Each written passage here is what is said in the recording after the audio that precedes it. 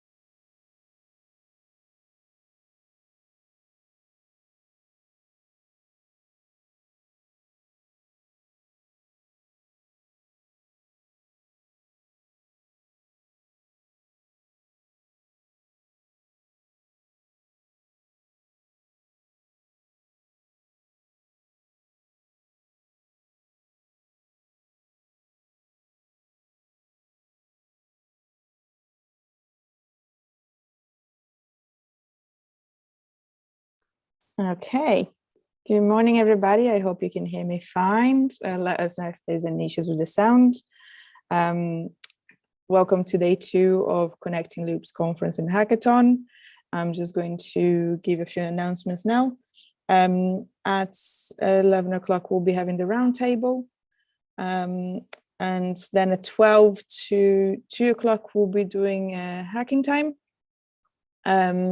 So if you are taking part in the hackathon and you haven't found a team yet, please join us at Gather. We'll be there all day today. And between 12 and 3, 12 and yeah, basically 12 and 3 will be available to help you organize your team. If you haven't joined us yet, please do so. If you have found a team, let us know. And if you have any issues with Hackathon, just send us an email. On the email, you sign up for the conference and we'll help you log in properly. So now I just want to welcome Mia Park from Touch for Good and the Global Upcycle Network. She's been a friend and inspiration since I started doing all this with the tool library and everything else. So it's a pleasure to welcome her to the stage. So just introduce you to her. Hi, good morning. Hi Mia, good morning. How's South Korea going? It's very cold. It's almost we start winter time here. And then it's very dark here. It's 6 o'clock in the evening. It's quite dark here as well. It's in the morning here, but it's very dark too. Oh, yes. So it is the start of your day, but I'm going to end my day with this presentation. Okay, I'm going to give you the spotlight and you are able to share your screen. So if you have a presentation, please take over. Let me just remove myself. All right, the floor is yours.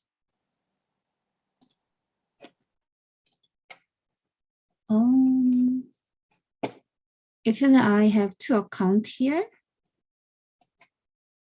Not with this video, the one without video. I'm gonna use my desktop to share my presentation. So could you allow another account to share the presentation?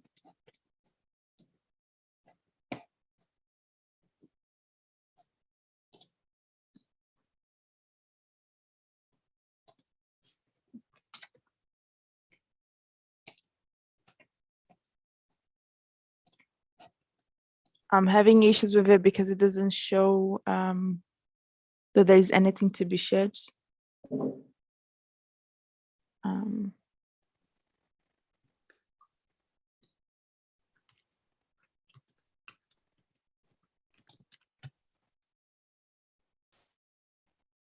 Yeah, I'm not being able to put the other account on the spotlight because there is no camera linked to it for some reason. Yeah, I don't have camera in my desktop. It won't help. Okay. And then I can move my file to this computer. Just a second.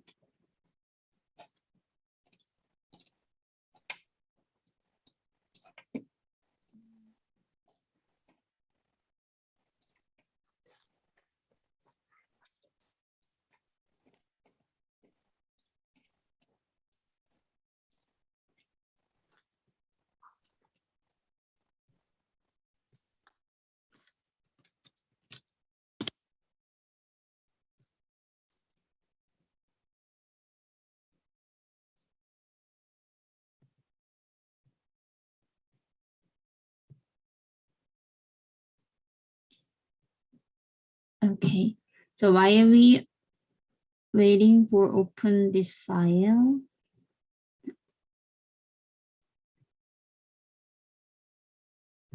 I have a few questions to you while I'm doing the presentation. Can I, so could you cooperate with me with chatting. What, sorry? Okay. Yeah, I will do it. Oh, actually, this account also don't have the rights to share the presentation. Isn't it? Okay, 1 second.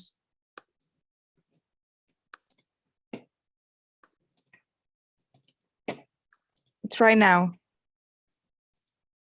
Okay.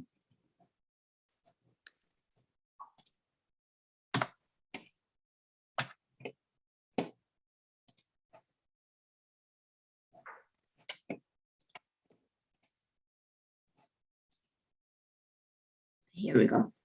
There you go.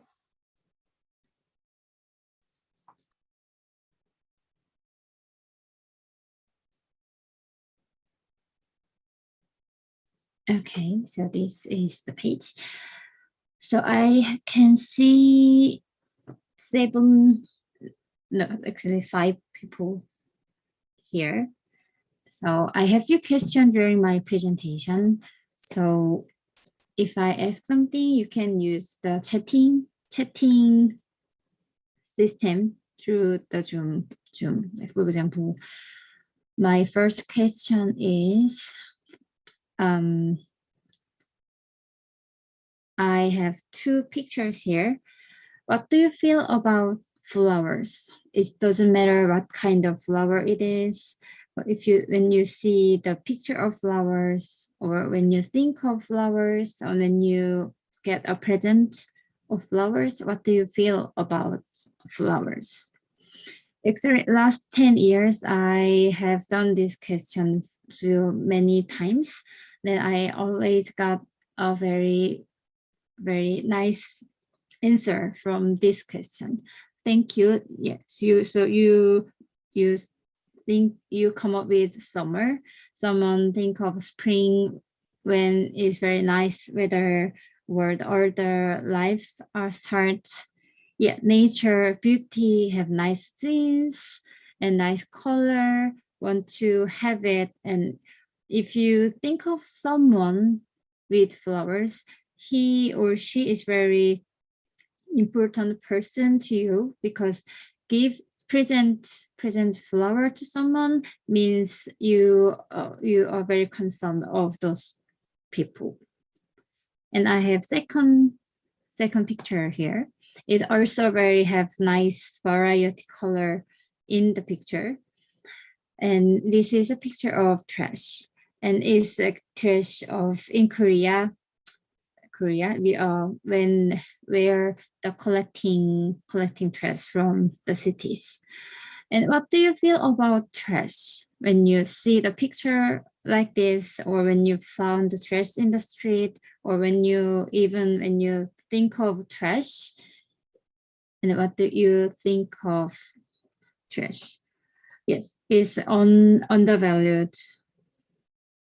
And how about the smells? The flower and trash has a strong smell, but most of you like the smells of flowers, but most of people don't like smells of trash. And when people see people smile when they found the picture of flower, but they are have strong face when they found the trash pictures. So even I just show them the picture of trash, people don't like. They have bad feeling about the trash. So I'm not sure about your situation, but in Korea, there are many people start to think of trash, and they trying to solve the problem here, and then they trying to connect or collaborate to reduce trash. But I always remind them with these 2 pictures. So even though there are more people trying to solve these problems, we still have the problem of the image of trash is very bad, instead compared to flower. People don't like trash. So when we trying to recycle or reuse trash, and even when we trying to drag them to our life again, we always have a trouble with these situations. Yeah, it is very sad. So people think of recycle is very valuable trial, but at the same time, they don't want to do it by themselves. They can say it is valuable, you can do it, or it is good for you, or sometimes I got a prize from that because I'm doing the right thing. But sadly, it is another way, another level of think. Yeah, it is different from make them be with me with solve these problems. So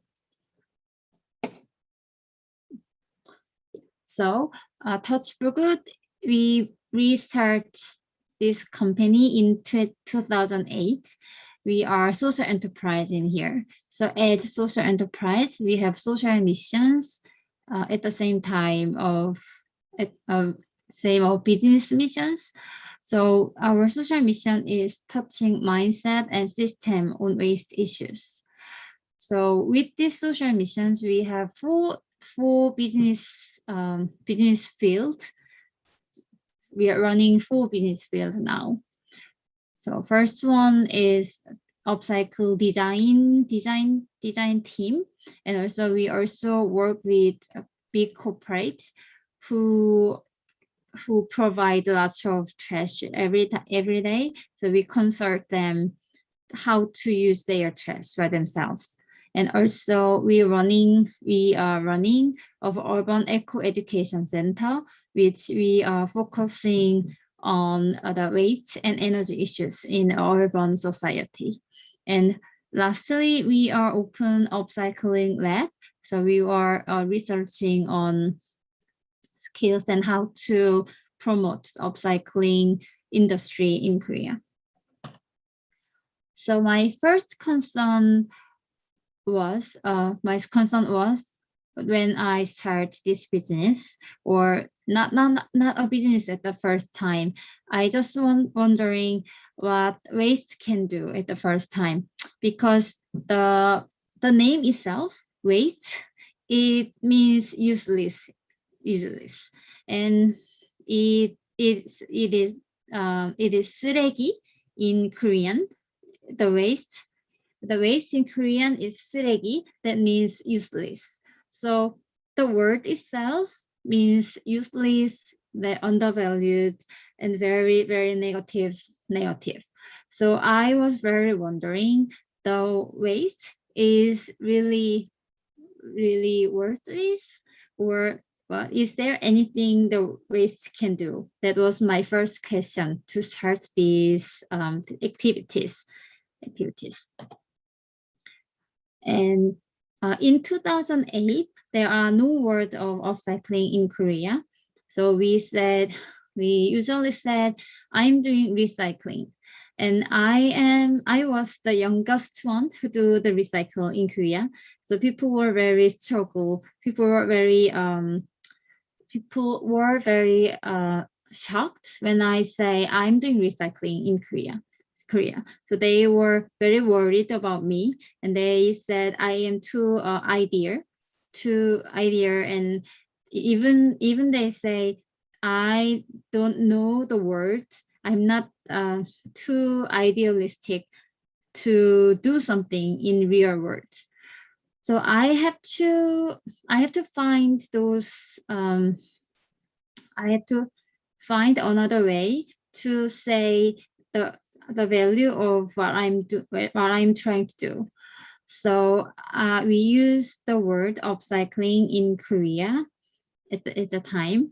So we're trying to say we do recycle, but some new way of recycle. It is new industry here, so the upcycling is also part of recycling, but it is worse to do as young people, as their career.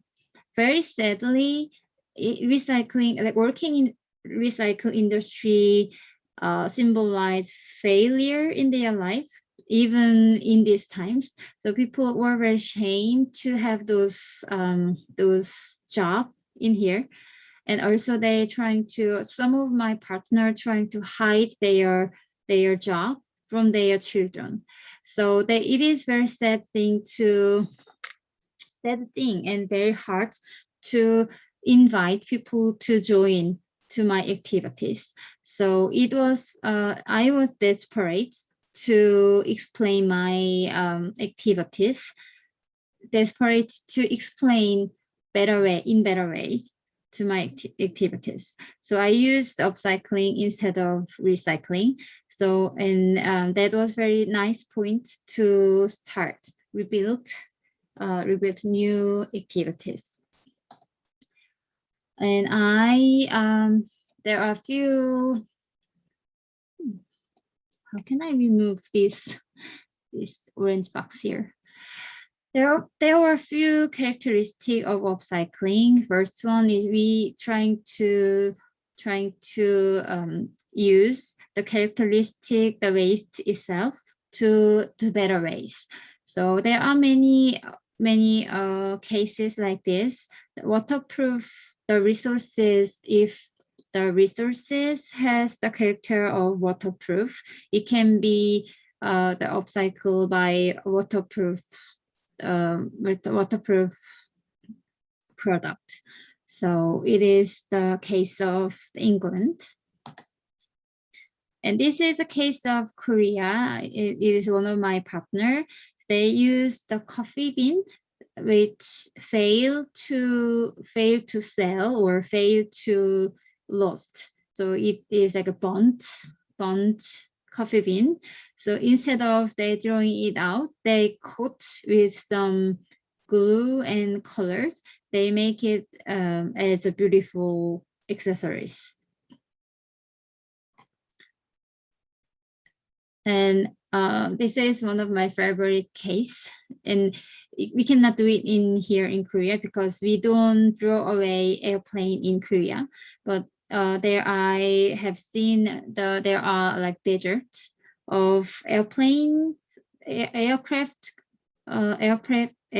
people where the people are throwing away the aircraft. So they bring some materials from those deserts to make these furnitures. So from a few years, we're trying to explain the weight is not the useless. They have still value, and they have very positive characters as a product. But when I decide to have it as my job, actually, at the first time, the upcycling is my hobby or activity. It's not my job. But after a few years, I decide to have it as my job. Which means I want to do it as expert. So I slightly changed my questions to what only waste can do, or what waste can do better. And this is a slogan of our upcycling design in my team. The waste, a symbol of memories or anniversary. The funny thing we say in here is that only the exist events provide the waste. So if there is a waste, it is 100% sure that we have event or anniversary. So we are focusing on what kind of memories or anniversary remind people through this waste. So we are not focusing on the waterproof or color or how much of their how many of waste are coming up every day. We're focusing on the value or stories of the waste. That is the character of my design team. For example, in Korea, whenever we have election, there are tons of election banners are provided, and they're throwing away in 2 weeks. It is more than like 30,000 banners every election, which means we providing them like every year, because we have election every year. Like we have like many elections. So instead of recycling as just normal recycling fabric, we trying to build the project as limited edition. So because the election banners remind us the election itself, and there are the winner and also loser when we finish the election. So but we provide limited edition with winner's banner, and we also trying to spotlight the meaning of the election banners. For us, election banner is trash and waste, and we were very worried and actually very angry of why they provide this election banner that is very useless. But as the election side, they say it is very important because they use it as the as a symbol of show their promises. So we make the eco-friendly bag with those banners, and then we printed out what they promises to us when they win the election. So whenever we see this eco bag, we see why they provide these election banners. So it's not just the eco bag, it is connect the provider of waste and also the user of the eco-friendly bag. And I'm quite sure you remember this picture. Is almost like 3 years ago now, and we have very big winter event in Korea in 3 years ago. And then as upcycling designer, when we decide to hold this event in Korea, my goal was make the less waste during this Winter Olympics. So we work with IOC in Korea. So this is the opening ceremony hall, and we collect the wood from the ceremony hall to provide this lamp. So where the lamp located was the location of the fire of the Olympics. So it is the official Olympic goods now after the Olympic ends. So this is not a quite nice wood. It is just wood, just normal wood, even the construction wood, which has no night scene or not any special wood in wood side. That functionally, it doesn't have any better function compared to other wood, but it has very strong charming point, because this is very special wood what we use for Olympics, and we cannot produce we cannot produce anymore like forever. This is last chance to have something from the Olympics. So we're trying to convince people to have upcycling products because this is the memory of some anniversary. We are also very concerned of what people feel about waste. The questions that I start my presentation.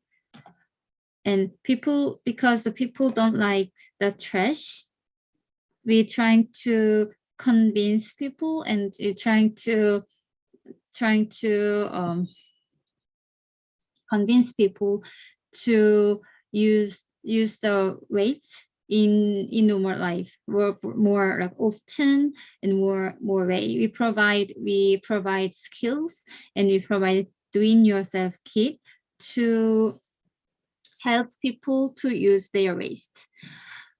Even like in Korea, people are very crafty people. So we enjoy crafts and there are many people to produce something in their hands. And it's not very common to use waste instead of new materials. And then we find out because this is not a problem of selfishness or something. It is just a problem of have not done it yet. So we're trying to give the chance to children and people to use the waste material as their materials, and then make familiar with them. And then usually they search the waste as their materials at the next time. And this is our result of workshop. We work with the factory of socks, and then this is the doll. We make doll with socks, and then the right one is made from the election banners. And we also concerned about what company feel about waste, because oh sorry, that is only Korean, but you can see the face of the company, and I am very worried about the mood in this time, and because of the waste issues and waste problems, and people treat factory or company as bad people trying to separate people, the victim and the company. The company produce waste and they are very bad people, and just normal people are very just victim of them. And I am very worried about those moods to just separate. So I'm trying to invite company to solve their to reuse or recycle their waste them by themselves to solve this problem together. So we call the rethink, is a recycle combination of recycle and synchronizations. And what the synchronization means in here, the company are the one who solved the problem at the same time they produce the waste. Before them, the company just produce the waste, and there are NGO or upcycle designer collect the trash from them to use the trash, and it totally separate but we trying to invite company in very active way to use their waste by themselves. So this is one of the case. We have many cosmetic brands in here, and then they produce a lot of plastic bottles because they sell cosmetics and they sell plastic bottles at the same time. So in Korea, we trying to they recollect their plastic bottle by themselves. So when we finish our cosmetics, we can return to their shop, and then And then they recycle that to those jump rope and the hula hoops, which make people healthy. So we're trying to make them be responsible for their waste. And this is big clothing brands in Korea. And then they have lots of leftover fabric from the laboratory. It's like 5-inch each, very small piece of fabric. So they usually just burn it off, but we use it as a material of eco-friendly workshop to kids. And recently we found the way to upcycle lipstick to oil pastel. So we mix 4 materials with those lipstick, so we can use their colors and their scenes from the lipstick. So because of the COVID-19, there are reduce of sales of lipstick. There are tons of leftover from the shop. So instead of burn it off, they donate to us. And then we upcycle as oil pastel and then providing DIY kit for kids to donate. Lastly, we are focusing on make the culture or motivate people to join this activity, and then we call it Better Too. And it means, before that, the Korea upcycling brand increased very rapidly. When I started this business in 2008, there were just 3 brands in here, but now we have 500 brands in Korea, and it is like almost 100 brands, new 100 brands coming up every year, and then usually like half of them are failed to survive, but it's still growing. So we're trying to create trends to Better Too. It means when the people throwing away something, just before that they trying to think of use waste as resources, or someone trying to make something, it's just we're trying to convince them find just once to find their material, just trying to find once to use waste as their materials.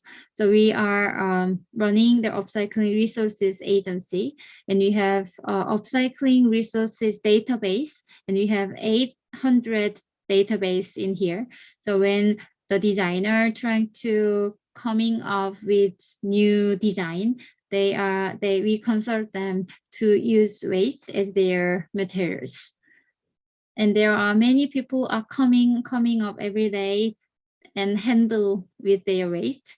And there are I am very surprised that still there are many ways that I have not noticed to provide.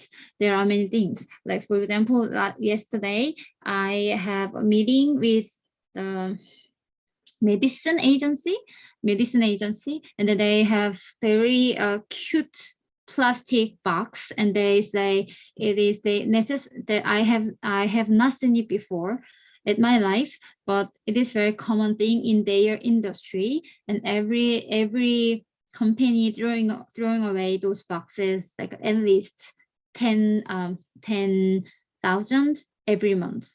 So we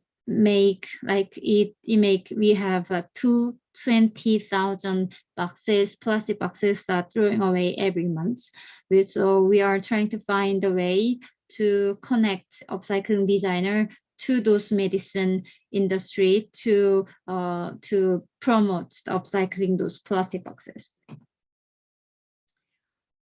So my goal is convince people to think of waste is beautiful as flowers, and waste is valued, has valued that to present to their important person. Actually, I think I lost some of my presentation, and then I can have some questions, and then I can show you the 5 more pages with the global upcycle network. Actually, I think I opened wrong file, I think.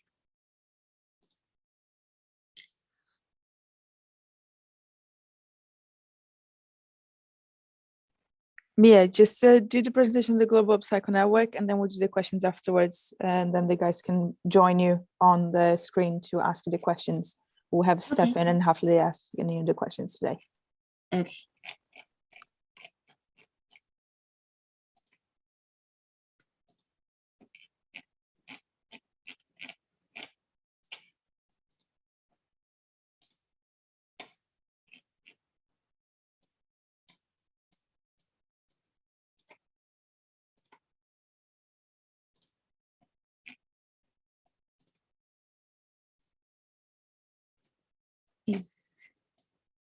It seems like I deleted the file.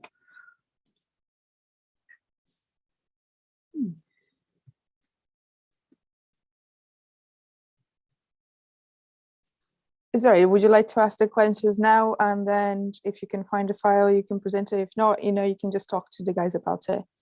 Yeah. Yeah. Okay. So yeah, let me just add them to the. Okay. So that is just a short story. The Global Upcycle Network, we started with very funny stories. That is when I visited Japan in 4 years ago, and I speak very poor Japanese. So I Googled the Japanese upcycle designers, and then I visit them with translators, and then we trying to share our stories each other's. And then after half an hour, I found I can actually understand without translations, because the situation they face is very same with me. And then I found same story in every countries I visited. So I have an upcycle designer friends in Hong Kong and even Africa. They face the same, like similar situations. So I found out that it's necessary of we doing something together. So that is why we start to build global upcycle network.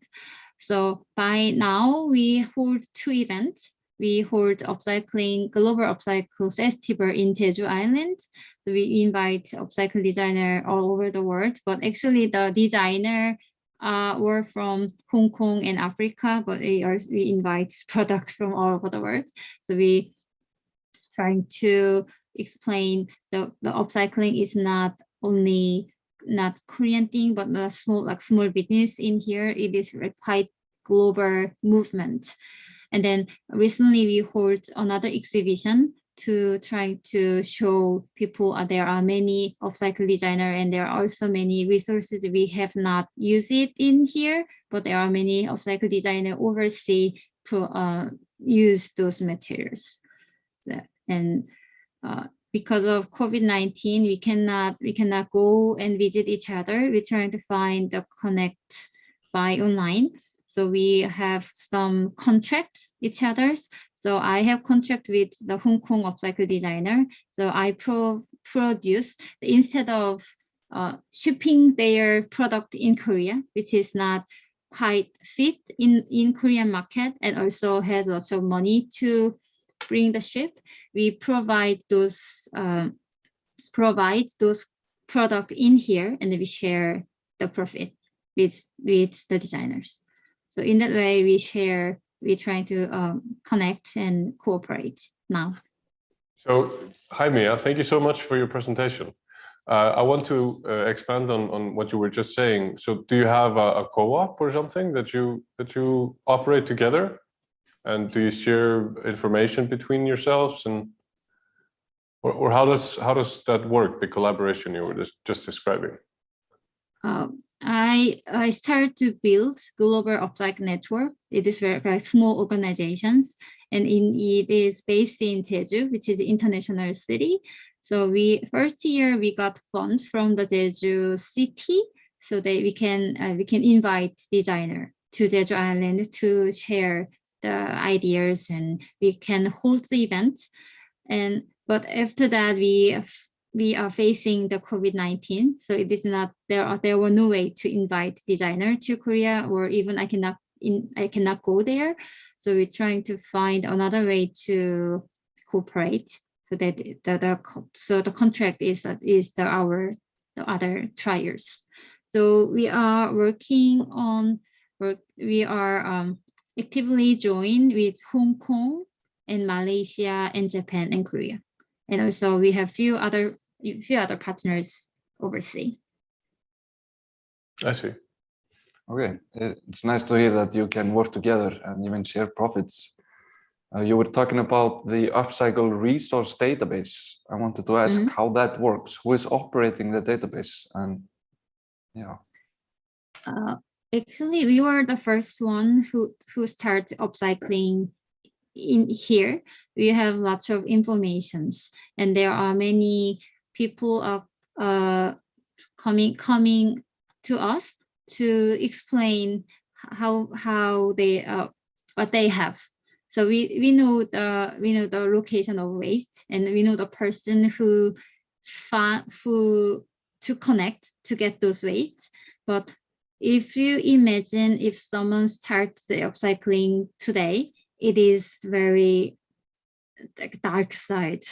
So we are running the agency to connect waste and upcycling designers. So for that we make upcycling resources database. So we are store the information of who to connect and how they use those materials and how much they provide every day, or what is the legacy by those things like that. Yeah, it must be very valuable when if someone is starting upcycling to be able to access the data with in a database to know where to look for. And as you said, it's not always common. For now, we not open those database because it's very messy, and actually it is like we need energy to understand those database. So instead of that, we have consult system in free. So people come with their sketches and their ideas. We explain, or we show them the right materials to use.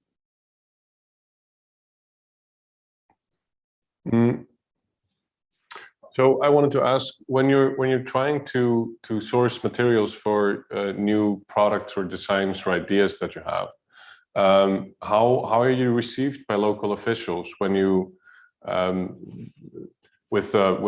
for wood or for textiles or such? Do you get support from your community?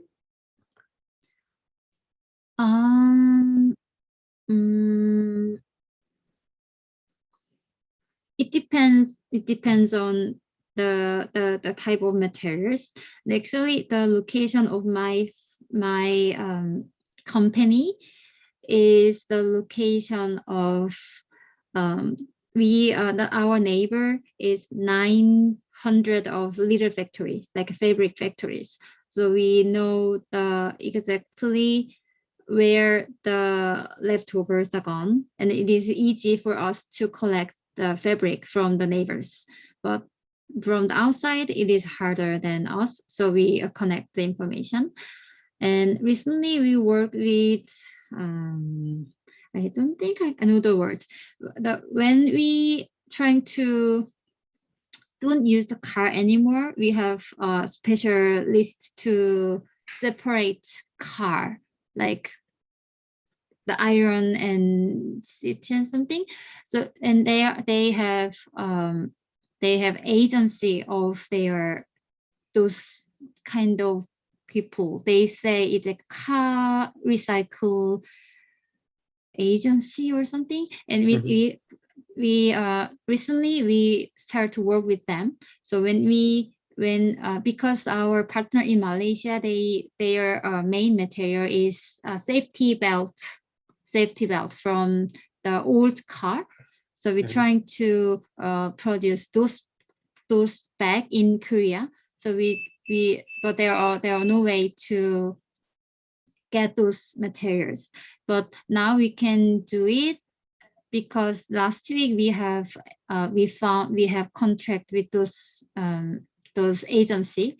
So when we need something from the old car, they can collect the material to us. And it is supported by the traffic safety agency in Korea. That is the government side. So we recently decided. So you have support in sourcing like belts, you say, like safety belts.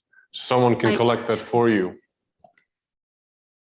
That is their job already, and then they pay to throwing away. They pay or burn it out. So it is like win-win contract. Yeah. Did you know that you can upcycle the airbags from the car to make a very nice pillow to sleep on? Have you been doing that? Oh, so you're doing that? You're doing? Well, we heard from a speaker yesterday that was doing exactly that. Oh, actually, that is just 1 meter away. We just have new items. We recycle those airbag to the eco-friendly bag to the support, and then we're trying to the way we get funds from the government, because we are company, not a NGO. That we don't have right to get a fund from the government side, or even the company, they cannot donate to us by law. We cannot get the fund or donations. So for funds, we have to sell product to the company or to government. So we provide the bag with those airbag to create fund for next year, to collect the materials for next year's. Okay.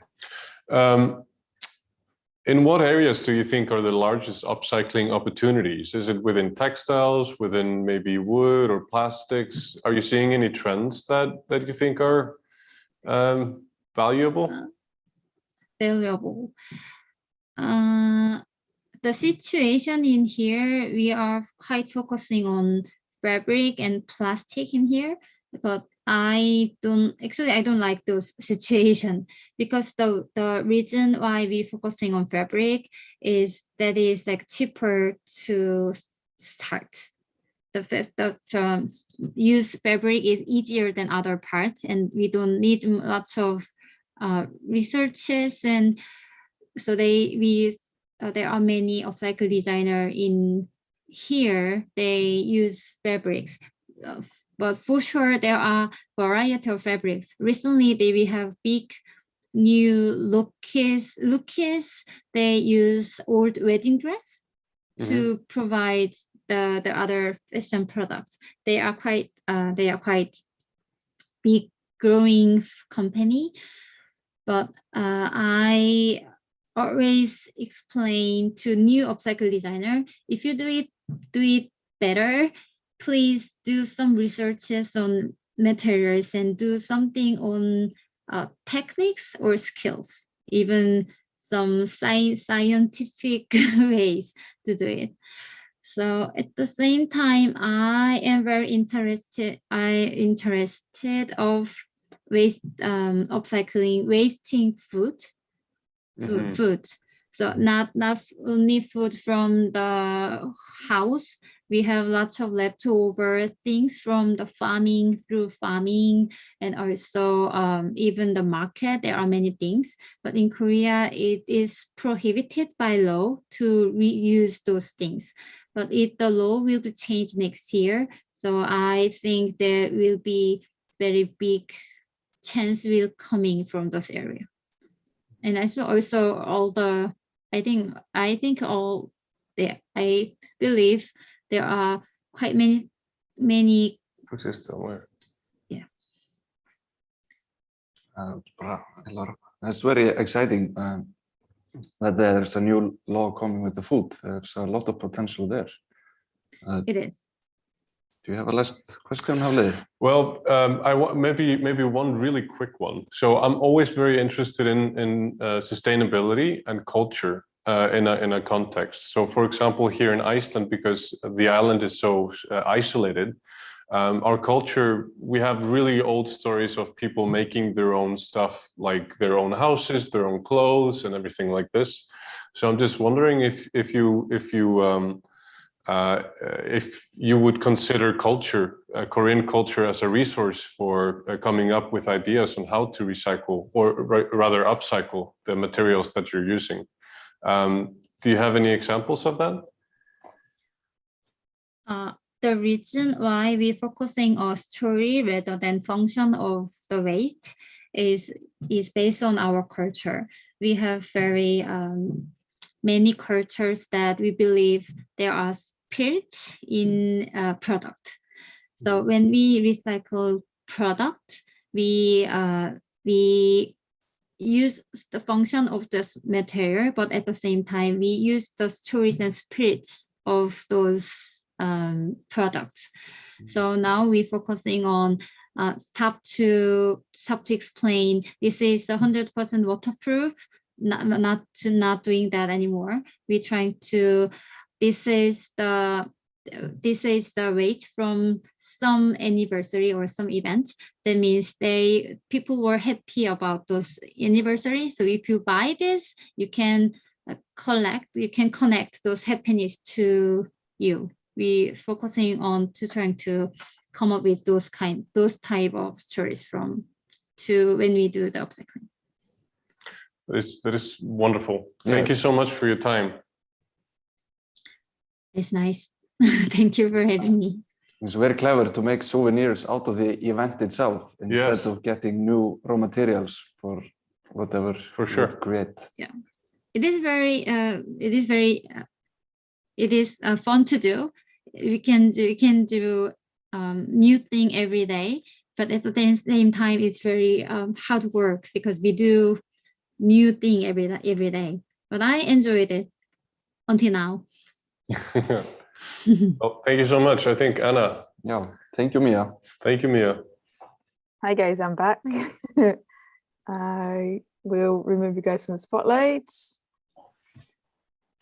Mia, thank you so much for joining us. We've been talking about this for almost a year now, about doing this event, and I truly appreciate having you here. You have been in my life.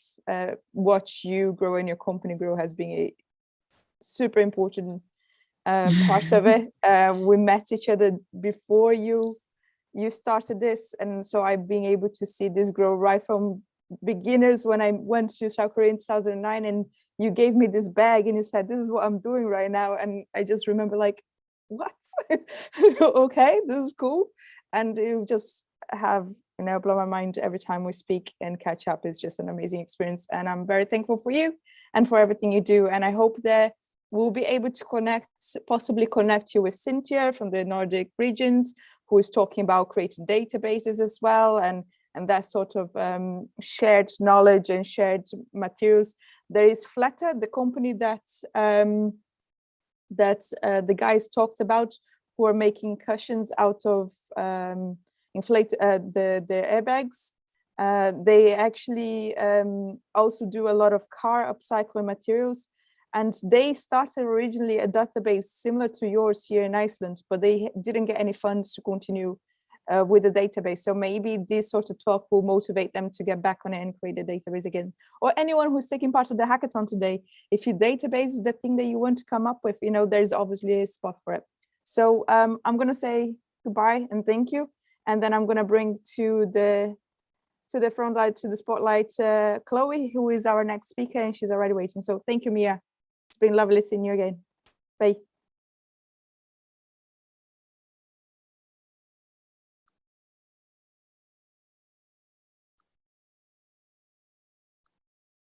Welcome, Chloe. Hi. Hi. I'm going to give you the floor.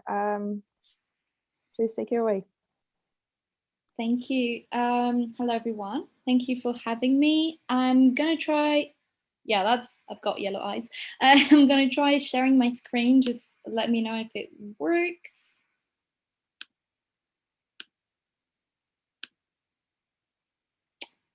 Can you see it? Yes. Okay, cool. Can you still see it? Because I put it in full screen.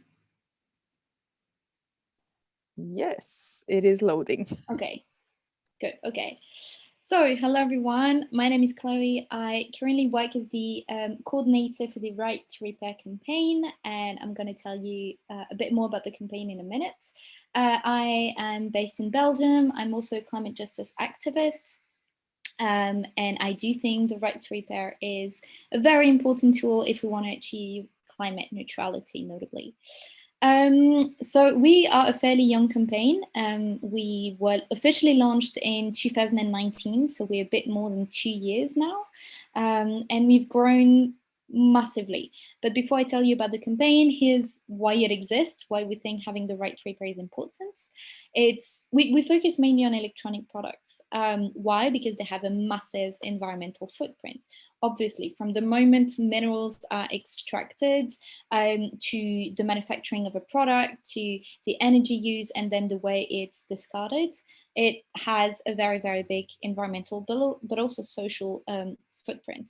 Just to give you an example, up to 80% of the environmental impacts of a small phone, of a smartphone, occurs before the owner, the consumer, is even going to have it. So it occurs mainly during the manufacturing stage.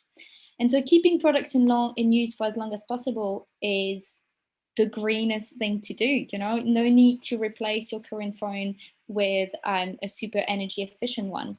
Keeping the one you have in use for longer makes the most sense. Why? Because when these products are discarded, all of the embedded energy and minerals that were necessary to manufacture it are lost, because only a very small portion are actually recycled.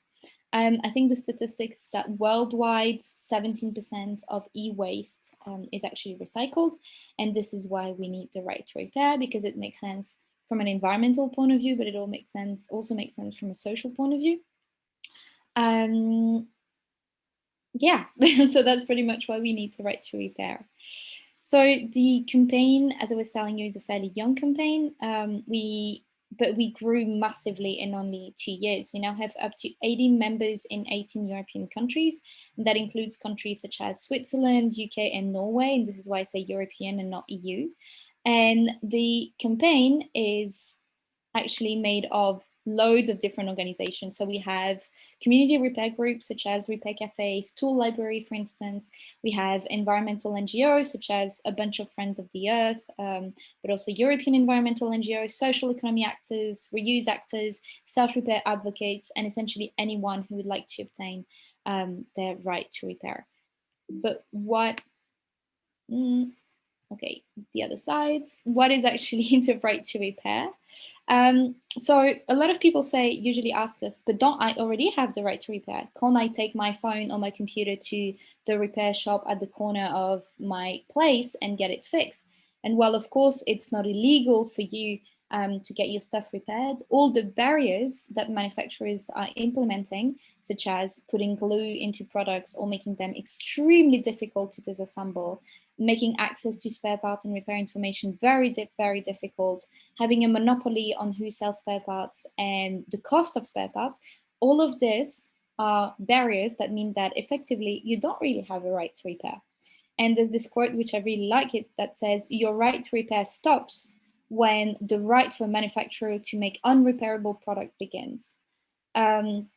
And I think that makes a lot of sense. And then some people would also argue that we don't really own our product if we don't have the right to repair. Essentially, we are renting products, but they still belong to the manufacturer because of all these barriers that exist.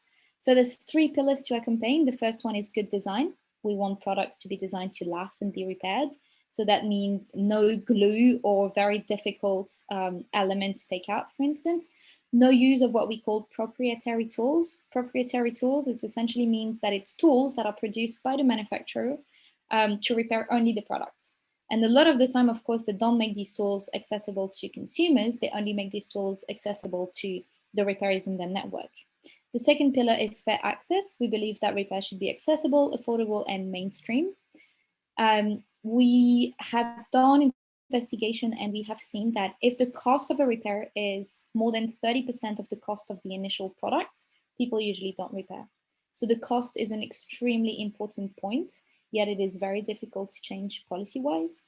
And then we believe consumers should be informed. We believe it should be easy for consumers to compare their product when they want to purchase them in order to be able to choose the one that is more repairable. I just bought a washing machine a few days ago and I actually compared using the French Repair Index, which I'll say more about in a minute, which one was more repairable. Why? Because even though a washing machine tends to last for quite a while, I just want to make sure that once it breaks down, it's actually easily repairable and that it's not going to cost me almost the same price as a new product. So policy now. The campaign fits in a wider context of right to repair policies at EU level. So as I was telling you, we have members in more than 80 European countries. And what we do, essentially what our activity is advocacy, so lobbying, trying to change the law, but also campaigning. And so we're very active at European level, but also within European countries. And why the EU level? It's because not a lot of people know that, but a lot of the policies that relate to products, so how much energy a product should use, how durable or repairable should a product be, actually happens at the European level, not at the national level. So it's very, very important that we are involved there and that we try to influence the law to make them as ambitious as possible. And so what happened is that in 2019, there was a whole new European Commission, so European government, if you want, and it promised to develop a European Green Deal, so a set of super ambitious environmental policies in the first 100 days. And one of the pillars of these green European policies was the Circular Economy Action Plan, which was released in March 2020, so literally a few days before the pandemic kind of kickstarted in Europe. And the Circular Economy Action Plan is essentially a 5-year plan to make Europe's economy as circular as possible. Of course, we all know that circular economy can mean everything and nothing, but we were very happy because it included a commitment to the right to repair, which we were asking for. So we consider this a victory.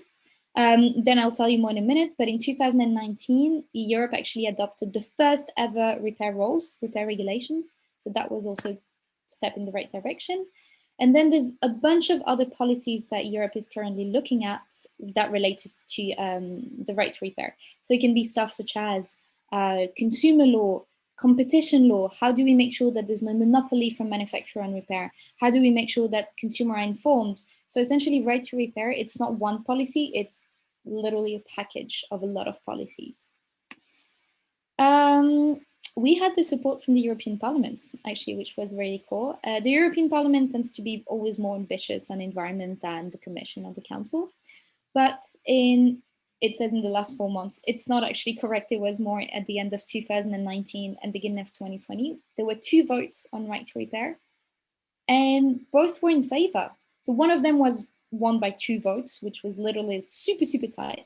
But essentially, the European Parliament, with these votes, is now saying to the European Commission, we support ambitious measures for the right to repair, and now it's up to you to develop these measures, and then we'll vote on it, because that's how European policy happens. The European Commission proposes the law, and then the laws are discussed and eventually adopted or rejected by the Parliament and the Council. So what the Parliament did there, it was telling the Commission, we want you to work on super ambitious laws regarding right to repair. So that was definitely a success. And so since, as I was telling you, since the 1st of March of this year, in Europe, we have the first ever repair regulation. And that is really big. It's a first in the world. These regulations were not adopted in 2021 because it always takes a very long time. They were adopted in 2019, but they just came into force in 2021. So at European level, there's kind of like 2 policies that regulate products. One is called eco-design, and the other one is called energy labeling. And I'm going to try to make it as less boring as possible, because it can be very boring, it can be very dry. And we tend to have a role when we talk about these things is it's like a little bit like the Fight Club, you know, never talk about the Fight Club. Well, we have the same rule for eco-design. When you talk about eco-design, never mention the word eco-design because everybody falls asleep. But it's still very important. And the goal of eco-design is to remove the products that are problematic from the market by setting standards and setting regulations, such as, you know, I don't know, all TVs shouldn't consume more than X megawatts an hour. That's the goal of eco-design. And then energy labeling, that's the A, B, C, D, E, F, G, I think it goes up to G, that you have on the washing machine, on the fridges, you know, and all these products that tell you how energy efficient a product is. And the goal is to really encourage consumers to choose, of course, the product that has an A or a B or a C, but ideally not the product that has a G. So these are two different policies, but they kind of work together. Here, what happened is that it's eco-design, so it doesn't relate to the labeling. So that is a bit boring, but what we should remember is that it's the first ever repair-related requirements. So this is big. Essentially, it's the first ever time that Europe has repair rules. And it applies to only a few categories of products. It applies to TVs, it applies to fridges and freezers, it applies to washing machines and dishwashers. And then the rest is not really consumer products. It's commercial refrigeration, servers, and welding equipment. But we'll focus on the TVs, fridges, washing machine, and dishwashers, because that's what is interesting for consumers. So what was in that regulation is, it's pretty big actually, is that essentially products should be made in a way that when you open them or when you want to try to replace a part, you should be able to do it without breaking the product, which wasn't always the case before. Spare parts should be available for 10 to 10 years after placing on the market the last model of the series, which is kind of big as well. I mean, I don't know about you, but I hope to keep my washing machine for at least 10 years. So I want to make sure that spare parts are still available. Delivery within maximum 15 working days, and then repair information should also be made available, because it's great if you have the spare parts, but if you don't have the manual that explains how you're supposed to replace it, then there's really no point. However, there are big barriers. And it's interesting because when this came into force as of the 1st of March, so it means it came into force in all European countries at the same time. And when it did, a lot of media said, European consumers have the right to repair. It's amazing. It's such a great first step. And we said, no, we don't have the right to repair yet. Because I forgot to say in the beginning, but what we are fighting for with the campaign, it's what we call the universal right to repair. So that first, it should apply to all products, not just a few, but also that everyone can repair their stuff, not just professionals. So you and I, if we feel like we're comfortable enough to repair our phone, our TV, our washing machine, we should be able to do it. Of course, if we don't feel comfortable, if we don't feel like we have the skills, then we should bring it to a professional repairer or a repair cafe. And this is one of the biggest challenge with this regulation. It's that first, it only applies to 4 categories of products. So it doesn't apply to your coffee machine, your headphones, your smartphone, your laptop. All of this is not included. The benefits, so the fact that information and spare parts are made available, it only applies to professional repairs. So if you break your washing machine in 2 years, with this regulation, you're not able to access the information, you're not able to access the spare parts. The 3-week delivery time is also problematic, of course. I mean, I don't know if you've ever broken your fridge, but you're not going to wait 3 weeks for a part to replace it. All the food is going to go bad. If you have a family with kids, you're probably not going to wait 3 weeks for a part to replace a washing machine. You need your washing machine to run. So this is obviously way too long. It needs to be reduced. Then another key issue is that the pricing of the spare parts is not addressed in this regulation. And this is what I was sharing in the beginning. Price is key. I mean, make the spare part and repair information available, sure, but if the spare parts are still super expensive, consumers don't repair. They prefer to replace. And it makes sense. We talked to repairers, professional repairers, and they said, well, if someone calls me to repair the washing machine, and I arrive, and between the cost of the spare parts and the cost of my labor, it's only 50 euros less than buying a new one, people are still going to buy a new one. So this is a key thing, and it's not addressed. The software issue is also unaddressed. And then bundling of spare parts continues to be permitted. And what bundling means is that you might have one small part that is the problem, very, very tiny part in a washing machine, for instance, but it's linked to a much bigger part, like the drum. And so if you want to replace that small part, which is problematic, you're going to have to remove the whole thing. And of course, if you remove the whole thing and you want to get it fixed, it's going to cost more money. So this is, of course, problematic as well. I just wanted to mention very quickly as well the repair index, the French repair index, because I think it's a really cool initiative. So since the 1st of January 2021, France has a repair index, which means consumers on 5 categories of products can now be informed of how repairable the product is. And that concerns smartphones, TVs, laptops, washing machine, and lawn mowers. So if you want to buy a smartphone, or if you want to buy a laptop, or if you want to buy a TV, now you have a grade between 0 to 10 to tell you how repairable that product is. That's obviously very, very cool. So how it works is that each criterion is scored on 20 points. Essentially there's 20 points, and then it gives you a number out of 100, and then it's brought back to a number out of 10. And the 5 criteria are documentation. Can you have easy access to repair information? How easy it is to disassemble a product. So if it's less than 5 steps, it's going to get a good grade. If it's more than 16 steps, it's going to get a 0.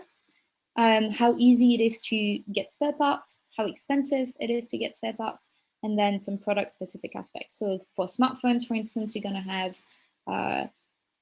can you easily access the information regarding software updates? And that is really, really good, of course. And it already has had impacts. Why? Well, because nobody wants to have a product that is last in class, right? If you're a manufacturer, I don't know if you're Apple or Samsung, and all the products, all the smartphone, for instance, similar to yours, have 6, 7, 8 out of 10, and your product has a 3, well, you don't really want to be that guy. So there have been some changes already. Just to give you an example, the Galaxy S21 Plus, so Samsung's latest phone, now freely offers a French repair manual for that phone online, and it had never done this before. And that bumped its score from, I can't remember how much, but it bumped its score up. So that's also really cool. The problem, of course, is that it's self-graded. So manufacturers give their products a grade. They might say that they do it very, independently, but at the end of the day, this is how it happens. So they have a spreadsheet that is given to them by the government of environment, the Ministry of Environment, and then they have to fill that spreadsheet, and that gives their product a score. There's no sanctions until 2022, so they can pretty much say whatever they want. And the price of spare parts, the criteria, which is so important, benefits the most expensive product. Why? Because essentially, if the spare part is less than 10% of the total cost of a product, it's going to get a good grade. That makes sense, right? But if you're buying a product, I don't know, let's say a smartphone that is 2,000 euros, that means that if the cost of the spare part is around 200 euros, you're still going to get a really good grade. But do you know that many people who might be willing to buy a spare part for 200 euros? Not really. So this is obviously a tricky thing. So what we are trying to do now is to push for European-wide repair index. So something like this, but that would apply to all products and across all Europe. So Spain is already kind of pushing for it as well. It has had a public consultation. In Belgium as well, we might have a repair index as well. So now what we really want to do is to have something like this at the European level. So the Council and the European Parliament called for something like this. So there's the support of the Council and the European Parliament, and now the European Commission is currently working on it. So what's needed if we have a European-wide repair index is that it should include all scenarios, including do-it-yourself repair, right? A higher score should only be given to a product that is fully repairable by consumers and not only by professionals, for instance. The weighting of the spare part availability and price should be higher. And then, should be strict on the bundling of spare parts as well, and should apply to more products than just the ones that are covered by eco-design. Before I tell you about this, I also want to tell you about something that we've seen recently, which is an increasing threat to repair, and it's called serialization. I don't know if some of you have heard of it. Serialization, also called part pairing, is when a manufacturer links a part, let's say, I don't know, the screen or the Face ID button to one specific device via software. Okay, so that screen A is linked to that phone A via software. So if you replace that screen A and you replace it by a screen B, and you don't make that pairing again using the software, the phone might tell you, this is not a genuine screen. This is not the screen that is supposed to be on my phone. So that means that the repairers exclude everyone that is not an authorized repairer that has access to that software, right? So let's give the example of Apple, because Apple is the manufacturer that is using this technique the most. So you have that iPhone A that has a screen A, and if it's an authorized repairer, so an Apple repairer, if you take it to the shop, of course they have the software. So they're going to be able to tell the phone that the screen B is now screen A using that software. So the phone is going to be, okay, great, that's my screen. If you take it to an independent repairer, or if you do that repair yourself, you don't have access to that software. So the phone is going to send you an error message saying, that screen doesn't work on me, or that screen is problematic, it's not a genuine screen. So that is extremely problematic. And what we've seen is that Apple is doing this more and more and more. And other manufacturers as well on a lot of parts. And if this continues, it could actually be the death of independent repair and repair cafes and consumer repairing their stuff. Because it would mean that only the repairers that are part of a manufacturer's network, so the Apple store, the Samsung store, etc., could be able to repair these products. So this is extremely problematic, and we're seeing way, way more of this. So what needs to happen in order to have a real right to repair in Europe now? We need to have more products that are covered. So I was telling you about eco-design earlier for 4 categories of product. Now what's happening is that there is an eco-design process for smartphones and laptops. So these are going to be covered probably in 2023, 2024. But after that, we don't really know. So it means every other product might never be covered by repair rules. Your coffee machine, your headphones, your everything, your mic, everything else might not be covered. And this is problematic. We need more inclusive repair markets. So the cost, always this issue of cost needs to be addressed. And we need a European-wide repair index. But yeah, I just wanted to tell you, I don't know if you've heard about this, but a week ago, Apple announced that it would make available spare parts and repair information to consumers. This is a big, massive news. It's a big U-turn because we're talking about the company that for the past 10, 20 years has always opposed any repair regulation, whether in the US or in the EU. So this is really, really big. At the same time, for us, we really want to be cautious about this.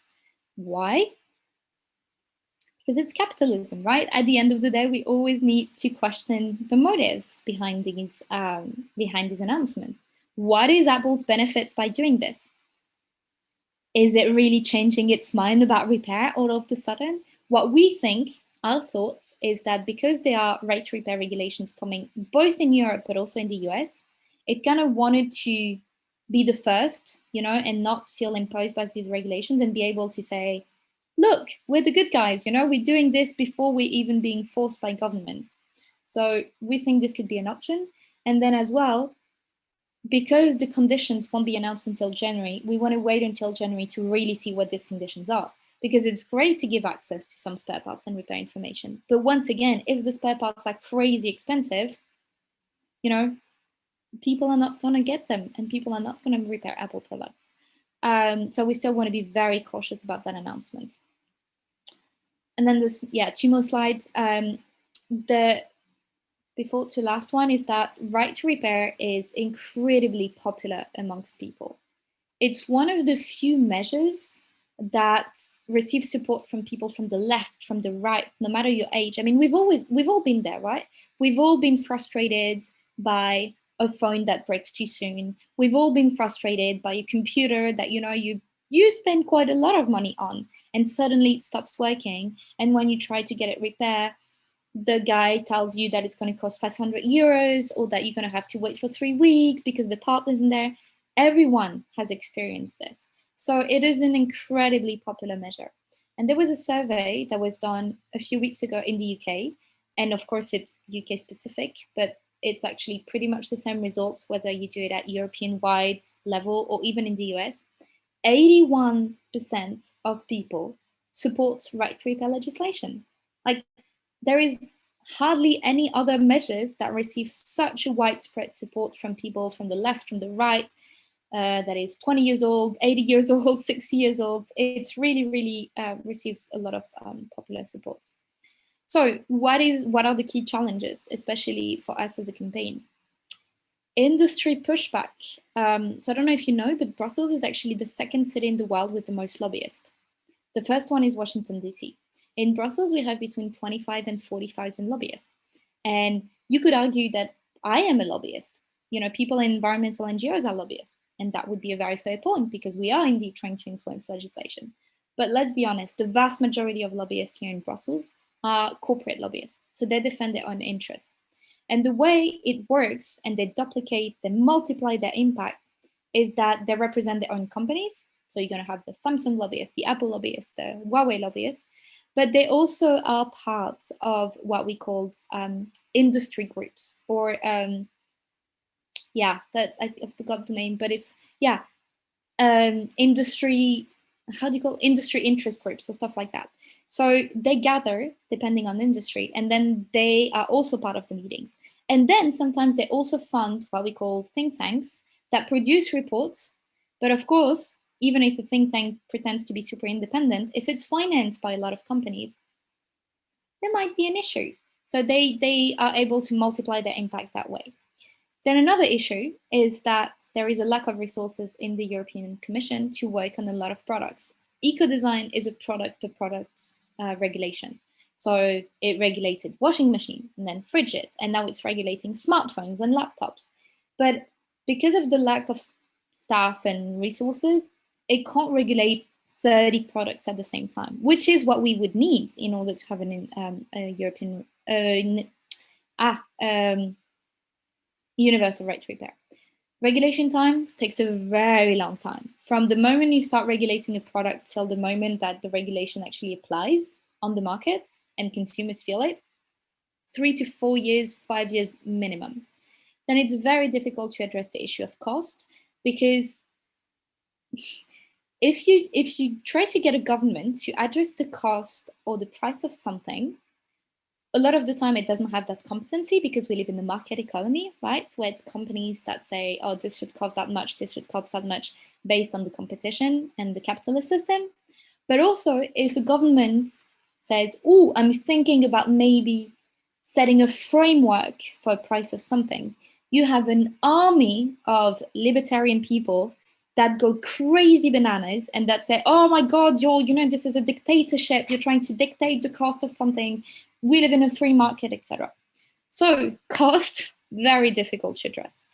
Then you've got different tools needed to address different problems. This is what I was mentioning, consumer regulation, then product regulation. So it's kind of complicated to get everything at the same time. And then manufacturers are using new techniques to make repair even more difficult, such as serialization, which I was mentioning. So yeah, these are the key challenges ahead of us. We've won some pretty big battles already. Apple announcing that it would make repair information and spare parts is a pretty big deal. The fact that the European Commission is working on this, pretty big deal as well. But we still have a lot of challenges ahead of us. And we'll keep fighting for the right to repair for all products, but also for everyone. So yeah, that's pretty much it. I hope it wasn't too policy-oriented, boring legal stuff. I did my best.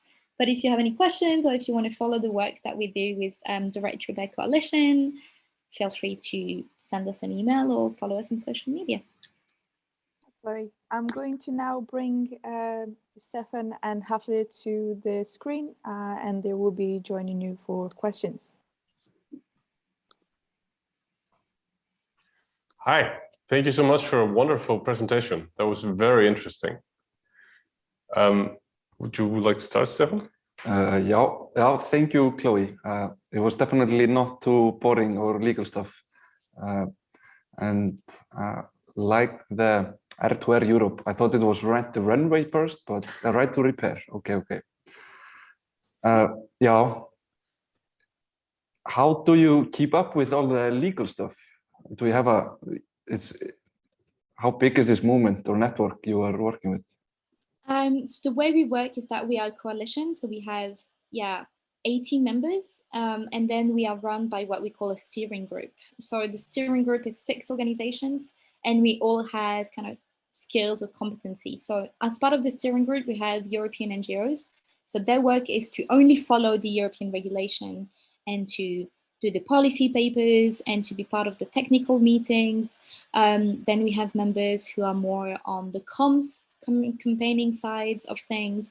And then we have members who are, businesses, because it's also very important to have the businesses' point of view. So we all have kind of our competence and skills, and that allows us to stay on top of the regulation, legal stuff. Yeah. Okay, thank you. Yeah, I really can't wait for this increased consumer information. So recently how in France you can see this on a grade depending on the repairability. And it's a very good tool against this design based on planned obsolescence, where the producers design the product to go to break down or fall out of fashion or whatever it is. Yeah, absolutely. And I mean, people love it. There's been studies already in France. Most people say that they now use the repair index to choose their tech products.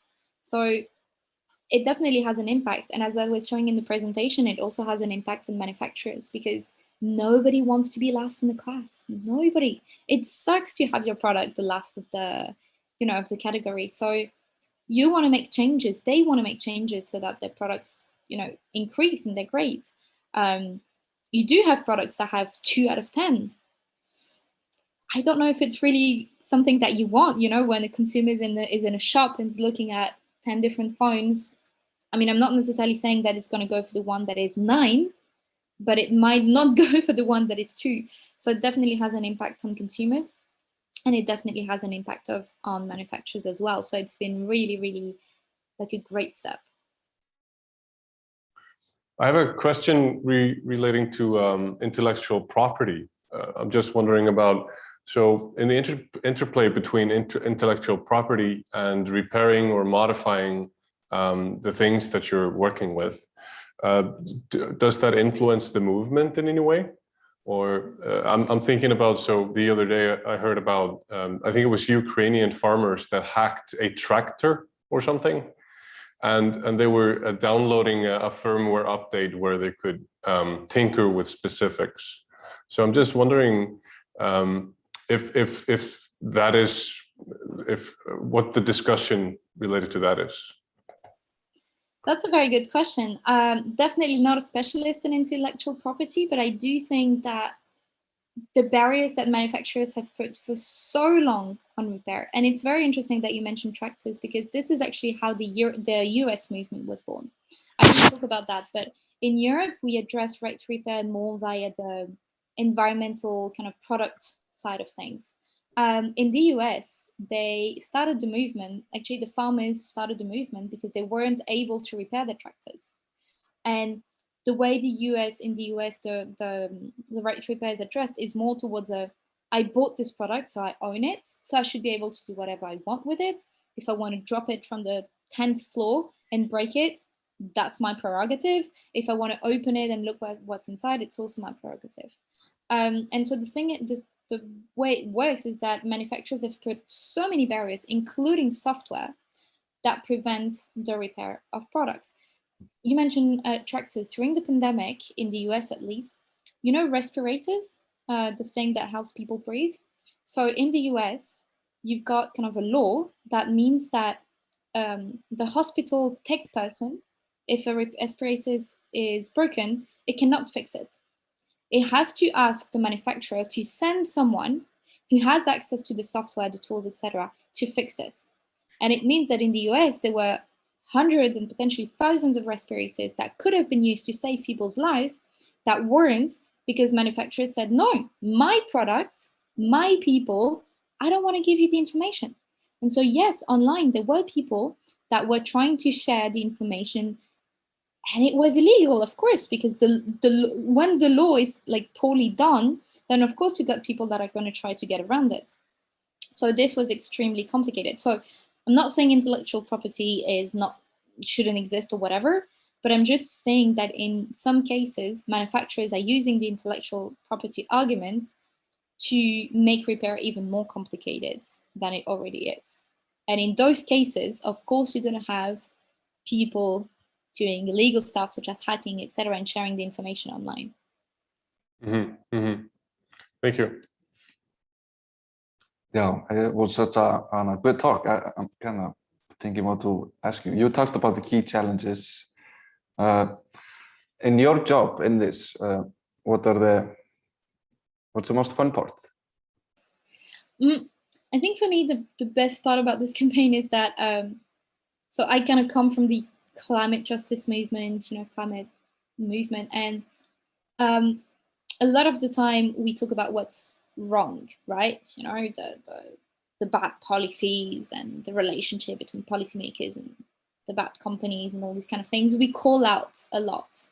And when I joined the Right to Repair movement, I discovered such a positive movement of people that were having an impact just by repairing. And we have this quote, which I really like, and it's, in a disposable society, to repair is to rebel. And I love it. I think it makes so much sense. We live in a society that tells us buy, use, dispose. But if you repair something, you're breaking that cycle. And all these people were having such a tremendous impact while building communities, because repair, it's not just about the environment. It's about sharing skills. It's about creating resilient communities. So communities that help each other, that have the skills to fix stuff. There was an article that came out once that said repair men's hearts. And I thought it was brilliant. And I'm not a repairer myself. Like I can't do anything with my fingers. Like I break everything. But I will still go to a repair cafe or bring my stuff to a professional repair shop. And I think this really is also at the end of the day about people. And so, yeah, I really like that about the movement, because it's such a positive movement and it's pushing for change, and it shows what an alternative society and economy could look like. And it creates jobs at the same time. So it really shows that it is possible to not have polluting jobs anymore, that we can create jobs that literally save waste, that make people happier, that saves people money, that fights corporate monopoly, but that still make us a better society. So yeah, I guess that's the best part of my job. Yeah. Great answer. It's such a no-brainer and common sense. But yeah. I'm always thinking about the things around me that I have as something that the things that I own are my responsibility, if that makes sense.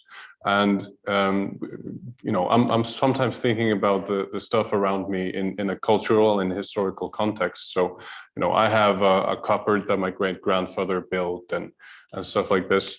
Do you think that we're going back to maybe a sustainable past where people were more responsible with their things, or is this more an extension of being able to kind of create and well have a different impact on our surroundings, if that makes sense? Like, is the right to repair an extension of our capability of having an impact on our world, in a sense? That's a very good question. I guess it really depends on the people. Some people are going to repair because they're like, oh, my grandfather did that. So, I think it's cool to kind of go back to that relationship that we had with stuff. And then other people, it's just everyone has a different reasoning to repair. Some people are going to do it literally because they like tinkering with stuff. They like opening and they like being like, oh, this goes in here. Oh, this goes in here. Maybe if I change that thing, it's going to work better. Some people repair because they're like, oh, this is a statement, I don't want this to go to waste because we live in a society that tells us to waste and I'm not going to waste. And some people are going to be against corporations. You know, I'm not going to let a corporation dictate my behavior. There's so many reasoning. Like if you go to a repair cafe, people are going to tell you 10 different reasons why they think repair makes sense. And this is also what makes a great strength in our movement, is that it's not just the geeks. It's not just the green environmentalist. It's a mix, and everybody working for that common purpose. And I think this is what is really, really fantastic about this movement, is that it's not just one area of people. It's not just the sustainability people. It's such a great, fantastic movement. And this is shown, I think, in the poll that I showed, and how the support for right to repair is such widespread, you know, right, left, center, politically, old, young. Everybody's frustrated with that, and everybody would like to be able to repair their stuff more. Once again, not necessarily yourself. Like I probably would never do that, or unless it's super easy. But my computer, I would never open it and change it, because I know I don't have the capabilities, and I'm a very clumsy person as well. But knowing that I have the possibility to get it fixed for an affordable price, definitely.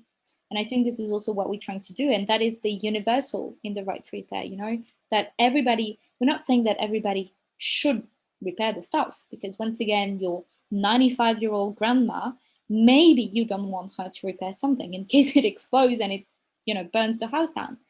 But we want everybody to have that choice, that when something breaks, you look at your product and you go, do I feel confident enough repairing it? Maybe, maybe not. I can still bring it to the repair. So that choice element is really the basis of our movement.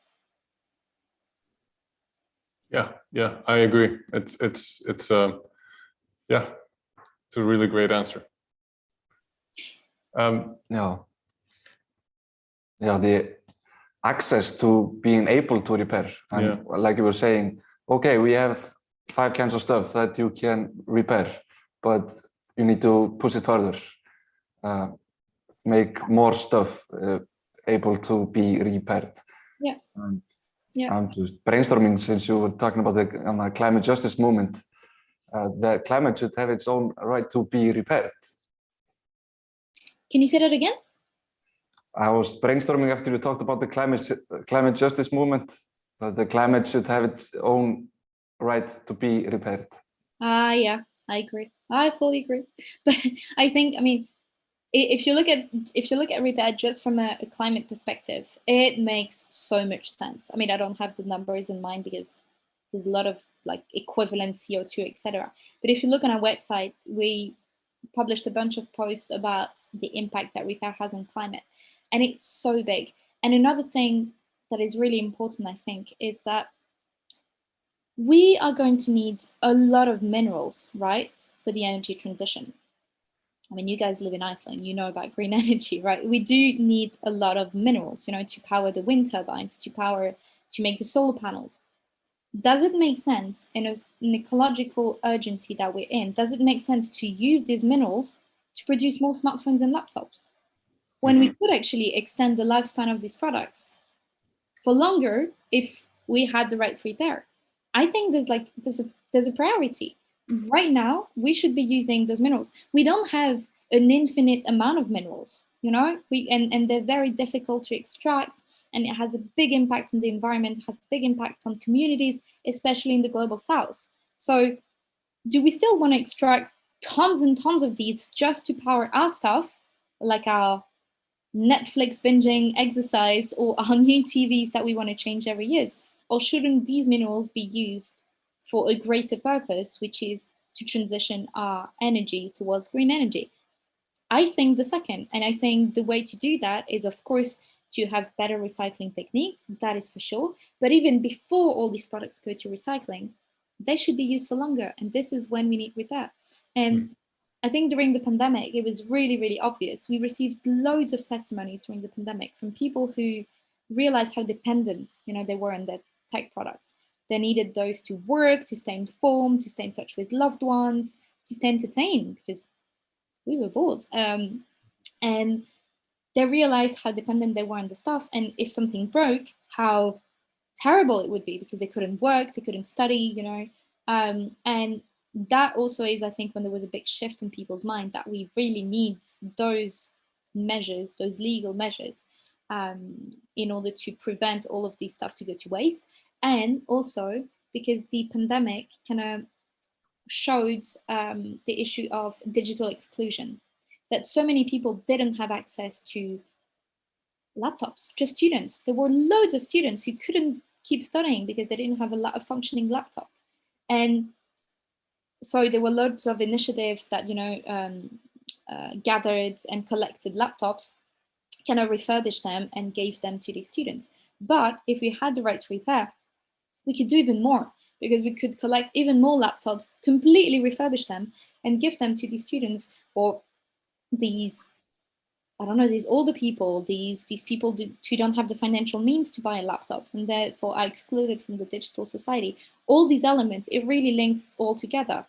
Right to repair, social justice, climate justice, green energy, it all links together. And just maybe a final thing is that we hear a lot of the time that, okay, two final thoughts. We hear a lot of the time that, you know, companies can like self-regulate, right? Voluntary measures. It doesn't work. I mean, I have billions of examples of how it's not possible. We need law, we need rules. And yes, it might sound boring, but we need them because they're not going to self-regulate. Otherwise, we wouldn't be in the situation we're in right now. And when they use the argument of, people sometimes tell us, yeah, but what about innovation? You know, you're trying to push back innovation, stop innovation, and go back to the way things were before. Not at all. But we need to start using innovation for the greater good instead of using it for profit of corporations. I don't know if you know Fairphone, for instance. Fairphone is such a great example. And Yeah, exactly.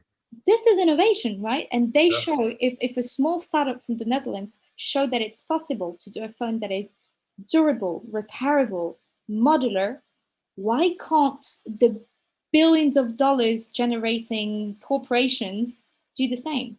And I think this shows that indeed they are innovative, but they're innovative in the wrong direction instead of being innovative for people and for the planet. Mm-hmm. There are a couple of thoughts that came about when you were saying exactly that. So remember a few years ago, there was a phone, I think that was eventually adopted by Google and then scrapped, that was supposed to be totally modular. So you could change the screen just modularly. You could decide what type of camera you had or operation. And so I like to repair stuff. I've been quite involved with the repair cafes that we've had here. And it always breaks my heart when I'm repairing, for example, a laptop or another item that, you know, everything inside of this really complex device works except this one crucial component. And people have just thrown them away. And you know, and then I start thinking about, well, I'm also a tech guy, so I like, you know, I like the new type of, like, I'm not buying a new phone every year, but having that new phone with a new camera is super nice. So you know, there's this story in my family that goes, you know, my family has had the same hammer for 50 years. It's only changed the handle 3 times and the head 5 times. Is it the same hammer? But you know, being able to repair an item and upgrade it, and having the freedom to upgrade it, and having the freedom to kind of, you know, modify things to your own will, without having to discard everything that is fine with the device, still, like, that would be a perfect world to me. That would be a very beautiful world. Yeah, that makes a lot of sense. And it's not only about the hardware, it's also about the software, right? Yeah. The software is a big part of it as well, and it's currently a big barrier to extend the lifetime of a product. You know, if you have a perfectly functioning phone, but it's not supported with security updates, for instance, or just software updates in general, and it becomes extremely slow. Yeah. Sorry, your device is not compatible. Not compatible, or it's not safe to use, you know. We have more and more connected devices in our home, you know, the Alexas and all these kind of things, you know, that tell you, that plays song and that tells you how to, you know, do stuff around your house. All of this, if it's not supported by security updates, that is not a great thing to have in your house if it's not safe anymore. So these are also massive issues, because the hardware could be perfectly functioning, But a lot of people will say, "Oh, no security updates anymore." Yeah, not great, right? I mean, might consider, throwing them away. So software is also a big part of the conversation. Yeah, yeah. And that's really the newest piece of puzzle, because we've been working with repairing since the dawn of man, really. So why not? Yeah, and I mean, the software bit is such new as well to bring into the policy aspect, because we're already kind of at the policy level catching up on the hardware bit. Which part should be removable, replaceable, affordable, and now there's this. We bring this whole new level of, but what about the software? And it's not easy to regulate software as well. But yeah, this is why we exist, I guess, and this is why we're pushing for what we're pushing for. For sure. Do we have any more questions? No, not really. Thank you so much. This was really inspiring. Thank you for having me, and have a lovely rest of the day. Thank you. Over to you, Anna.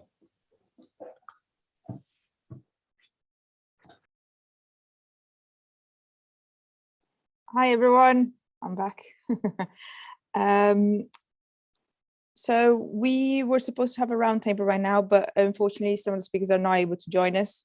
So what we're going to do is we're going to live stream a documentary called Closing Loops. It's available on YouTube for free. And you guys are able to go on there. We'll put the link on our page on our website, and you can go straight there, or you can watch through our YouTube channel. Obviously, because we're streaming a stream, the quality on our YouTube channel will be a little bit lower. So you're welcome to go and watch it yourself and then come back. At 12 o'clock, we'll be starting hacking time. So it'll be a gather town. For those participants that are joining us that don't have a team, please join us at gather town, and we can start talking about separating teams and so on. And then the next speaker will be at 2 o'clock today, which is from the Young Environmentalists here in Iceland, the Circular Economy Committee. So I will start sharing my screen and start the live stream.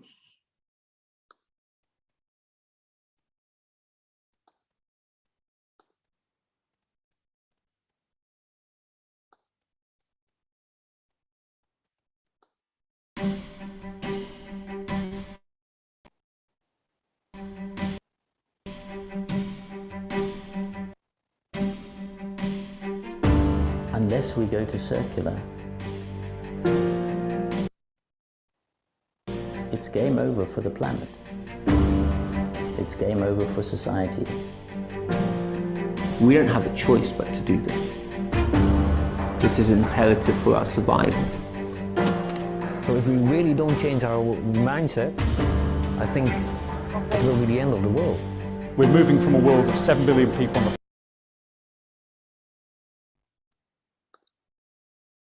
Hi guys, I'm having some issues with connection, so we're going to just use a different computer to live stream. Just give me 1 second.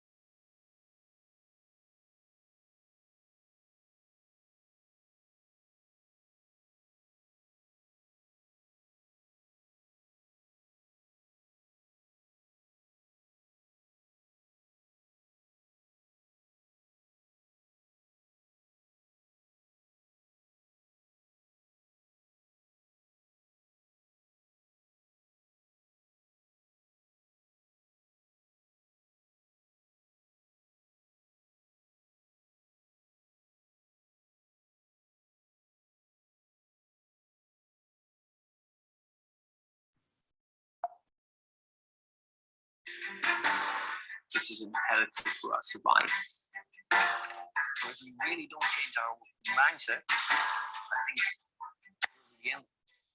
We're moving from a world of 7 billion people on the planet tonight. The way we're existing right now, I think this biosphere is really being driven by humans who are parasites. If you look at how much plastic pollution is accumulating in the ocean, that plastic is starting to accumulate in the fish that people eat.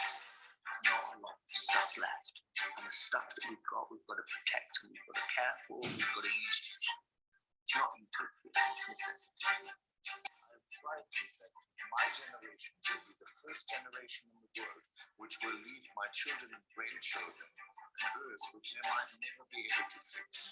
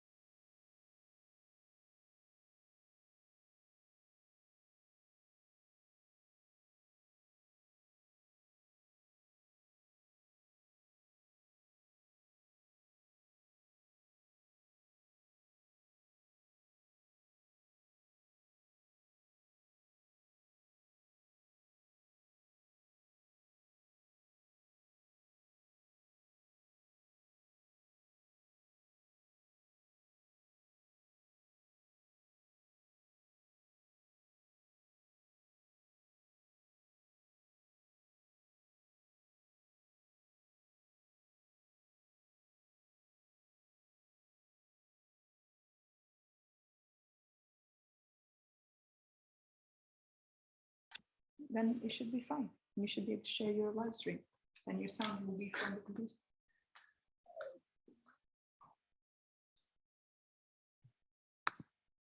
Look, share screen, and I'm sharing. Share sound, Okay, and then this one. share.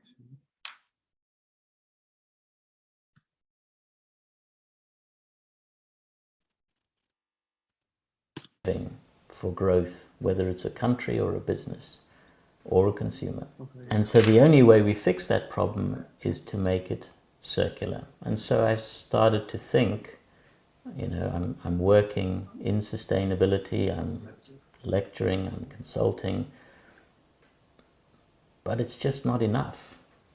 The only thing that's enough is redesigning the industrial system. Literally a new industrial revolution, closing the loop. This is no longer a dream, this is no longer a fantasy. We're not talking about a utopia, we're talking about something that is absolutely happening right now, and that if others could follow the example of those, we would change the world forever.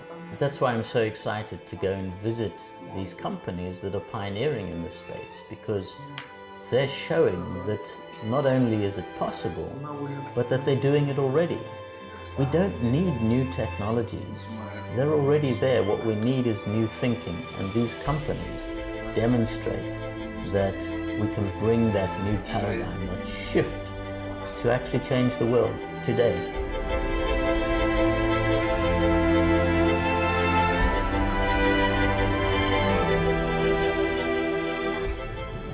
I think it's an immensely exciting time. You've got experiments happening around the world in the sort of social entrepreneurship space, in the clean technology space, in the integrated reporting space, in the circular economy. It goes on, and it's in that sort of almost historical U-bend that you would expect the maximum confusion, uncertainty, anger, sense of loss, existential challenge. And I think that's exactly what we're seeing at the moment. So the question for the sustainability industry, in a way, is can we project the sort of vision of a future that people would really aspire to and want to be part of? I think we can, but we've got to come together in a very different way. That's a great challenge. That's a really great challenge. But I think this is a great time to do it. We have a great opportunity to go ahead and make the local government, make the city, the municipality as the main actor in this process. You know, I think one of the things that allows me to be positive is I was fortunate to live through the transition in South Africa to democracy. And what I saw was we had a system where people resist change for decades. 40 years apartheid was in place. But when the change really started to happen, there was that tipping point, and it happened incredibly fast. So, you know, I really believe that change can happen positively very quickly.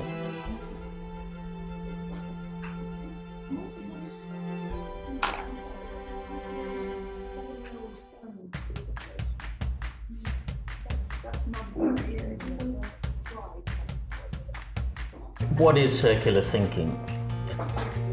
It's the change in perspective, the shift in consciousness from linear thinking, take, make, waste, to circular thinking, how waste, instead of being disposed of or becoming pollution, rather becomes another product, becomes an input back into the process. Circular economy is an economic system that is regenerative by design. Essentially, what we aim to do is to encourage our partners to move away from a linear economy where we take, make, dispose, or waste to a take, make, take, make, take, make. So it's more optimization of resources that are already in the system to reduce the need for extraction of more resources from a finite source, essentially. Yes, recycling is a big part of it, but so is refurbishing, reuse, sharing, zero waste, essentially, yeah? Just closing the loop on the resources that are already in the system. I think the circular economy basically sexes up waste, you know, it makes it quite funky. Suddenly, if you can buy a swimming costume that's made out of discarded fishing nets, what a great story, you know, because basically you're helping to clean up the ocean, I guess, by maybe swimming in it at the same time. I tend to think that the circular economy represents our best chance of being able to consume comfortably and maintain our current lifestyles. The alternative would be to go back to the dark ages, and no one wants to do that. I think that circular economy is all about co-creation, working together, bringing all the innovations and knowledge together at one chain, and being responsible for what you are doing and making. Close the loop. So basically, a perfect circular economy is where you have zero diversion to landfill, that everything that you produce is recycled and brought back into economic activity, that we get to a point where whenever an engineer or designer designs a product, that it will be compulsory for them to also put forward a recycling plan. I think a lot of what people call circular today is just generally improved waste management. It's not fundamentally thinking about produce something from the very beginning that can be circular, ensure that the customer can see real benefit from using it, a real benefit in terms of reusing it and returning it to us. So I think there's a challenge of genuinely satisfying customer need. We cannot be satisfied until tens of thousands of companies, hundreds of thousands of companies, servicing hundreds of millions of customers, are really doing circular. And as long as it remains in the lab and exploration, we're struggling. And the world around us is moving so fast in terms of the climate crisis, the resource crisis. It is not enough to stay tinkering for the next 10 years. We need to deliver scale quickly.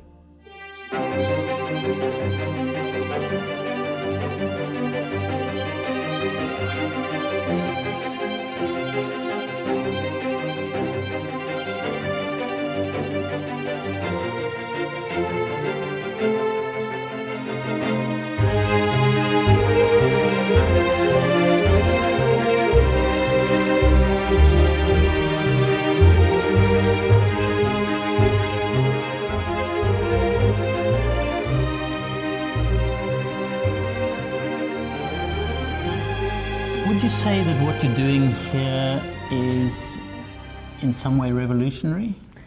I would certainly say that it's revolutionary because we really changed the whole model of the way we do business. We're moving from a take, make, waste model to a fully circular model. Aiming for zero impact, emission zero by 2020, that's pretty ambitious. That is pretty ambitious, and with the present capabilities and the present technology, you cannot even imagine that you can achieve it.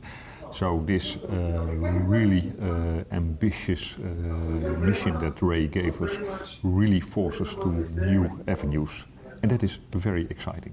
In Europe, we are now 98% reduction of carbon with 95% renewable energy. We have little use of water in our processes. We have no waste going to landfill. And we have more than 50% of our raw materials are already recycled or bio-based. Now, our challenge is how to upscale that to close to 100% in 2020. Innovation and sustainability are very interlinked in our company. Actually, the person in charge globally of sustainability is the same person in charge of innovation. So the idea is that any innovation that we put on the business should go for sustainability. Our R&D people developed a way to produce a carpet tile with about half of the yarn that we use in a normal carpet tile, and half the material we'll use is a lot less environmental footprint.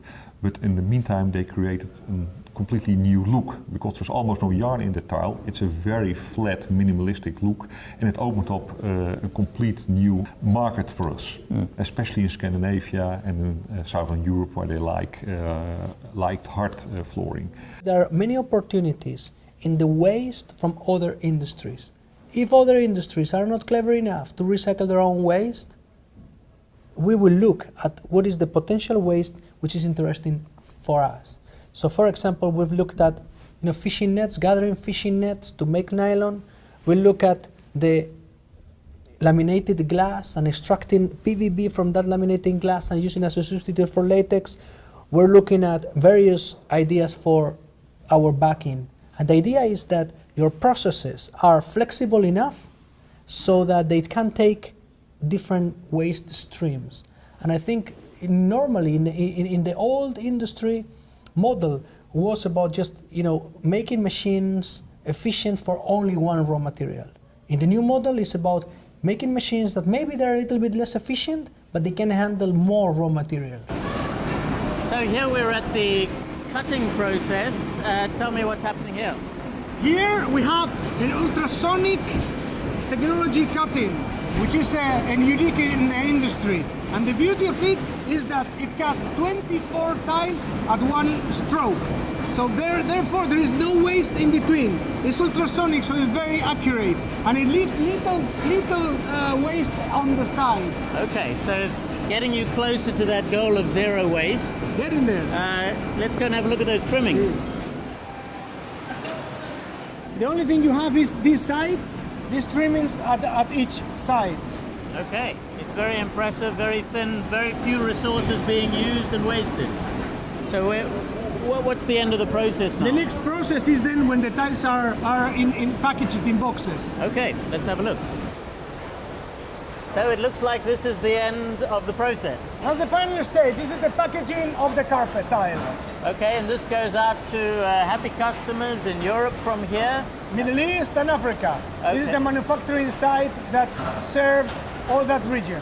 And how many carpets what volume are you turning out here? Around 14 million square meters per year, which is around 60,000 square meters every day. So that's a lot of carpet, and what we hope with the Mission Zero is the more carpet you're selling, the more sustainable the world is getting. We hope to get there as well. All right. Well, thank you so much for taking us around today. Thank you. And we really hope that you have all your success with Mission Zero. We're watching your progress and cheering you along the way. Brilliant. Thank you. All right.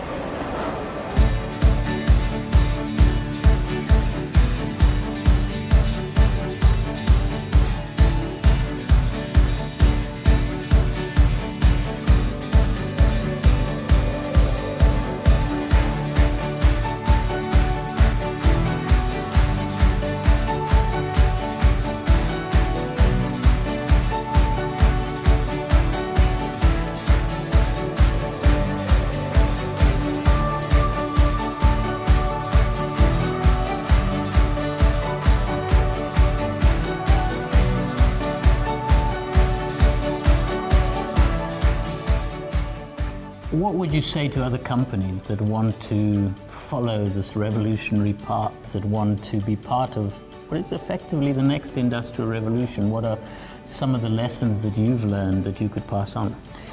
For companies to proceed on this revolutionary path, I would say it starts with your own people within a company. If you turn your own people into believers, if they get that something has to change, then they become ambassadors that work with your customers and that work with your supply chain. It starts with leadership and the top management having that vision and supporting that implementation. I wish you the best of luck. Thank you for your leadership, and I really hope that we see this new industrial model come fully into being.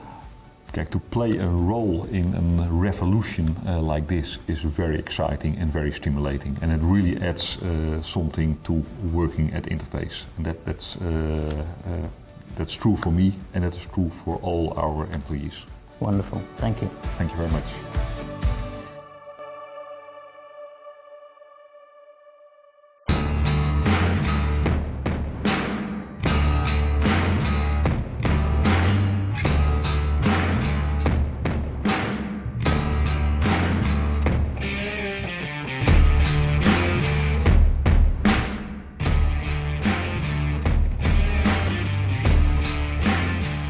Facility like this, you take a long-term view on it. When you invest in something like this, you think beyond today, you think the next 20, 30, 40, up to maybe 100 years. Even though we may have invested a significant amount of money, the returns not only to Valor World, but to the country, to the world at large, you can't quantify that. Give us an idea of what we have here and the scale of the operation.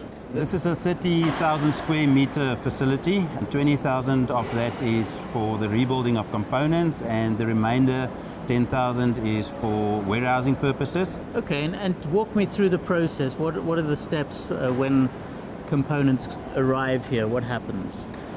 Once the component arrives here, we disassemble the component completely. We do an inspection on the component.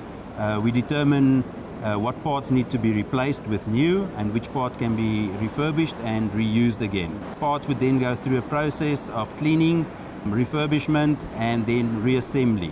After reassembly, the component will be tested, painted, and then it's good to go back to the machine like new.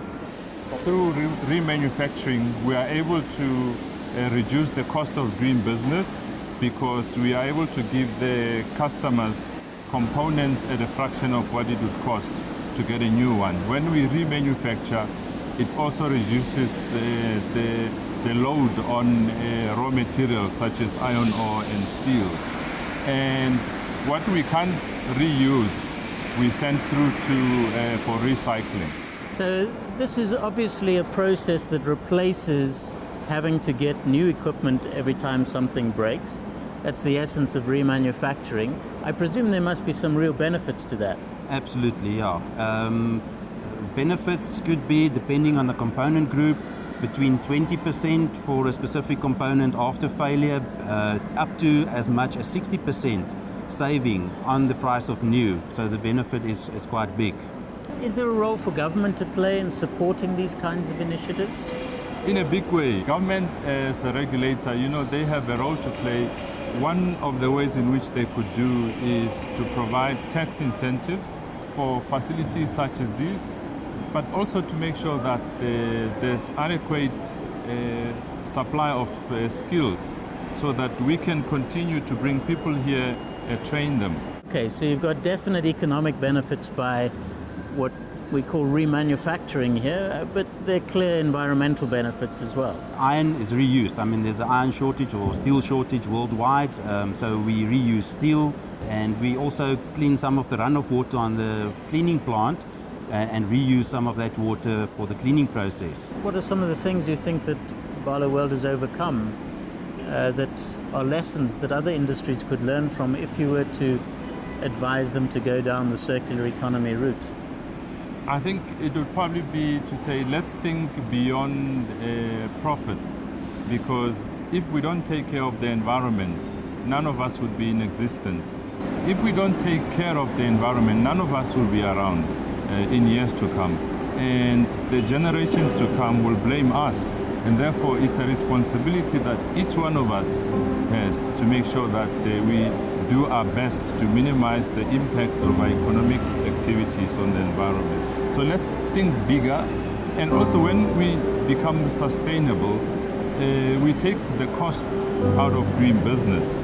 Those increased profits, we should be reinvesting them to make sure that we become sustainable over many years to come. I am hoping that my children and their grandchildren, when I'm no more around, they would say, you know, we had a group of people who had the foresight to ensure that the economic activities of their companies reduce the impact, the negative impact on the environment.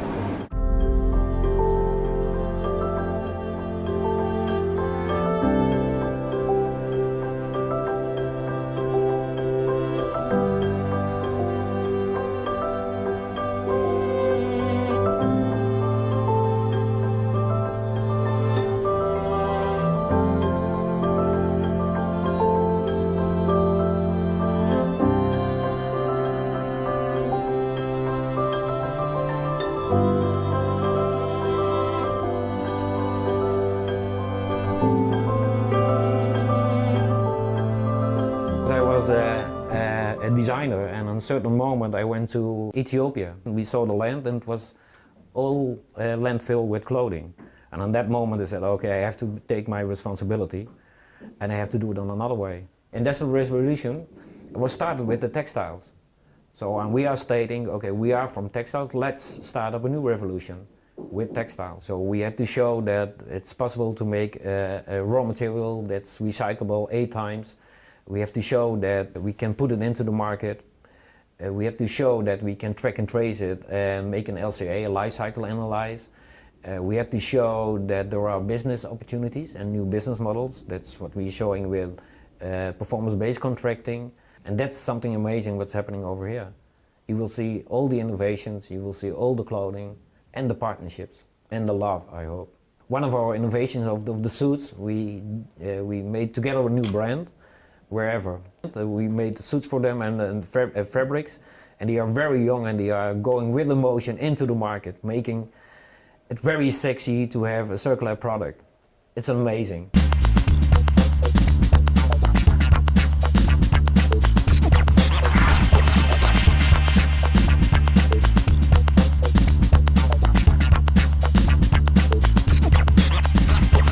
Yeah, and I mean, it feels great, it looks great. Isn't this one of the concerns that if you go for a suit that is somehow sustainable or circular, that you sacrifice quality? It is polyester. However, if you look at polyesters which we can make, it's not what it used to be. Look at when you go sporting, for example. If you wear a sport trousers, sport shirt, it's 100% polyester. If you look at the durability, this material is way stronger and therefore will last way longer than, for example, a woolen suit. So the technical lifespan of the product is quality-wise better. And that's quite different from what we sometimes call fast fashion, right? It's the opposite, I would say. It's definitely the opposite, because if you look at fast fashion, there are 3 pillars. It needs to be cheap, super affordable, so people can buy large quantities. It has a short technical lifespan, so people will throw it away quickly and also buy new clothing quickly. And it has a short stylish lifespan. All these factors result in huge quantities of resources needed, fossil fuels needed to uphold the system. And yeah, this is the opposite. I mean, how many times could this suit be recycled, turned back into fibers and back into a suit? 8 times. The quality we demand from this fabric, we can bring the fiber back to the quality, our acceptable standard, for 8 times. Amazing. So, I mean, if this suit lasts me 5 years, that's 8 times 5, that's 40 years. Effectively, you're making a sustainable suit. With entering resources once and creating no debris at the other end for 40 years.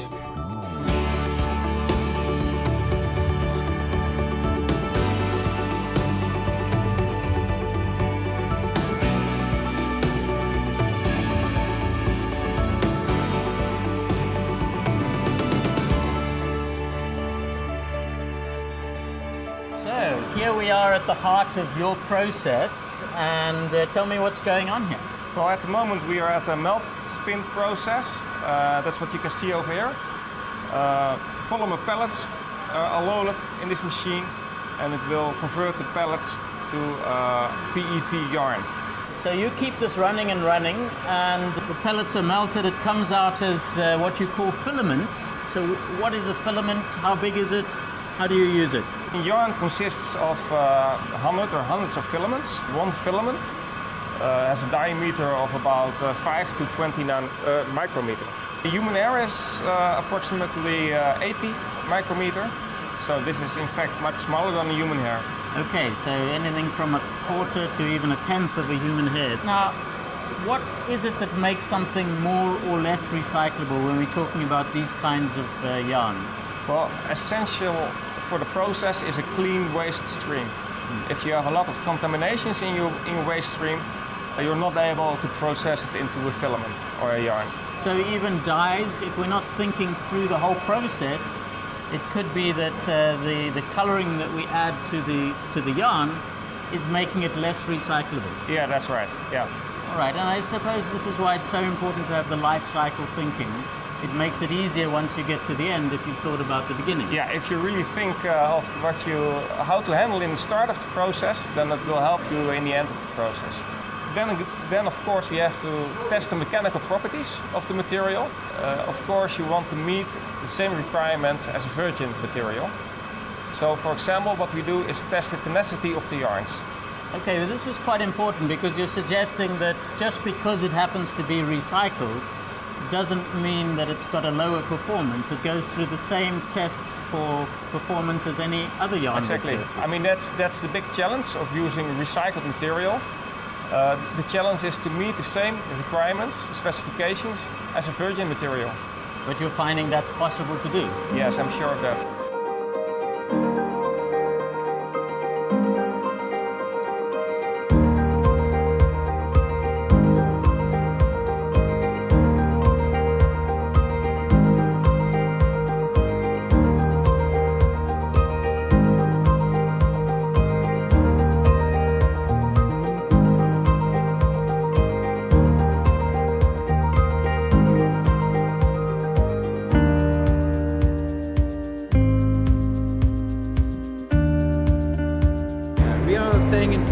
Weaving department. We can produce here in a year about 5 or 6 million running meters, and one loom is producing about 100 to 150 meters. It depends to the style and fabric a day. The equipment we see behind us, do you need different kinds of equipment if you're doing circular threads and clothing?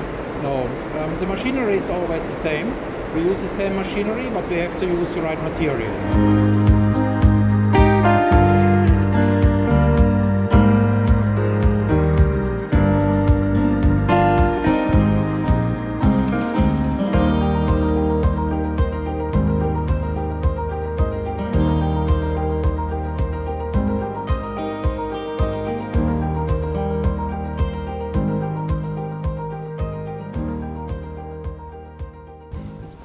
We come to the final result. After 8 weeks production, we see the ready finished Infinity fabric. Okay, this is no ordinary fabric. What is Infinity fabric? Infinity fabric is 100% polyester. It's recyclable, and it has moisture control function. So really a high quality, brand new fabric, brand new developed. And this is what you developed in collaboration with Dutch Awareness, and it's for their suits especially. How long did that collaboration take? We worked more than 18 months on this. Wow. Through this fabric you become part of the sustainability, circular economy revolution. How does that make you feel? This is your company. It makes us proud. It makes us really proud because it was a lot of work, and all my people worked hours and hours at this quality, and now we are happy to have the final product in our hands.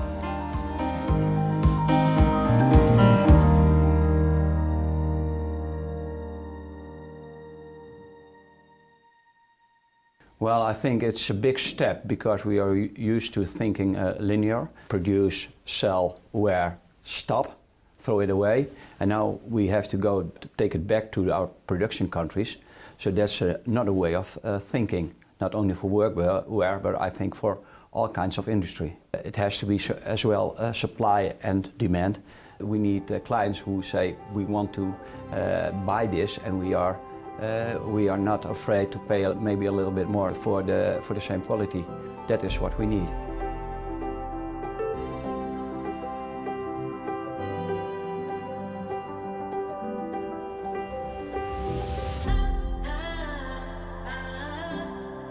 How did you come to choose a circular option for the outfits that your workers wear? We really find a supplier that had a vision, and that was in this market. Together with our supplier, Dutch Awareness, we could use clothing waste material in construction materials. We are piloting a new material.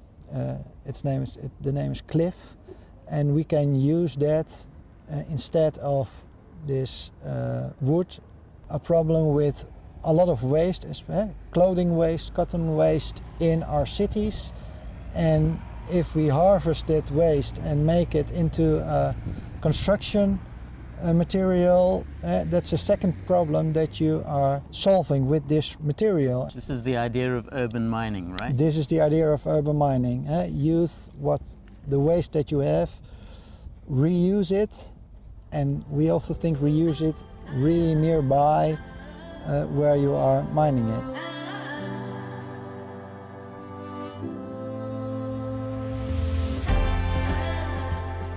We are all in a rat race of consuming, producing, and not thinking. Grabbing, eating, drinking, spoiling. Of course, we still have to eat and we must drink, but we have to do it with more awareness. And I'm a proud father of a daughter, and I want for my daughter the best there is. The best in education, the best in health, the best in everything. So also the best in a good environment. It's not only for my daughter, but also for my children's children. A circular economy is the best for all of us. Just look at yourself, find yourself again, and make the right choice who you are and what you're gonna do and what you're gonna consume. That's the most important thing of all.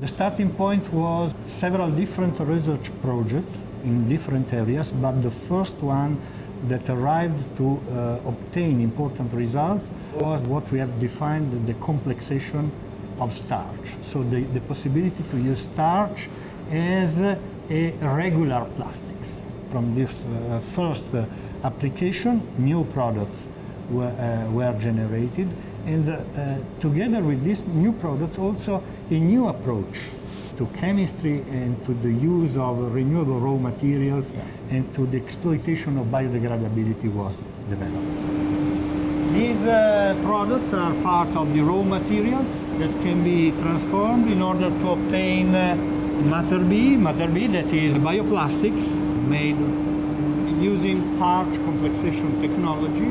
So it's a way to combine starch with some specific materials to obtain biodegradable.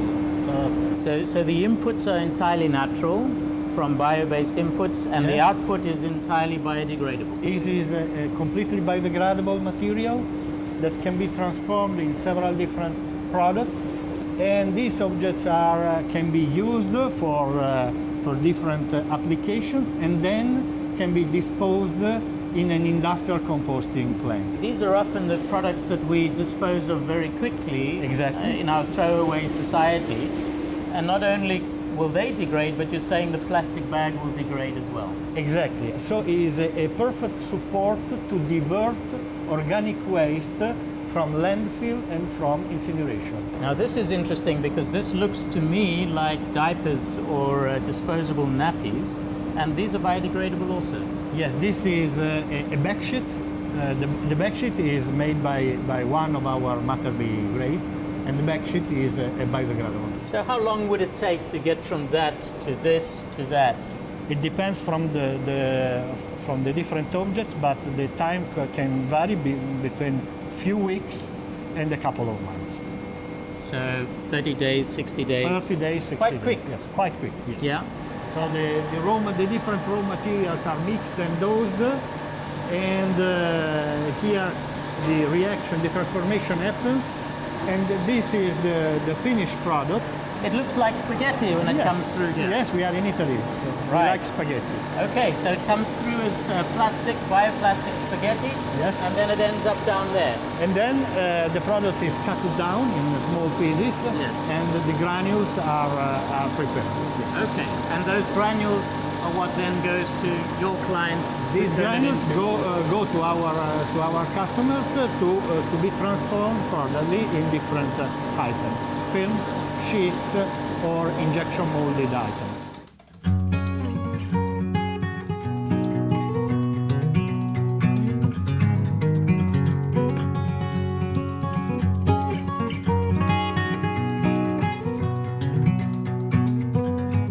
We've been looking at the process of producing bioplastics and those converting into compostable plastics, one of which is the Lavazza coffee capsule, and that comes to you at the end of its life. And what do you do with it? Yeah, we reuse the coffee waste, the new capsule, and we use for making very good mushrooms. Now we were told that the plastic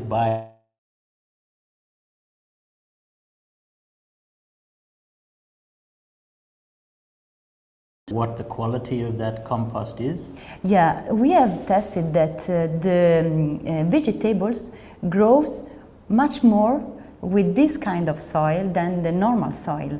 It grows 30% more, means we have 30% more of zucchini, 30% of salad, so just putting the coffee waste in the soil. So you have to try it. It's amazing. And this is a relatively new idea of upcycling. Can you explain what you mean by that? We take the waste of production of food, means the coffee ground, and we used to produce food again. We used to produce mushrooms, very good mushrooms. So the coffee is going back to the soil to produce new food after producing food. So you're actually creating value from what would have previously just been waste, gone to landfill, and possibly created a problem in the environment. You've now created new value. Yeah. It's a very good example.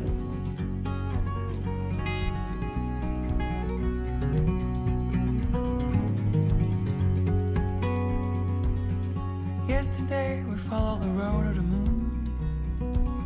We drove all day towards the coast. Remembered me, the beauty of this life. Such a feeling to be alive.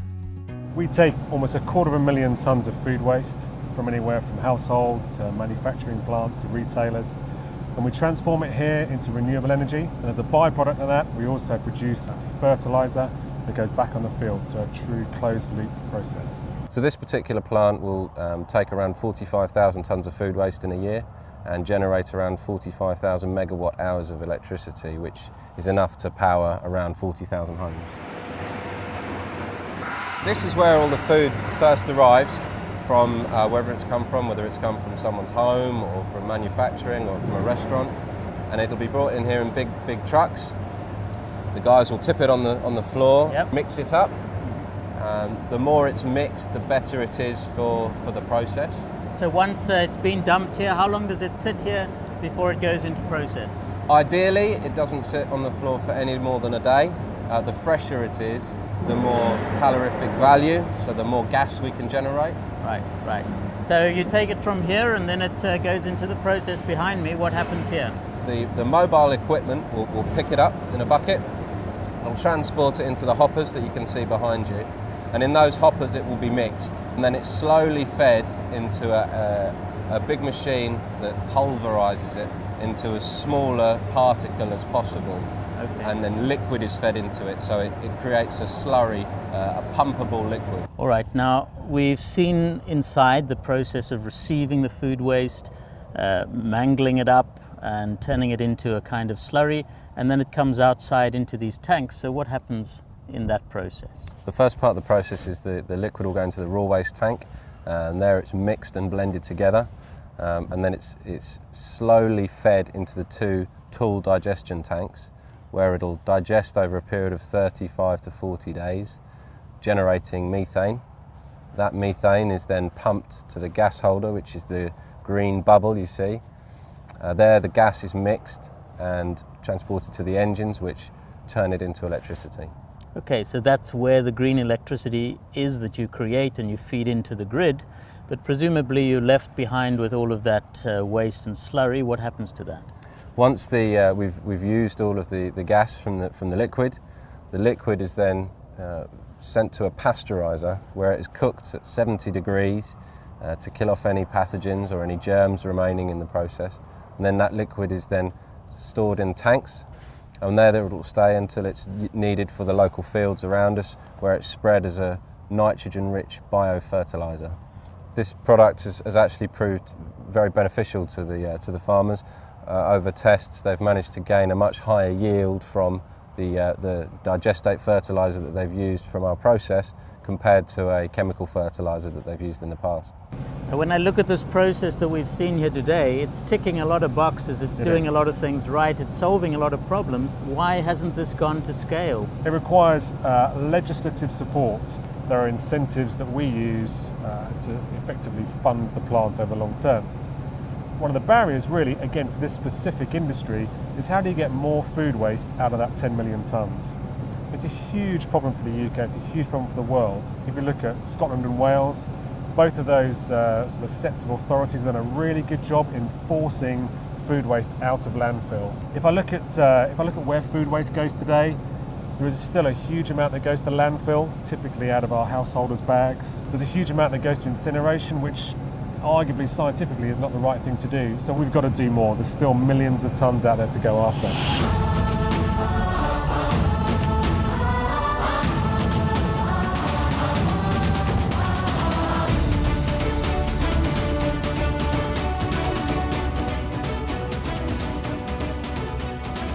What we see around us here is the hosting of various waste tires in this depot. On a daily basis, there's a process where each and every transporter who has been allocated an area of about 50-kilometer radius has been given an opportunity to daily go and collect tires from the different dealerships. We've got waste pickers who collect as individuals, and they earn a living. So daily there's a transporter who benefits, there's also a waste picker who benefits. Pumla, how long have you been doing this job, and what does it entail? What does a normal day look like for you? Okay, I've been doing this for it's about a year and 6 months now, and I'm collecting waste tires, and my daily routine is I go to certain places where I usually know that there is tires around there, and then I collect to the neighbor place where I store them and call Retisa to come and pick the tires up.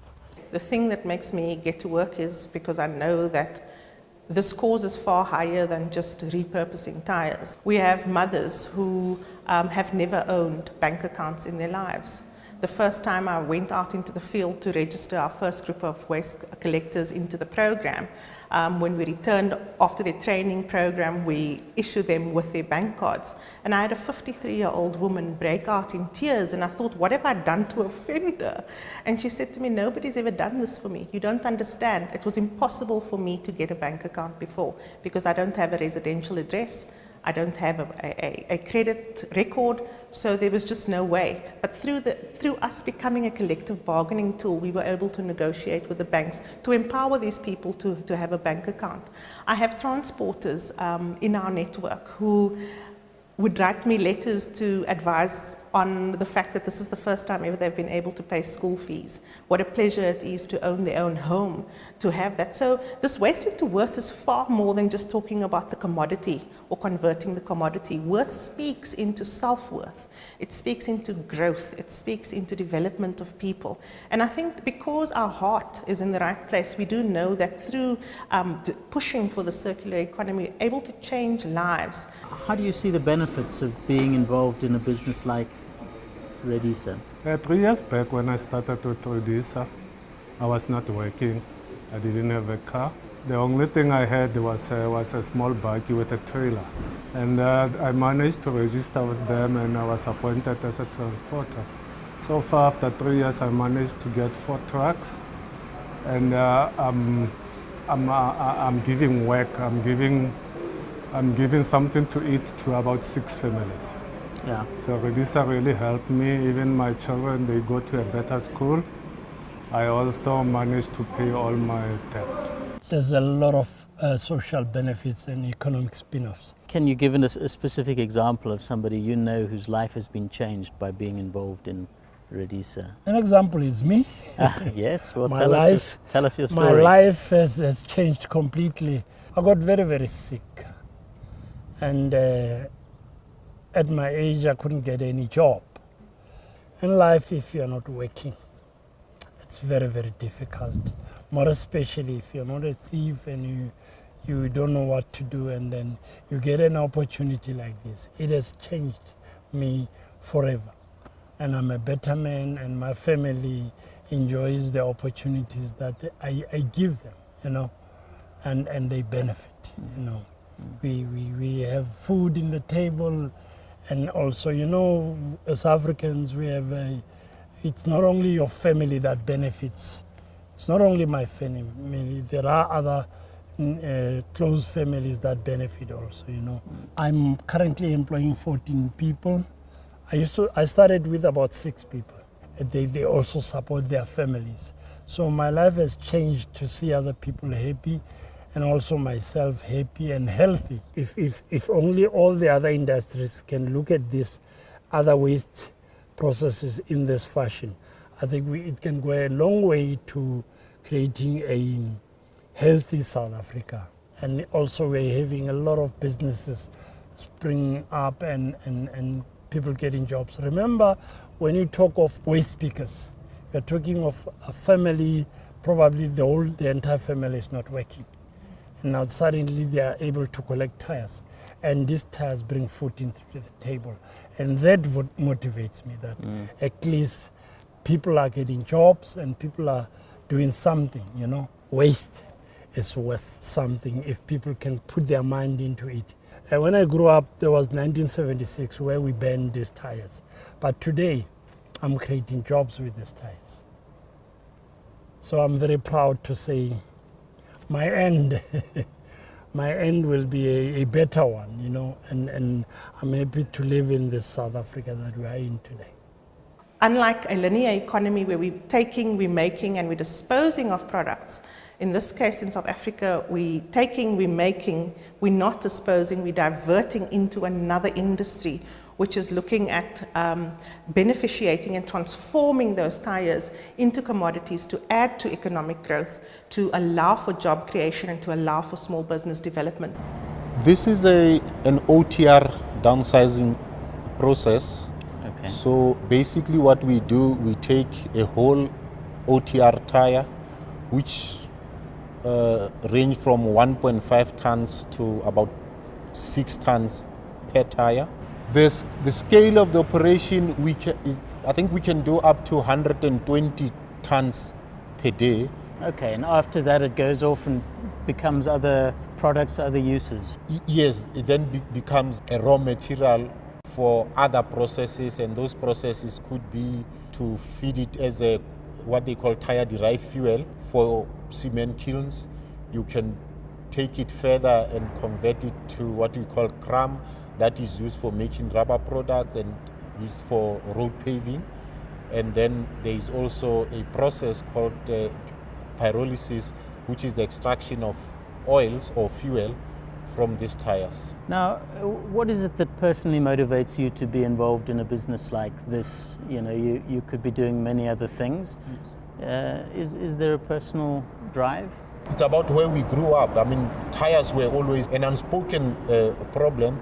They became breeding grounds for all kinds of diseases, even though we don't have malaria in this part of the country, but mosquitoes and other insects still carry other diseases.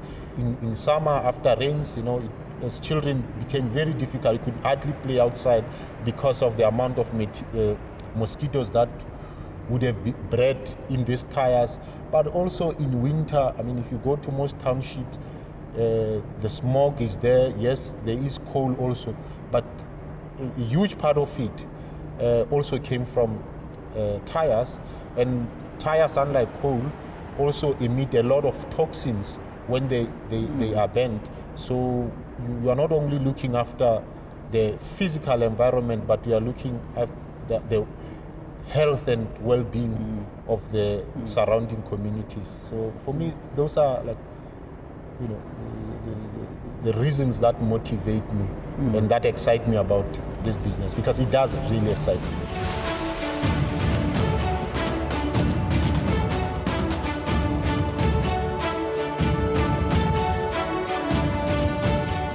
So what kinds of things can this rubber crumb become? It can be used in various industries. I think the most common one is that used as infill for synthetic sports surfaces, for football or soccer.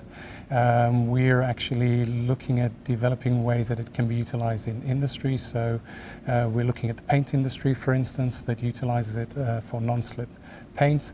We're manufacturing acoustic underlays and acoustic products that are utilized globally from one of our other factories. We're exporting those products to 45 countries currently.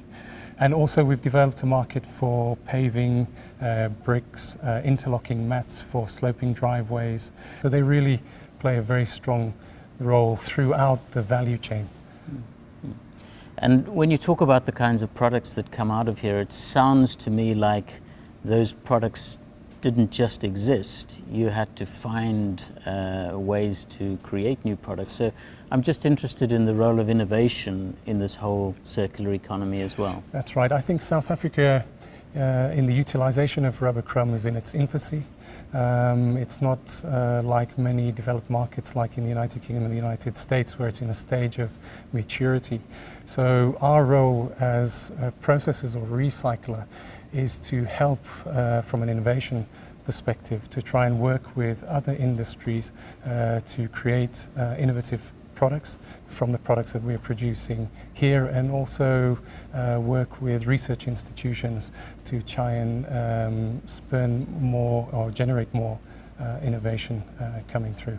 Our experience shows us that particularly those countries which are less developed, particularly those countries which don't have an industry which already exists, and those countries which have a high labor force are very well placed in order to actually deal with their waste in this particular way. Creating in the developing countries a cleaner environment is game-changing to the whole future of our people in the earth. It is proven that when children grow up and adults grow up in a cleaner and more good environment, is that they become more productive and actually create better countries.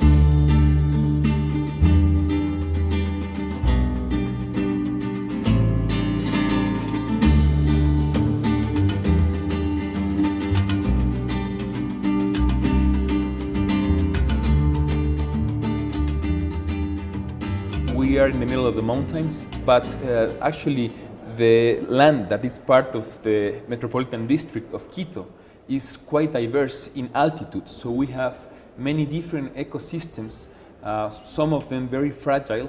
So we are extremely committed in protecting them, ensuring the next generations to enjoy it as we can do the beauties of our city and the surrounding areas. 90% of our territory is rural and is a high endemic biodiversity. So we are in the future foreseeing to declare specific protected areas, what we have now in natural resources. it is obvious that mobility is the main problem in the city, public transportation issues, traffic jams. So we are approaching those problems through a sustainable vision. We started the construction of the first subway line in the city. This is the largest infrastructure project ever in Quito. We are also building a cable car system to serve those areas of the city that are located in the top of the mountains.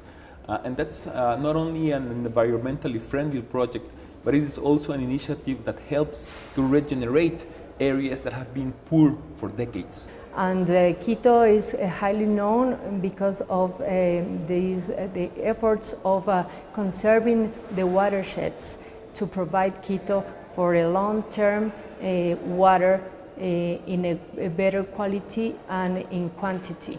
So we have developed this specific water fund that is very well known and it was a pioneer fund in Latin America, and now other cities are doing the same thing to conserve these watersheds. We're also pursuing the vision of a sustainable city through an appropriate waste management system. De la descomposición de la basura que ingresa acá al relleno sanitario, obtenemos otros dos productos. Uno, el biogás, el metano, que lo indicamos que se transformaba en energía eléctrica, y el otro que es el lixiviado. Ese es un líquido altamente contaminado. Nosotros tenemos plantas tecnificadas, ¿sí?, donde realizamos una descontaminación de este líquido cumpliendo una norma ambiental antes de descargarlos a un cuerpo receptor, que en este caso es el río.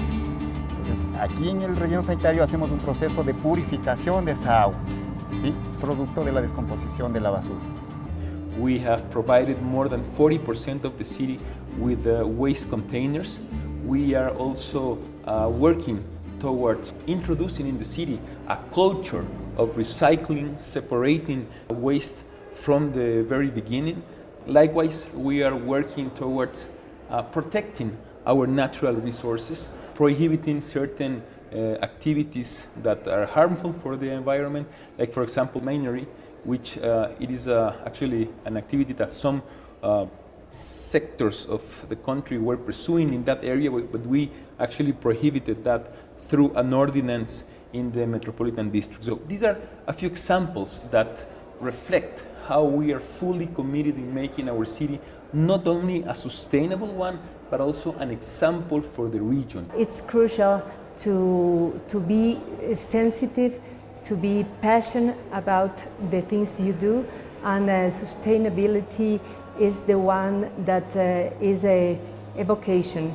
It's a grain that you can add to see that natural resources can be conserved for future generations, for our kids, for our city, for our planet.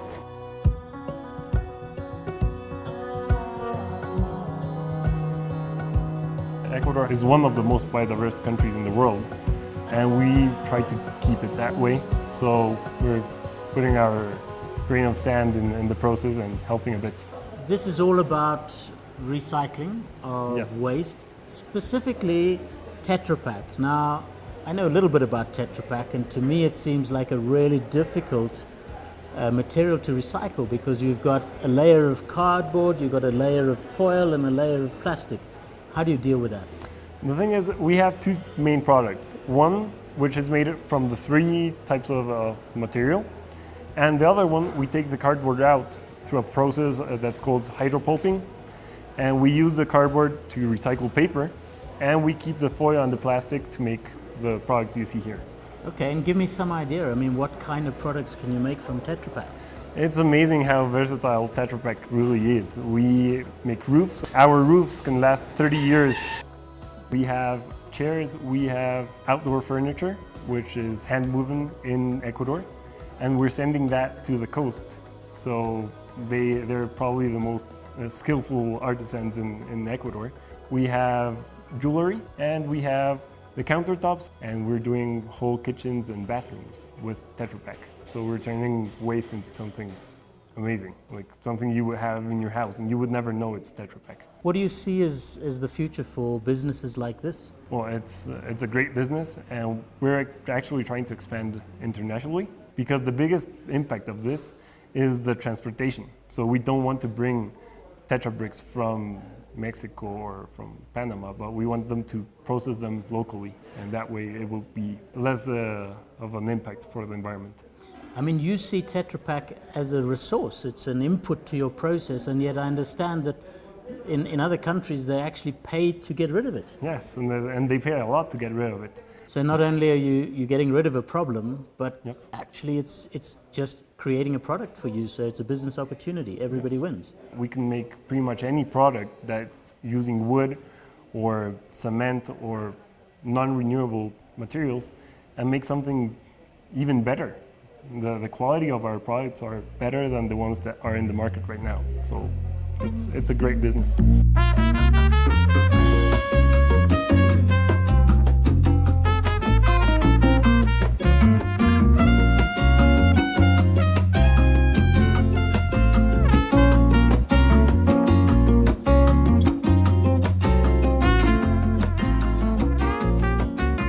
We produce about 20,000 cars per year. Okay. Our production is one of the most important here in Ecuador because the market share of the company is about 48% of the total market in the country. Right, let's look at these crates over here and explain to me what's special about them. The special thing about these boxes is that they are returnable.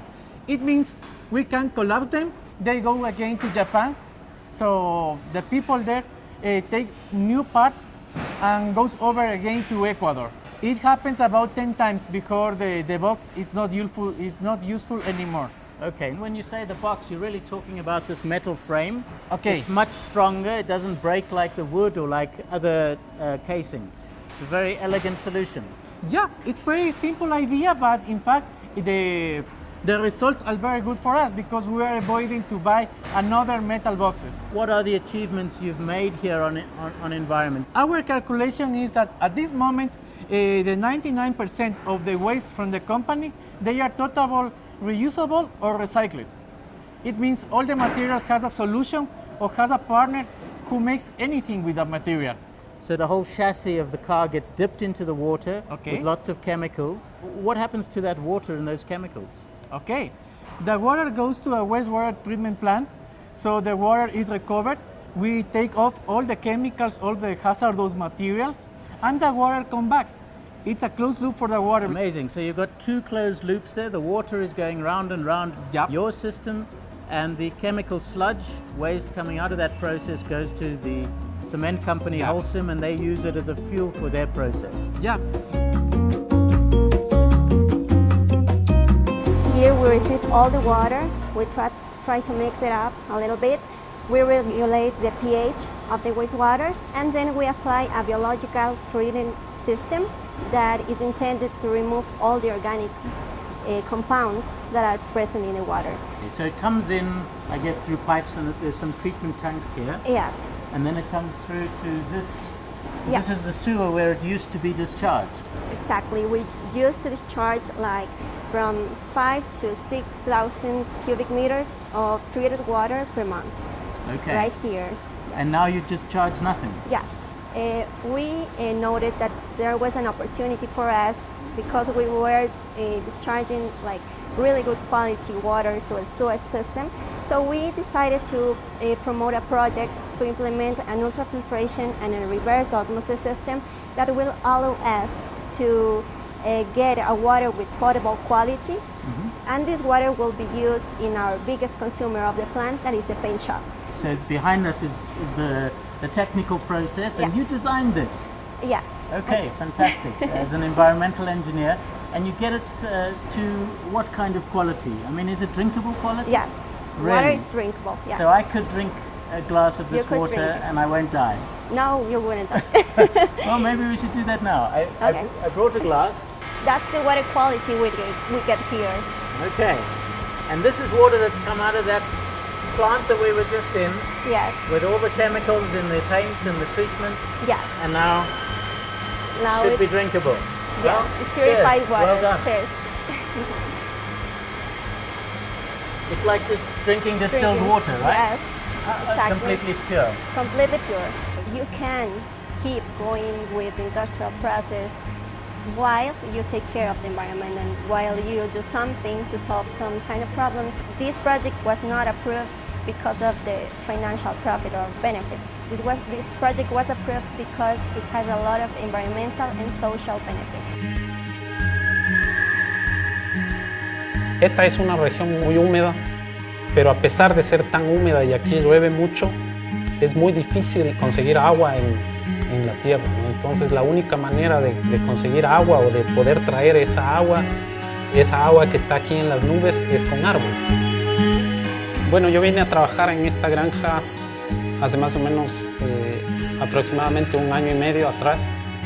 Queremos disminuir el área, disminuir la presión sobre el bosque que existe aquí.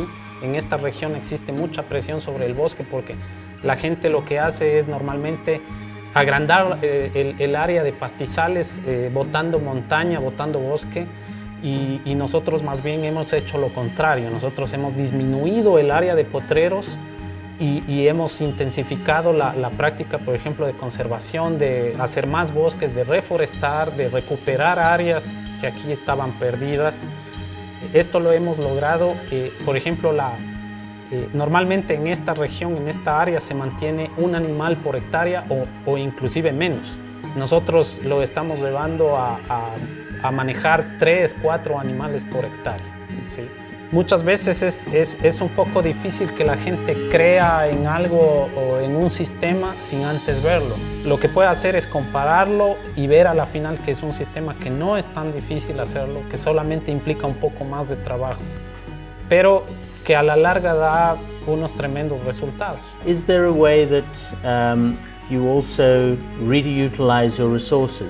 La otra situación también es la cosecha del agua o la reutilización del agua de lluvia por medio de los tejados. Se conducen con cañerías y se llevan a tanques de almacenamiento de reservorio, y esta agua la podemos volver a reutilizar como agua de bebida para los animales, como agua para limpieza de equipos y para muchas otras cosas, ¿sí? La otra situación es también nosotros reutilizamos el estiércol que se produce aquí con los animales. Tenemos nuestra visión o nuestro enfoque está en una fertilización puramente orgánica, sin el uso de químicos ni pesticidas para producir pasto.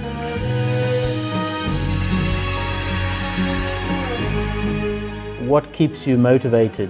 What inspires you to take care of the environment while you also take care of your cows? Tengo hijos, vienen otras generaciones atrás que se merecen un planeta limpio, un planeta que les ofrezca unas buenas condiciones de vida.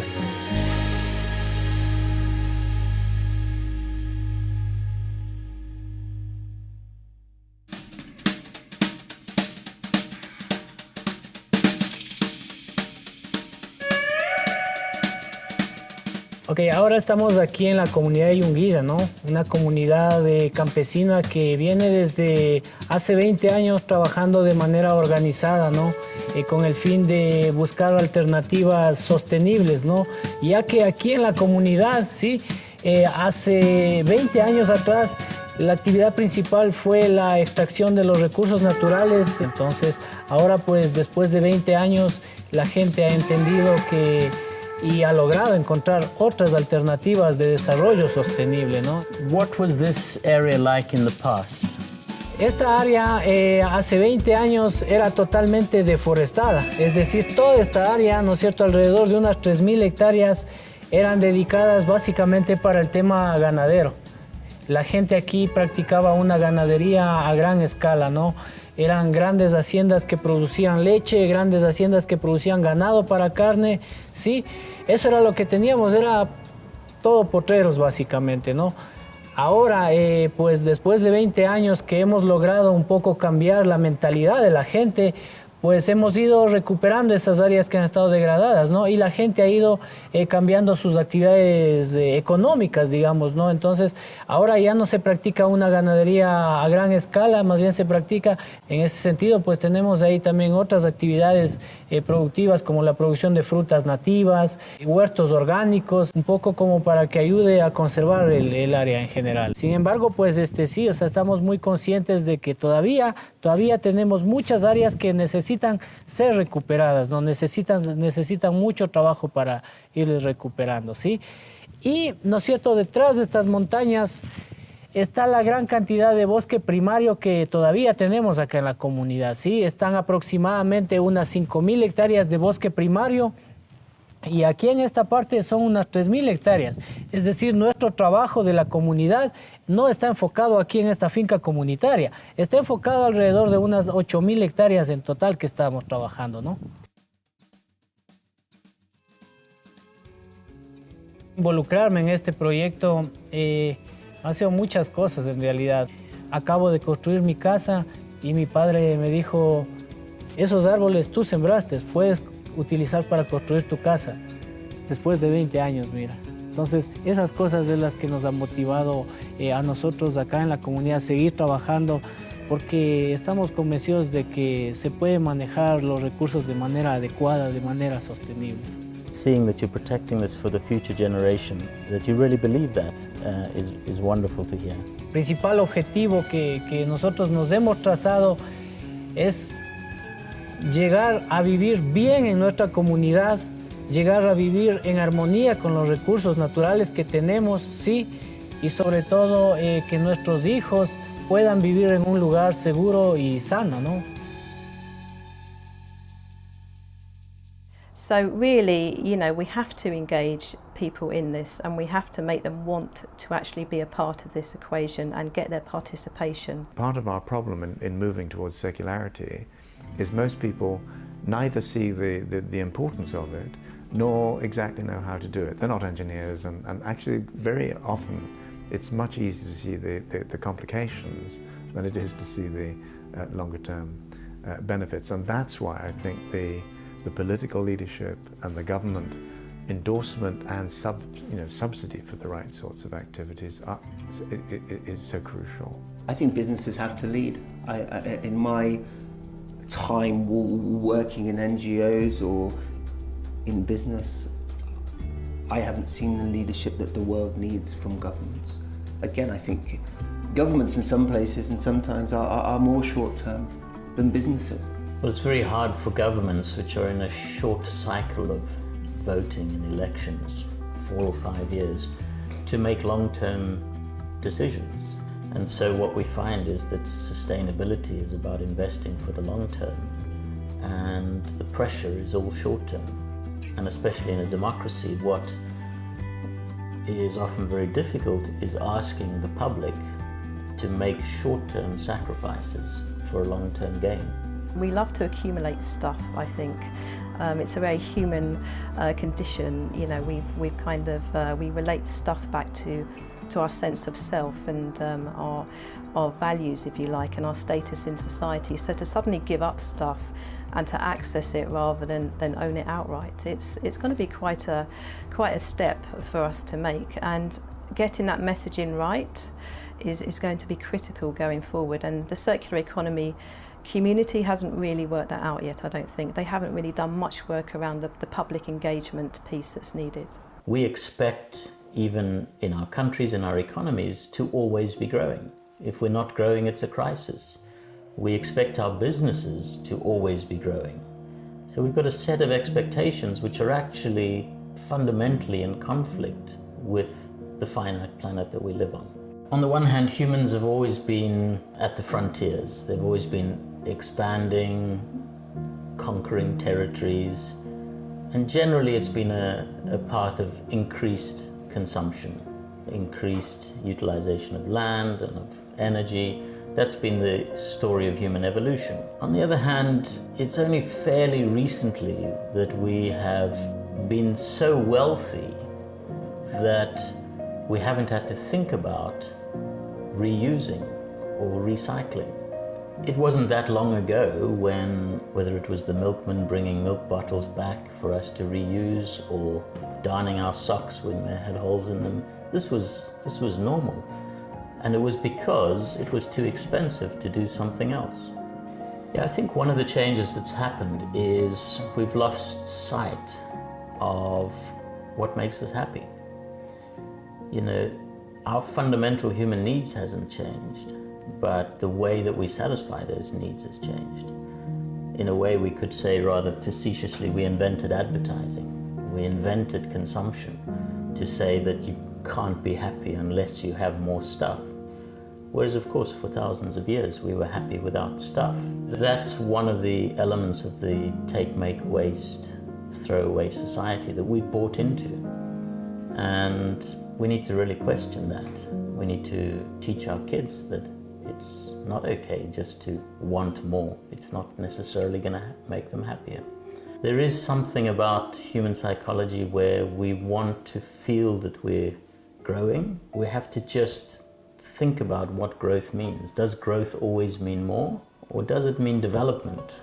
Does it mean we're increasing our satisfaction, that we're evolving, that we're learning more as a society, as a city, as a family? Well, I think the linear economy is the prevailing model because simply the world is just not in tune or necessarily aware of the circular model and its economic and societal benefits. So it seems to us that part of the challenge is that the circular stakeholders are still working in silos. So they're not all, the community isn't one community yet, and the purpose, our purpose of forming this Accelerating the Circular Economy program is in fact to bring all these stakeholders into the space so that they can form partnerships that will help speed up and scale. And of course, this includes technology and new innovations. This includes policymakers who can create regulatory frameworks that enable circular business models to flourish. And this, of course, includes investors. What needs to happen? Companies need to make these products. They need to make more of them, more affordable. So they need to scale. These ideas need to scale and become commercially feasible in a way that's also affordable. They all carry a premium, and if you want circular solutions to basically take off, they need to be made more affordable. We could enter maybe 10 years' time, we could see a circular economy that's just built for the elite. And actually, what happens then about access?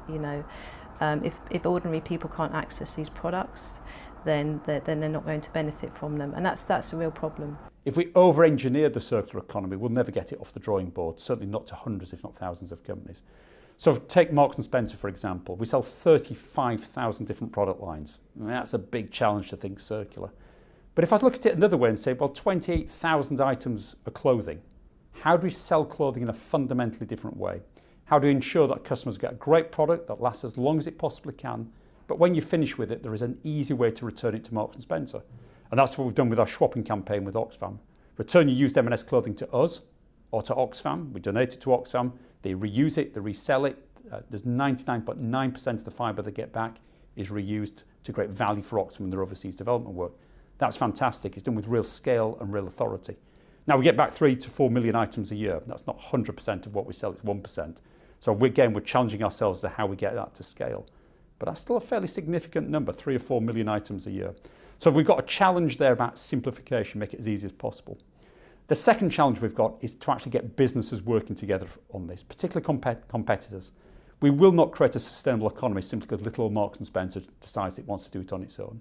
We need to show as many different participants in the UK and global economy are doing it.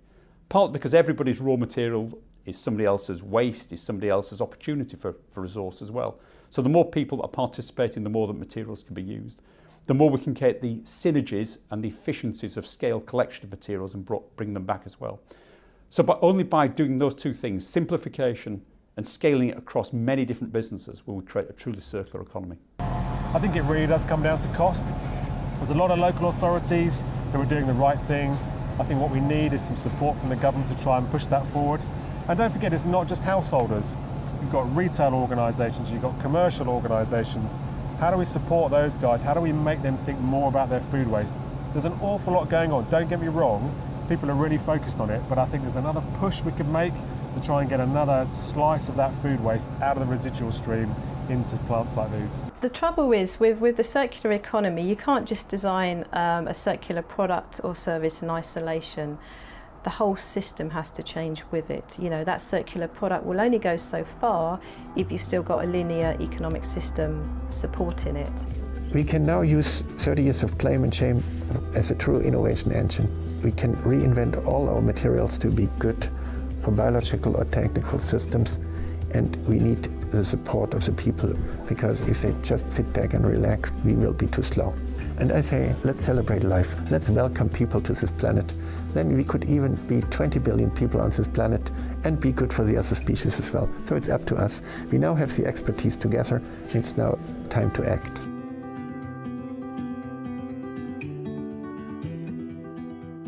Right off the bat, it's increased revenues, it's reduced cost, it's reduced risk, increased tangible values. In other words, it could be brand recognition, and there's also the positive impact on society and the environment. So I think this is a clear solution for a triple bottom line. If you think about starting a business today, designing a business around a circular economy philosophy, ultimately is going to give you better returns in the long run.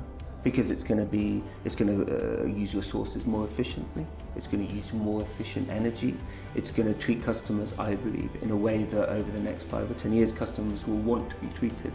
So I think commercially it's a savvy way to progress. Why would you throw something away that's valuable? Why would you do that? I think it's the West who are perhaps lagging behind. We are in such a throwaway economy.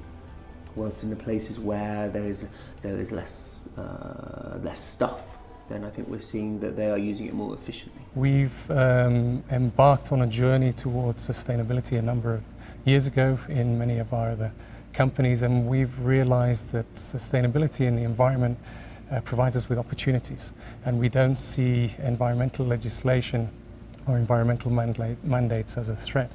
We see it as an opportunity from a cost perspective, from a brand perspective, from developing products that utilize a high content of recycled materials. So essentially, it's created a platform for us to innovate. There are a lot of customers that value sustainability and doing good for the environment, and they choose for interface on behalf of that.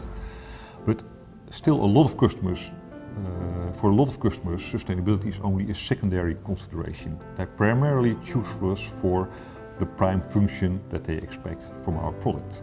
It's design, it's low cost of ownership, it is functionality. And what is fantastic, that is a lot of these design features and a lot of these functionality features have their origin in a sustainable development. In that sense, I'm pretty optimistic, because you see that more and more companies are getting that and are realizing that. I think it's also pretty clear that companies with a strong sustainability vision are often the more successful companies. So that is an inspiration in itself. And look at interface. We are with a distance the market leader in our industry. We are performing also financially very, very well. And we are an inspiration source for the industry in general, and certainly for the carpet industry. If you're using material which was otherwise waste material, if you're getting very significant reductions in pollution and waste, and you're using waste material as your fundamental building blocks, then you ought to be able to reduce costs and also improve output from the same resource base. But last year we gave a cheque back to our CFO, £180 million saved. Less energy, less waste, less packaging, less carry bags. It all saved money for the business. Fantastic, she can open new stores to help us grow into the future. Also brought us more than that. We're one of the most trusted brands in the UK. We've got high levels of trust and confidence for our employee base, which drives them to go through the extra mile through a lot of change in the retail marketplace. It's created more resilience in our supply chains as they're increasingly affected by social challenge and extreme weather events as well. So Marks & Spencer is a fundamentally better business today for doing plan over the last decade. But it is not enough, and we need to redouble our efforts into the future. And equally, the business case will be many times larger in the future if we land this model properly for our customers. Renault is able to produce from 30 to 50% cheaper for the customer because they've been able to optimize this process.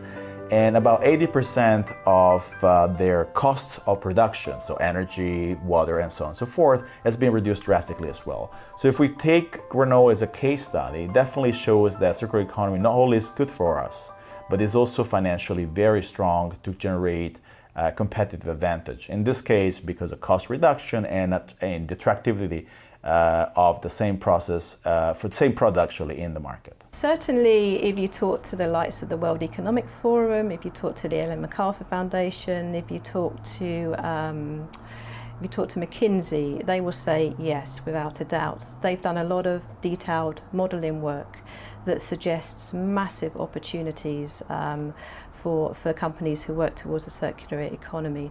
And recently, I think a report came out by Accenture, who are a consultancy very much engaged in this agenda, and they said for companies that basically move towards circular business models by 2030, there's a $4.5 trillion reward just waiting for them. For the manufacturer, it's great because it helps them, I think, in terms of their supply chains, in terms of safeguarding raw materials going forward. So companies now are being faced with kind of price volatility in their supply chains with regards to how they source certain materials needed for their products and services. And if they can actually take back these materials again and again and reuse them again and again in their own supply chains, it just creates, it future-proofs, if you like, their business model going forward. It gives them security of supply. Adopting a new model, an economic model, requires probably new innovation approaches to things. It could be a product innovation, could be a process innovation. So in essence, a great positive impact of a model like the circular economy would be innovation.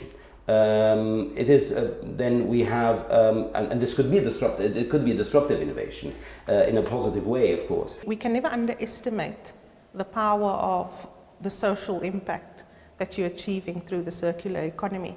I think the world is facing a number of challenges. I mean, we have a challenge of environmental impacts, but we also have a challenge of the divide between rich and poor. And through the circular economy, you're able to address this problem because there's a place for everybody in the circular economy. So as I travel and I see many beautiful parts of the world, beautiful people, beautiful places, nature in amazing bounty, whether it's the jungles of Ecuador and Costa Rica or the beaches of Sri Lanka, a lot of those are in danger, they're under threat. It could very well be that 1 or 2 generations from now they don't get to see those, and that makes me quite sad. We're better than this, we're smarter than this. We've created the problem, we can solve the problem. We just have to be more conscious about how we live, about our impacts, and I think we are getting smarter. It's one of the things that with our connected world today, with our high-tech world, we're getting much, much better at. What's emerging is a collective consciousness. The idea of a living planet is coming alive. It's really a choice about whether we want to coexist with the planet, or whether we want to live in harmony with the planet, or whether we're somehow like a parasite on the planet. And we know what happens to parasites. If their host dies, they die too.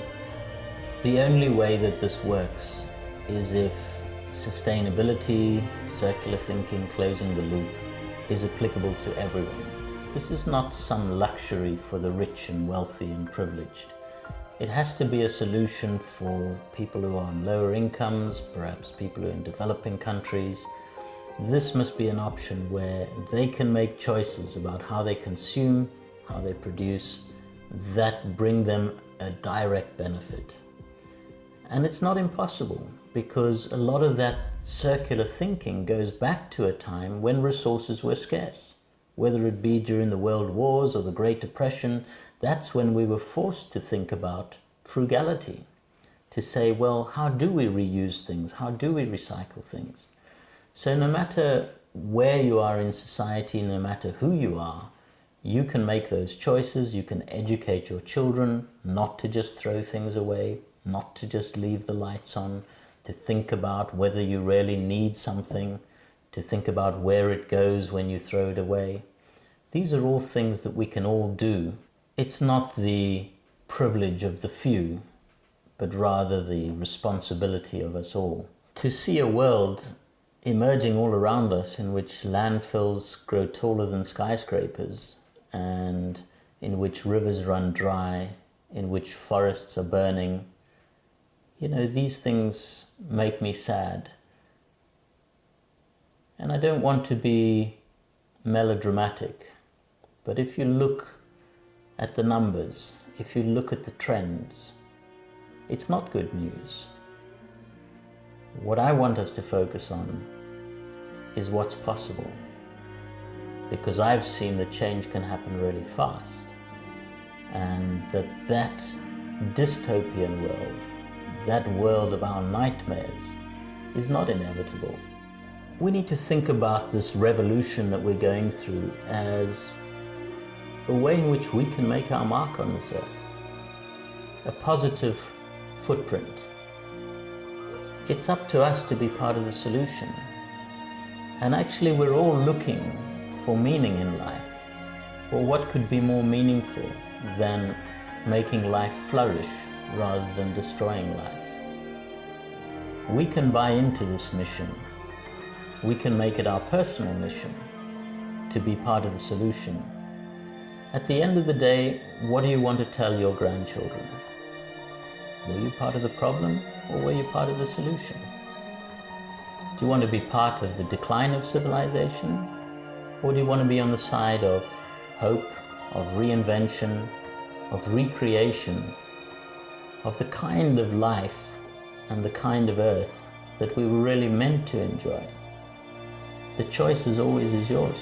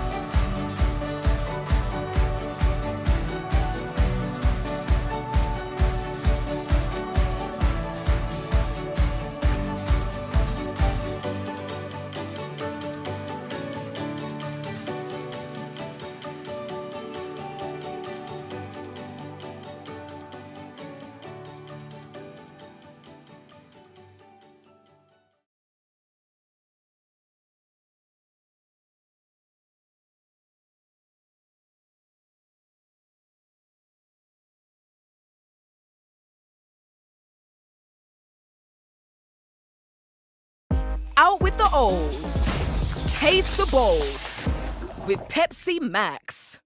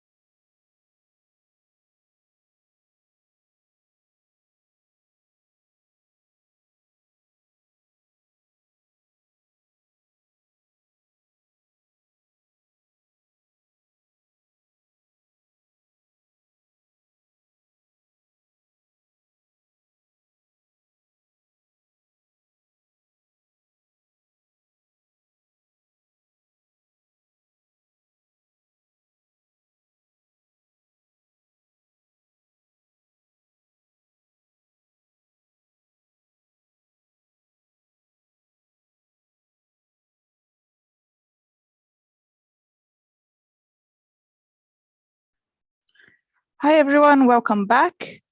We are now being joined by Atli from the Young Environmentalists. And he's going to be presenting at the Circular Economy Committee, which is a brand new committee from the Young Environmentalists. And I will just introduce him now. Hi Atli, welcome. Hey, thanks Anna. Thanks for having me. So I will share.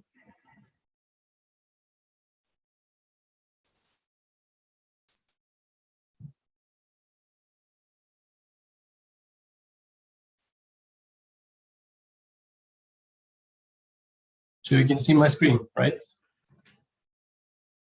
Yeah, all good. Okay, hi, my name is Atli and I'm here on behalf of the Circular Economy Committee, like Anna told you. It's a committee within the Youth Environmentalist Association, or Ungir Umhverfisinnar, as its name is in Icelandic, or UU, as I will call it in this lecture.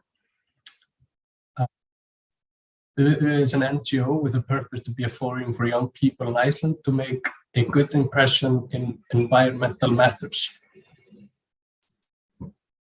Right, so there are 4 standing committees within the UU.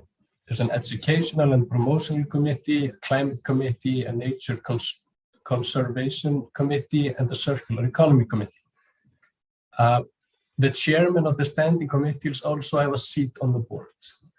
There are also regional committees, which are actually not very active at the moment, but they do exist.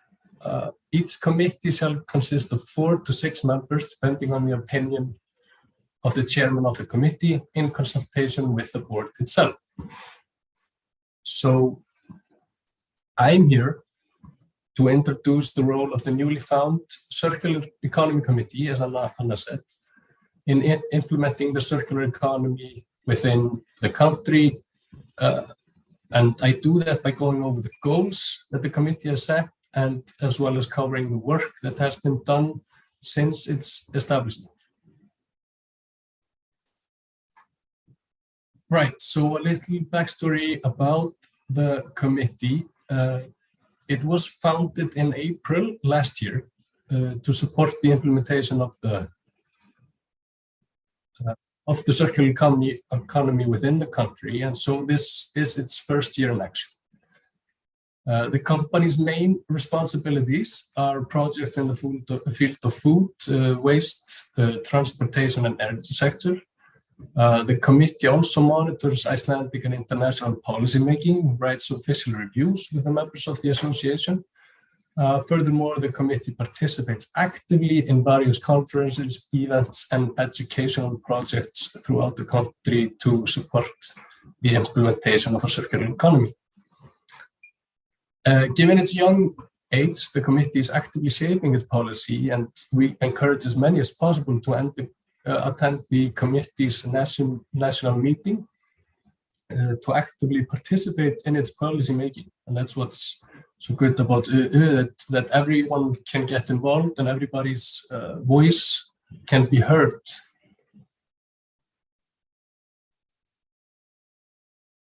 Right, so members of the Circular Economy Committee are Anna, of course, the queen of the circular economy in Iceland. Alma is its chairman and head. Me, myself, Björk, Hafþór, Kolbrún, and Laug.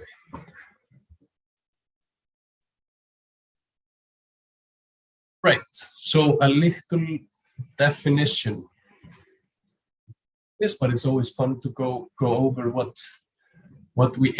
our aim is with the circular economy. This is in Icelandic, but hopefully its message gets through. So here on top we have a linear economy. This is where you extract, you make, you use, and you waste linearly. In the middle we have the recycling economy, where you extract, you make, you use, you recycle, you make, you use again, and then you waste. And then you have the circular economy, which is what we want and are aiming to support here in Iceland. So that's where you extract, you make, you use, you return or you recycle, you reuse, and you repair.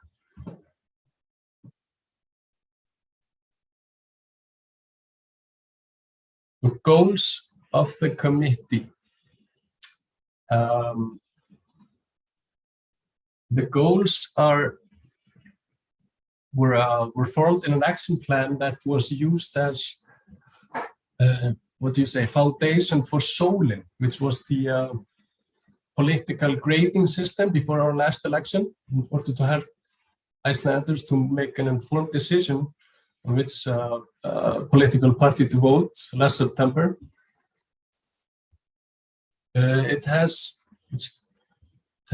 how many is it? 1, 2, 3, 4, 5, 6 categories, and we start with the circular economy itself.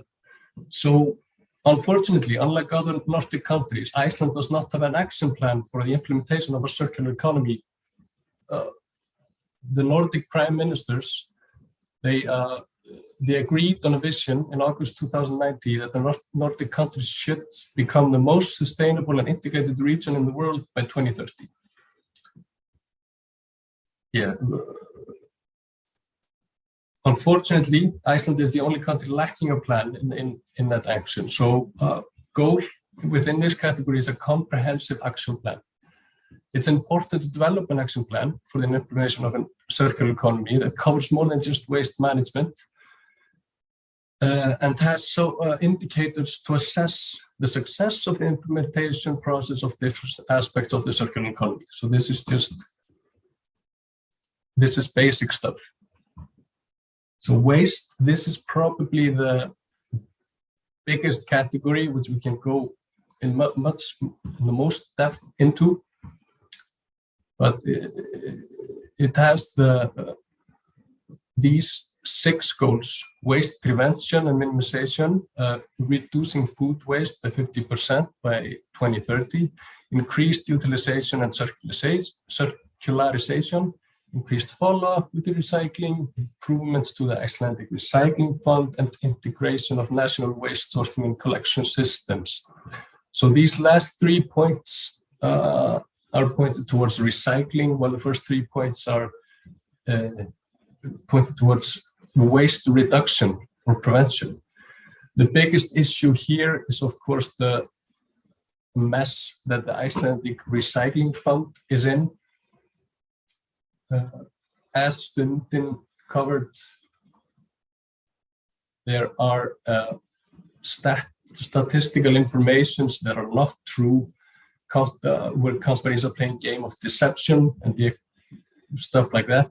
According to current law, the Recycling Fund is a state-owned institution that administers the processing fee and disposes of it. So this is a fund that is state-owned. The chairman and his deputy are appointed without nomination, but 6 co-managers are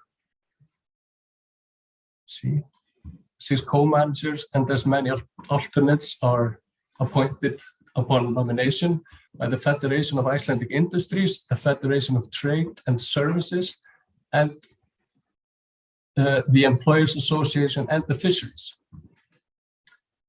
So the fund's objective is to create economic conditions for the reuse and recycling of waste in order to reduce the amount of waste that goes to final disposals and to ensure appropriate disposal of hazardous waste. Of course, the economy plays an important role in the circular system, but the recycling fund is the property of the state, not the economy, and is financed by contributions from the state budget. Experience shows that the economy needs to be restrained and guided if it is to succeed in environmental matters. The processing fund should be part of that restraint that the economy needs. So, really off an example of a lack of restraint is the agreement with the fishery not to pay a processing fee for plastic fishing gear. The fund is reluctant to seek normal increases in the processing fees and seems to think more about the short-term interest of the economy rather than the long-term interests of society. So this is one of the goals, to follow up with get the improvements of the Icelandic Recycling Fund and follow up with recycling, which also was covered in Stundin last year, about how, for example, plastic leaves the country. We recycle plastic, but the majority of it goes to Sweden for incineration, or is even moved to third world countries. So there's no overview of how our plastic is recycled in Iceland. Right, employment and just transition. So measures aimed at increasing green jobs, plans for increased flexibility in work. This is a really interesting point, since research has shown that increased leisure time results in a healthier and climate-friendly lifestyle, where time is given to use environmentally friendly transport and cook or grow food instead of buying fast food. And this rhymes with the economy that we live in now. I mean, this is so fast-paced, you don't have time for your own well-being. So ensure a just transition in industry where jobs will be reduced. It is clear that the activities of the industry that have a negative environmental impact need to be reduced, which will lead to a reduction in those jobs. In order to ensure a fair transition, a plan needs to be drawn up on how to scale down an environmentally friendly industry so that it does not hurt those who work in it. This is basic. Fair environmental and climate taxes.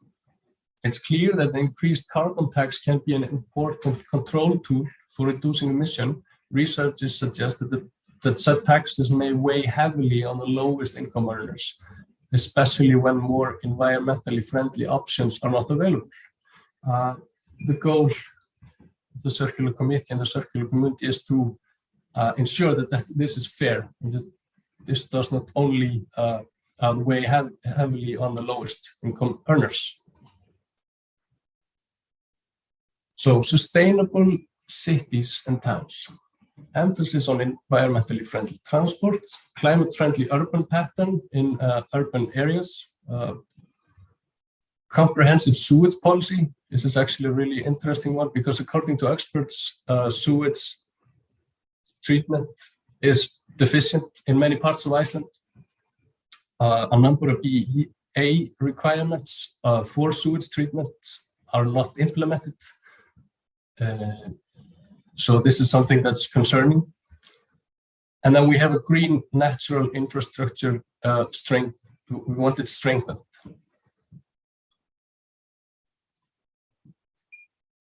Agriculture and food is the next to last category.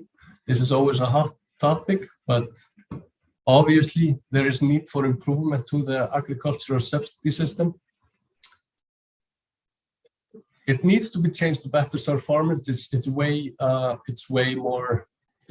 too monotonous than in neighboring countries. They're mostly limited to the production of certain products, for example, sheep farming, milk production, and horticulture. About 13% of greenhouse gas emission in Iceland can be traced directly to agriculture, and thereof half is from sheep farming. So this needs revision. Support for recruitment and resident regardless of production. This means that these productions are often in off location.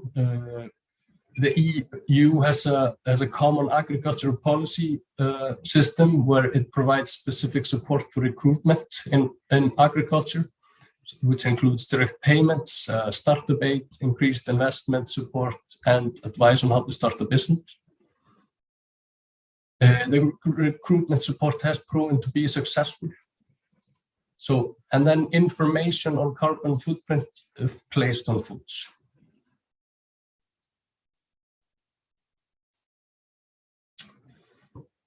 in the other category, the goals are to have a policy on the utilization of prosperity indicators.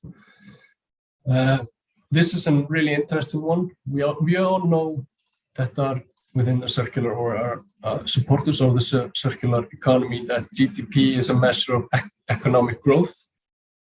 Therefore, it is limited to the measure of economic well-being. That can be shown where the GDP can be considered positive, for example, in heavy tobacco consumption and on expenditure on cleaning up pollution, which is an off way to monitor economic well-being. In Iceland, there are indicators that have been adapted, and our goal is to have a policy that utilizes those indicators so that we can better assess social, economic, and environmental factors. Also budgeting based on those prosperity indicators, decision-making that prioritizes economic growth without taking other aspects of sustainability into account is more likely to be detrimental to social and environmental sustainability. So we want budgeting to be based on those prosperity indicators. Transparency is really important. According to the Aarhus Convention, the public has a right to information about what could harm it and the environment. So this is a very important goal. Emphasis on public engagement, that is consultation and mobilizing of the public. The Aarhus Convention also emphasizes on increasing consultation with the public. If the public feels involved in shaping solutions, it can have a positive effect on the success of the action and increase trust, support, and understanding of the actions. So this makes sense. Reduce emission and use of raw materials and waste from the construction industry. Right, so what has the Circular Economy Committee done so far?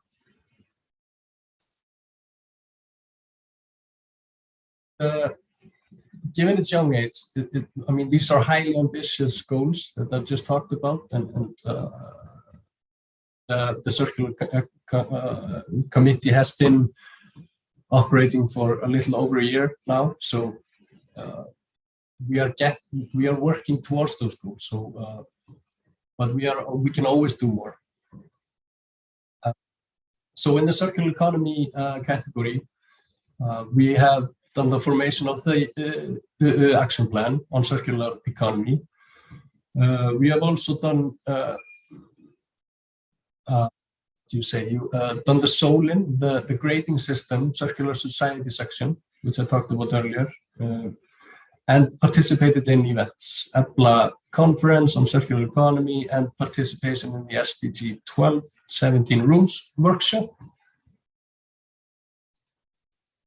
On waste, we have a member of the committee, which is a member in the steering committee of the Ministry on the execution of National Action Plan in Waste Management.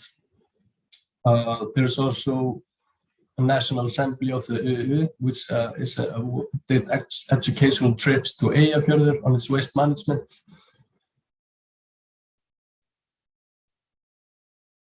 Employment and Just Transition published an article on green jobs for a greener future. Kolbrúnfríða did that, which was published in Vísir.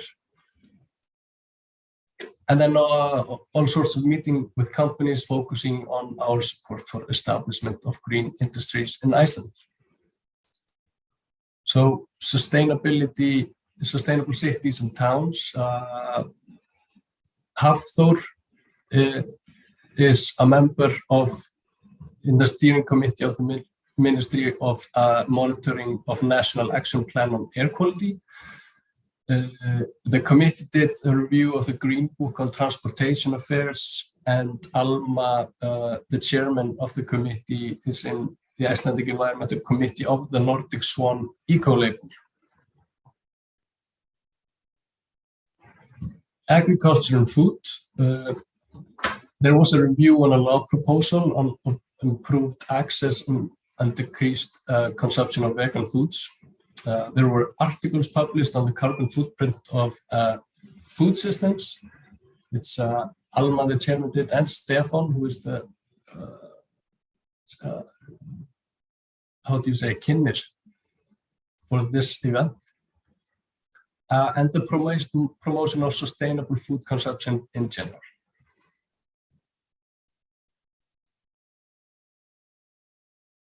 Other things, there are meetings with Landsvirkjun, Carbfix, Climeworks, CRI, and ICERT, focus on stakeholder engagement, environmental aspects, and importance of sustainable resource utilization. There are interviews and declarations of support to local and foreign news outlets. There has been a lot of judging in environmental competitions, young environmental news reporters, Blauskilin, which is innovation and solution to plastic waste, and international networking. For example, the Arctic Circle, where Tinna, the chair of presented the Solon project, the grading system. So, as I said, there's some work to be done, but we are ambitious and we also always want to do more. So we really want people to take part and get involved with the work that the UU is doing. So I point again towards the National Assembly of the Circular Committee in 27th to 27th of March next year. You have the URL to take part. So yes, that's all from me for now. Thank you. Okay, do you mind just stop sharing the screen, and then I'll add the guys to here, and they will start with the questions. For those watching on YouTube, please write your questions on the chat. Those on GatherTown, please write your questions on GatherTown, and you can send us questions via Instagram as well. Yeah, thank you, Atli, for this amazing Young Environmentalist Association talk, the Ungir Umhverfissinnar. No problem. Good to see you, Stefan. Yeah, nice to see you, my friend. And you too, Havli. Nice to see you. Thank you really for this presentation. It was really inspiring. Let's see if we have any questions here in the comment section. So, yeah, I could start with, we've been here at this conference about the right to repair. Yeah. And I see a lot similar with, for example, the article that I wrote on the carbon footprint of food, that humans, people, consumers, circulants, they should have the right to be informed, to make decisions.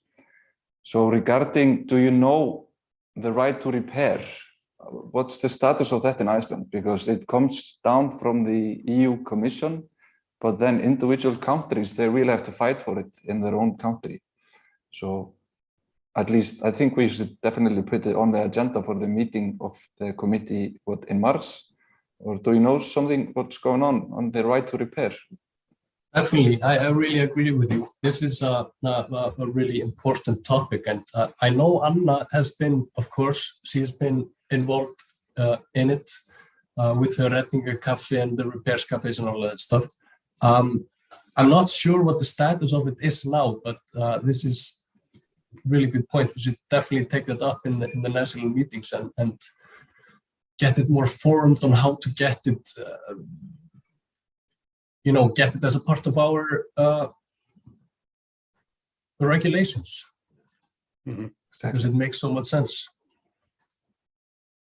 So this is the platform of Young Environmentalists, obviously, but I do have a thought that I'm trying to kind of dissect, which is that a lot of older people, especially older farmers, maybe they're very skeptical about changing a lot of their ways, you know, some of it being cultural, other things being really deeply rooted within their identity.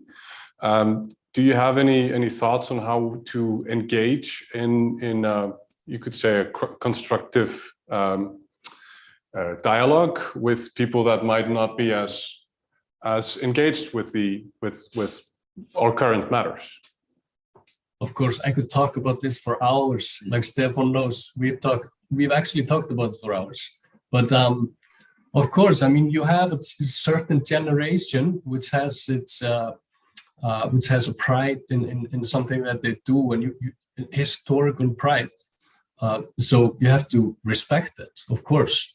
But the way for me to engage in the conversation is to say, so, like, are we going to have historical, how do you say, hefðir? Can you say it on Íslandsku? Yeah, like traditions. Traditions, yeah, historical traditions. Are you going to let them outweigh the economical impact or the environmental impact that it has? So, I mean, just for me, the first step would be to make it more general, the subsidy system, in order to make it easier for vegetable farmers to come in the same environment. You don't have to kill all sheep farmers with one stroke. It isn't about that. It's about letting other people in who are interested in changing the farming world. Incentivizing, maybe. Yeah, incentivizing, exactly.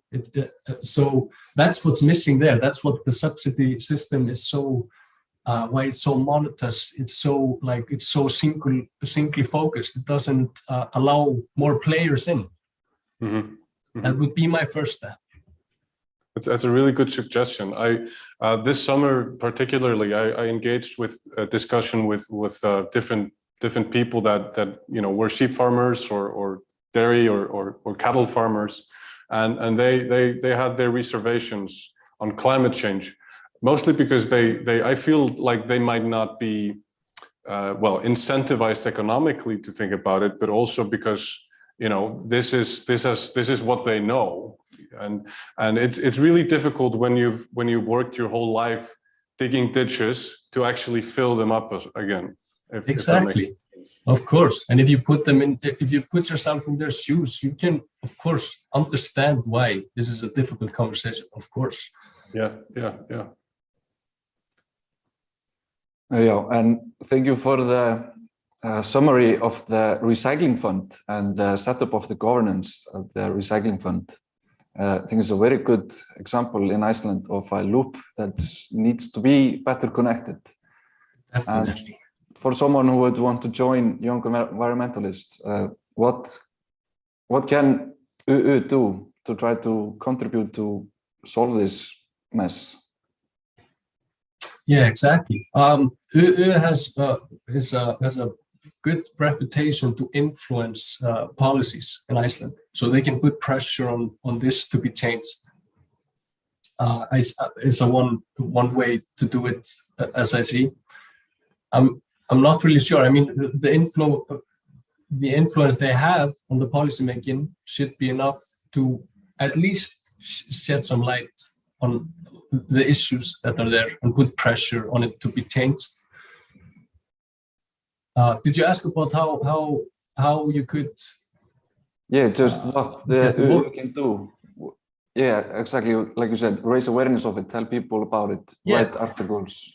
Raise awareness. I mean, before I had no idea what the Icelandic Recycling Fund, what the job was, and how it is formed, how it's state-owned and stuff like that. So it's really when you dive into it, you see how crooked it is for that. These organizations are the one that are appointing the boards when they have all of these different kvati.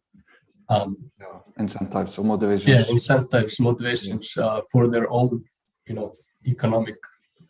Yeah, it can be pretty sad, and it's understandable that people will get angry when they spend a lot of their time and energy to sort out the waste and put the plastic here and the cardboard there, and when they are not informed of that we are just dumping it somewhere in the global south or burning it. Exactly. So I think we need a lot better traceability there. And that can become like a snowball, because when you when you let people not trust you completely on their recycling matters, it's more likely to just skip it altogether.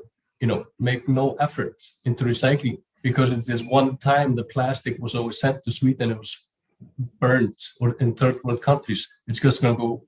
They don't know anything. I'm not gonna follow that. You can have a snowball effect on everything. That it will do in the future. Do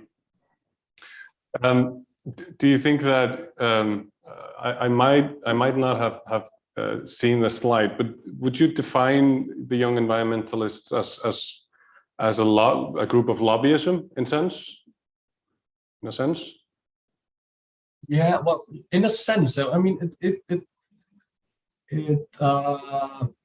What I'm asking, yeah.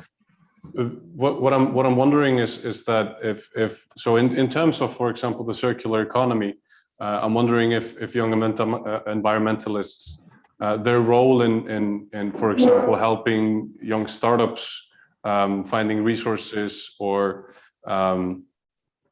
having an impact on legislation that affects small and medium-sized enterprises that want to engage with this field. What can young environmentalists do for this group? I could add definitely.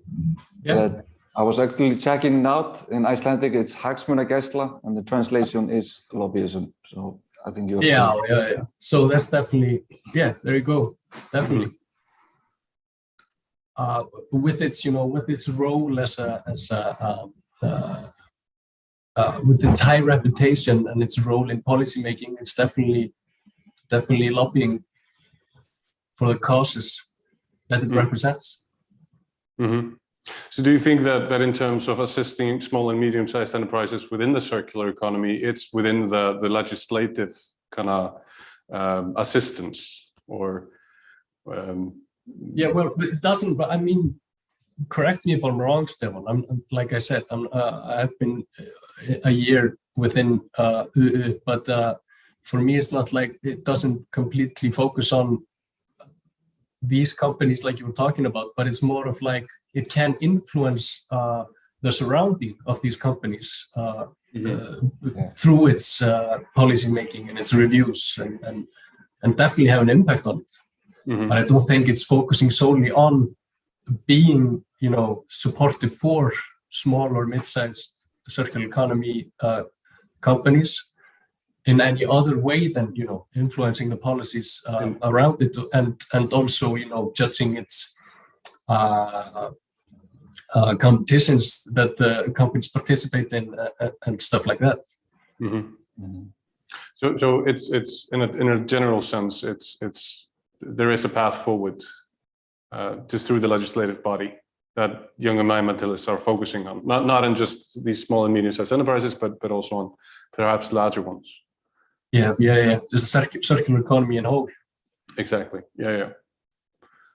And I think we also put a lot emphasis on learning, and we have an educational and promotion committee, and they are always eager to educate people about and learn about these things. And when we know what to protect, then we can protect it. But first, we have to know about it, be informed.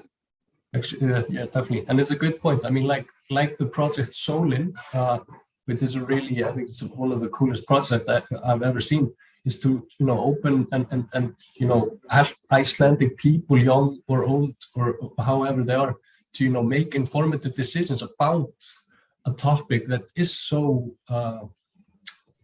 flókið, complex or even vital. Is exactly so complex and so big as the climate, change is. So that's a really good, good way to show how they want to educate people. That's a project that shows that really well. Solid. Do you think that will also happen for more municipal elections, maybe for the upcoming municipal elections here in Reykjavik, or even in bigger communities? Hopefully, I really hope so. I don't know what's been said in the board. I don't know if Stefan knows more, but I really, really hope so, because I think Solin, although it didn't, the elections didn't go as we wanted, from the grading system of Solin, I think Solin definitely made an impact. People saw it, people were looking at it, they were like, oh, okay, yeah, didn't know this. Actually got the grading system for the political parties, because they always say this and that, and you're not sure who to vote, are they telling the truth, and stuff like that. So I really hope that they will keep this going to get people more involved in the topic. We got a question through the YouTube stream. Here is Alma. She's asking, how can you join the committee in UU? Yeah, so like was on my slide, you can go to umhverfisinnar.is/skráning. Really nice Icelandic words. Yes. There you can register for UU, the association itself. And from there you can join any committee that you want, and you will be added to a Facebook group to that relevant committee, and you can take part, in 4 hours, 2 hours, within 15 minutes, depending on how fast you are. And then you to get on the committee itself, which the chairman appoints, there's a rule that the chairman of each committee is to how do you say to auglýsa stöðu. What do you say? Advertise. Yeah, to advertise within 3 weeks of being elected to the board, so you can monitor the Facebook. They will definitely be visible on the Facebook when the committees, they're looking for people to apply. So yeah, I think that covers it. Yeah. Fantastic. Yeah, and you covered pretty well the sewage system problem in Iceland. That's another example of a disconnected loop. Exactly. So seeing videos of these nasty streams, whether it be human feces and poop and pee going straight into the ocean, or a slaughterhouse where you have blood and intestines and whatnot. Yeah, it does not really make sense that it's still like that. It has a terrible impact on the environment. What role can UU play in that? Already it has raised the awareness of it. Yeah, I was just going to say, just raising awareness of it is one huge step, because like you described, it's disgusting, and it's just weird that you can have a sewage system that doesn't follow regulations of your organization, like of the EA. Why is that? How can that be? And why, if it is happening, why are we doing everything we can to come up so we can follow those policies? Along those lines, I'd like to ask you: does the Young Environmentalists have any metrics on like what is the most important thing to achieve? Because now, for example, we have a new government, and it looks like environment versus climate might not be aligned. As in, is there any focus point that is the most important thing? For example, sewage treatment or recycling, or does my question make any sense? Yeah, I understand what you mean. You can actually see this just by points in Solin, the grading system, where they add certain, you have this question, or this what do you say, this policy has this much grading, towards the final grade. So that shows the impact of each policy. I'm not sure if there's one definite policy that's on the top, like we have to firstly do this, because it's so many factors that are involved. But this is the best way to see it, be Solin, I think. I can't think of anything else, Stefan. I don't remember any specific heavyweight topic that we say it's the most important, but they are all important, and every single action matters. And I think the key is to be able to use the network to focus on as much as you can to have an overall better impact. Exactly. No, that's a good point, because climate and climate change, and obviously environmentalism as well, is a very complex topic. And for some, being able to go into a untouched nature might outweigh having clean oceans, or vice versa, if that makes sense. So that's why I'm wondering if there's any specific agenda that is yeah, like you said, there might not be one specific topic that no, I think what we also done with forming these committees is because this topic is so big. You have to have a subcommittee for every part of it. And as far as I know, is that it doesn't favor any one topic over another, because they are all, as usual, like, if we just eliminate fossil fuel from the face of the earth, we tackle the problem, but that's just one part of it. We can have so many issues like this that we can say, if we do this 100%, we're in the clear. If we do this 100%, we're in the clear. We do this 100%. So there are many different topics, and it doesn't, favorite any.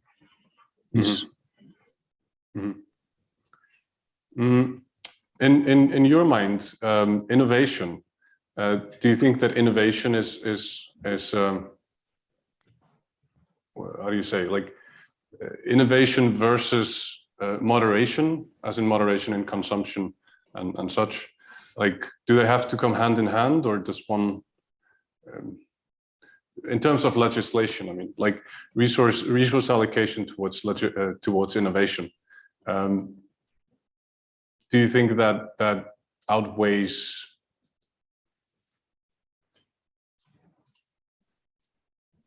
allocating resources for research and development, for coming up with new solutions versus using old solutions to tackle new problems? When you mean innovation, you're talking about maybe technical solutions. Technical solutions, and moderation being the behavioral change. Yeah, like reducing consumption, I suppose. Yeah, behavioral change versus technical solutions. Like. Yeah, I think so. I think it holds.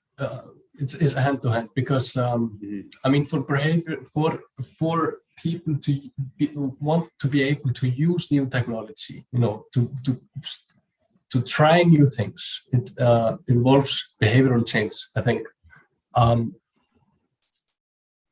this is hand in hand with my slide on employment and just transition.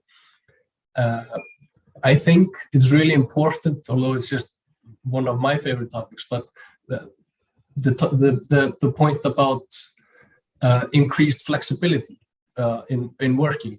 I think this is a really important point, because we are in this economic system that is, we're always aiming towards economic growth. We never stop. We're always in the wheel. The researches show that as soon as you get more time for yourself, to think about yourself and to have, more, you will become healthier, you will make better life choices, which is, of course, behavioral change in itself, because we're changing how the system is. So I think it holds, it's hand to hand, able to be, because we want to implement the new technology as soon as we can. In order for organizations or governments to take these decisions to implement the new technology, it holds hand to hand with the behavioral change that we want to see, because you won't take those decisions if you're still in the old, the old wheel. How do you say, gamla forminu, gamla hjólfarinu. So yeah, I think it's definitely 2 points that will have to come together. It's a perfect response, because yesterday we were talking about societal readiness level in terms of how ready a society is to adopt new, maybe ways of thinking, or adopt new technologies, or new ideas about how to interact with our surroundings. So yeah, I think that really speaks to the topic we've been having here over the weekend. Yeah, definitely. I mean, it's like the private car that Iceland's so keen on. I mean, if you weren't in 100% job, you had to drive, 20 kilometers every day to your job. You would just have time to for yourself. You would work at home. You'd work less. I think people would be more willing to, or actually more open to public transportation. To a better, to greener transportation system, because they don't feel that the right is being taken away from them. While now they are in a system where they drop the kids off to kindergarten, 30 minutes in traffic to work, go pick the kids up, drop off training, etc., etc., etc. You don't have time for anything else, and the idea for them to have a car taken away from them and doing all of this in a public transport system is obviously not really it's not something that you want. Yeah, because you already have so little time in your day for yourself. So because it's just going to increase the. Oh, hey, we have a visitor here. Flossi, oh, hello, greetings here from Fab Lab. He is 2 years old. He's a big, enthusiastic circular economy guy. Has he signed up for UU yet? Hi, Tacoma. No, he hasn't. I've been pressuring him a lot, but he won't. His time will come. Maybe you need to make a subcommittee called Very Young Environmentalists. Yeah. That could be it. Hi. Okay. Do we have any final thoughts? I don't know if Atli wants to add something on it. Hi. Blessaður. Sérðu þarna? Sérðu strákana? Hello. Same. All right. No, what does the young generation say? We want to listen to you. Yeah, he's not saying a word. Okay, are you guys, we done with questions now? Yes? Now we have more questions, anyone? I mean, you have to stop us. We could go on for maybe. Yeah. I mean, we have time. We have time if you want to continue talking, because it's up until 3 o'clock anyway. And I'm the next one in. So you're welcome to keep chatting if you want. If you have to go, Atli, just let us know. Yeah, I have to go. I'm locking my girlfriend out of the apartment. She had one job and she failed to keep everyone out. So I think she wants to get back in. All right. We'll continue the discussion on GatherTown, and I hope some of the participants who are watching will join us there. Yep. Thank you so much for your talk, Atli. No problem. It was really nice. All right. Okay. Thanks. Bye-bye. Bye. Bye-bye. Okay, so now we're going to have then a break until 3 o'clock, and then you'll be joined by me. I'll be giving my presentation, and then Stefan will question us, and then eventually we'll have Fab Lab.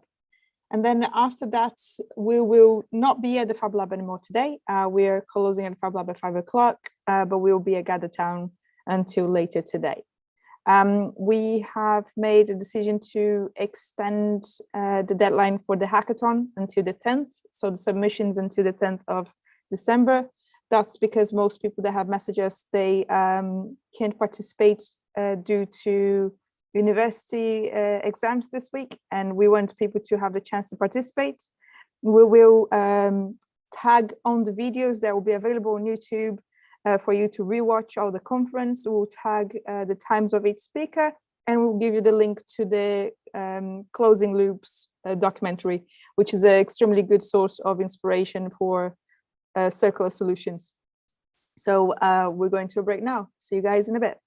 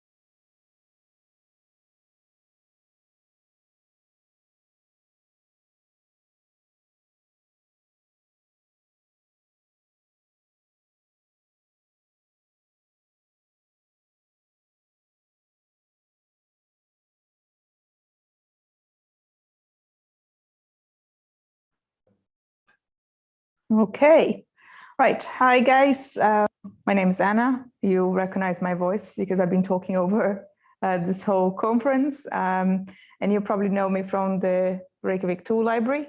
But I want to introduce to you today our NGO we're setting up called Hringrásarsetur Íslands, which is an NGO for circular economy here in Iceland. We are going to be making all our projects, individual projects under this umbrella NGO. So we have the Reykjavik Tool Library, we have the Hringrásarsetur, which is the self-checkout tool library unit, will be at the libraries in hopefully downtown soon, hopefully by summer. And then we're applying for further grants so we can spread it around Iceland. And then the Reddingakaffi, which is our repair cafe. So just a little bit about me. So I am originally from Brazil and I moved to Iceland in 2017. I started the tool library in 2018. And my background is not in circular economy, it's actually in conservation, restoration of historical buildings and objects, a lot of museum work and a lot of analytical chemistry, analytical physics, so how material decomposes, how it behaves, and how to prevent it from decomposing. My interest in circular economy really arises from a need for me to borrow tools and then wanting to start a tool library and then finding out about the Repair Cafe movement and being really enchanted with the idea of that and then simulating the two. The tool library has been available to the public and to the community in Reykjavik since August 2018. We have at the moment 330 members, but 100 active members, which means that there's 100 people that are being able to borrow tools right now. When we talk about inactive and active members, we're talking about people that had bought a membership for a short period of time, so 6 months, but they haven't renewed the membership for the longer period of time. So they have a 6 months membership, which normally runs out, and then it will be available to them to renew it once they're ready for it. We have settled ourselves as a non-profit, which in Iceland is really difficult because there isn't a non-profit status. You can either be for-profit or you can be an NGO. So there is talks in the parliament right now about being starting non-profits as a type of company allowed to be made here. So there's a little bit of conversation about that. So hopefully there'll be more discussion in the parliament about the subject, and then more companies can then assume themselves as a non-profit. When we say non-profit, what we mean is that all the money that is made stays in the company. So no money is taken out of the company to pay stakeholders, shareholders, or so on. The way that we work is that your membership really just covers the cost of rent and wages. The tools belongs to all of us. So I don't own a saw, the tool library doesn't own a saw, the members own a saw. And that's how we try to drive. So people need to understand that sometimes when they buy just a 6 months membership rather than a year because they only have the use for 6 months, that just means that we might not be around long term if that's the case. In Iceland, it's very difficult to pay for rent. So we are finding alternatives of how to keep this project going, and that's how the Hringrásarsetur project came about. But so far we have 1,953 items being borrowed and returned in the last, I would say, 2.5 years, because we had to close down because of COVID for a bit of 2020. And we have saved our members 17 million krona of things that they would have bought instead of borrowed. So for every borrow that you have from us, the average cost about 9,000 krona per tool. So this way we have saved a lot of money to people, but not only saved that, we also saved 12 tons of CO2 emission from being created, which is really cool. We feel sometimes that it doesn't have much impact, and obviously compared to other companies like Carfix, who is going to be saving 40 million tons of CO2 emission, like it's a very different amount. But this is how we as a society can personally take charge and have an impact on the emissions created. And we have the control of that by just choosing to borrow rather than buy.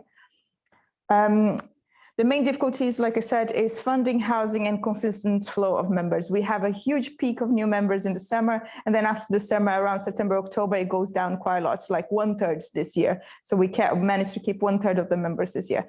which is fine. It's just that it means that we have to be very creative when it comes to housing and so on. Last year, we moved the tool library 3 times. We've been very lucky to be able to be in Reykjavik for a year. So we tested those waters, and it was really interesting to be in such a central position.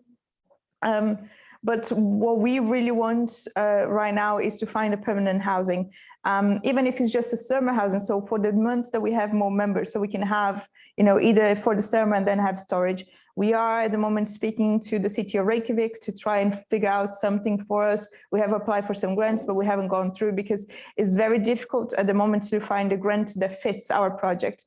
Because the tool library, when we first started, was created as a company and not a project, it's almost impossible to fund it. In Iceland, it's very easy to, not easy, but I mean, there is funding available for projects, but not funding available for housing like this. And a lot of when you do apply for projects, a lot of the times you're not allowed to apply for money for housing.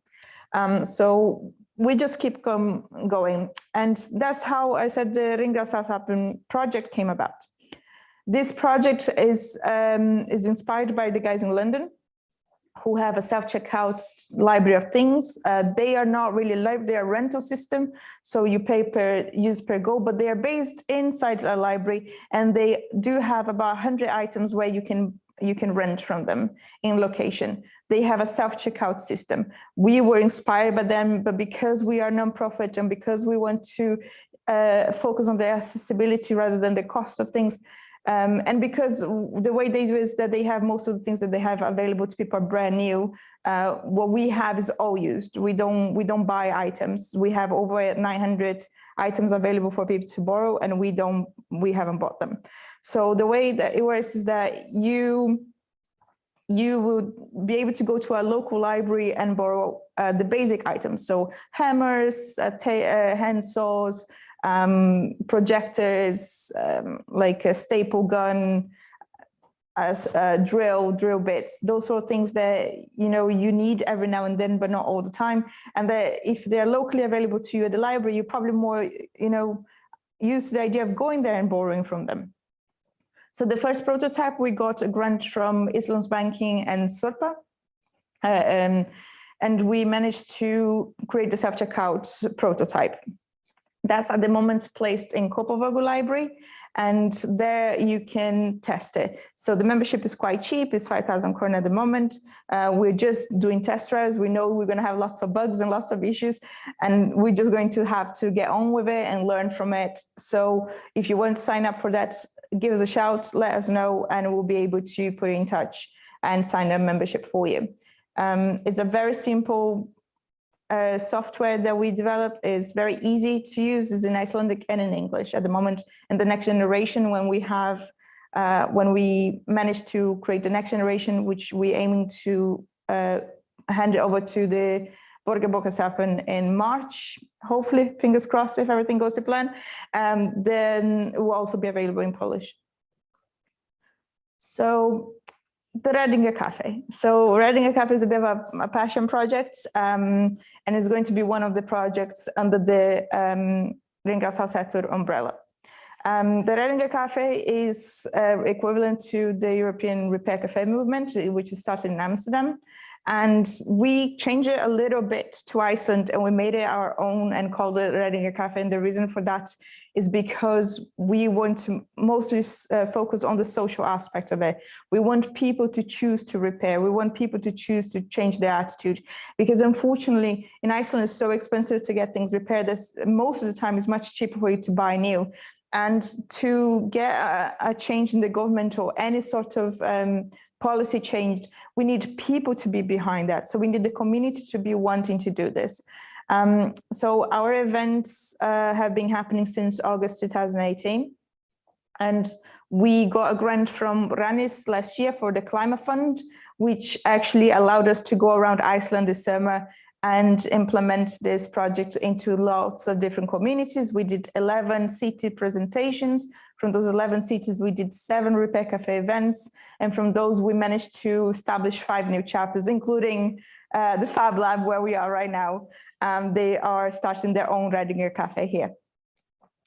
So the event is super cool. We have about 30, I think there's 70 people signed up on our volunteer page. You're welcome to join. You don't have to have a skill. We have lots of different types of volunteers. We have the organizational team, we have the setup team, the repair team, and then we have the setup team. So if you don't have skills, but you still want to participate and help us out, you're welcome to join us.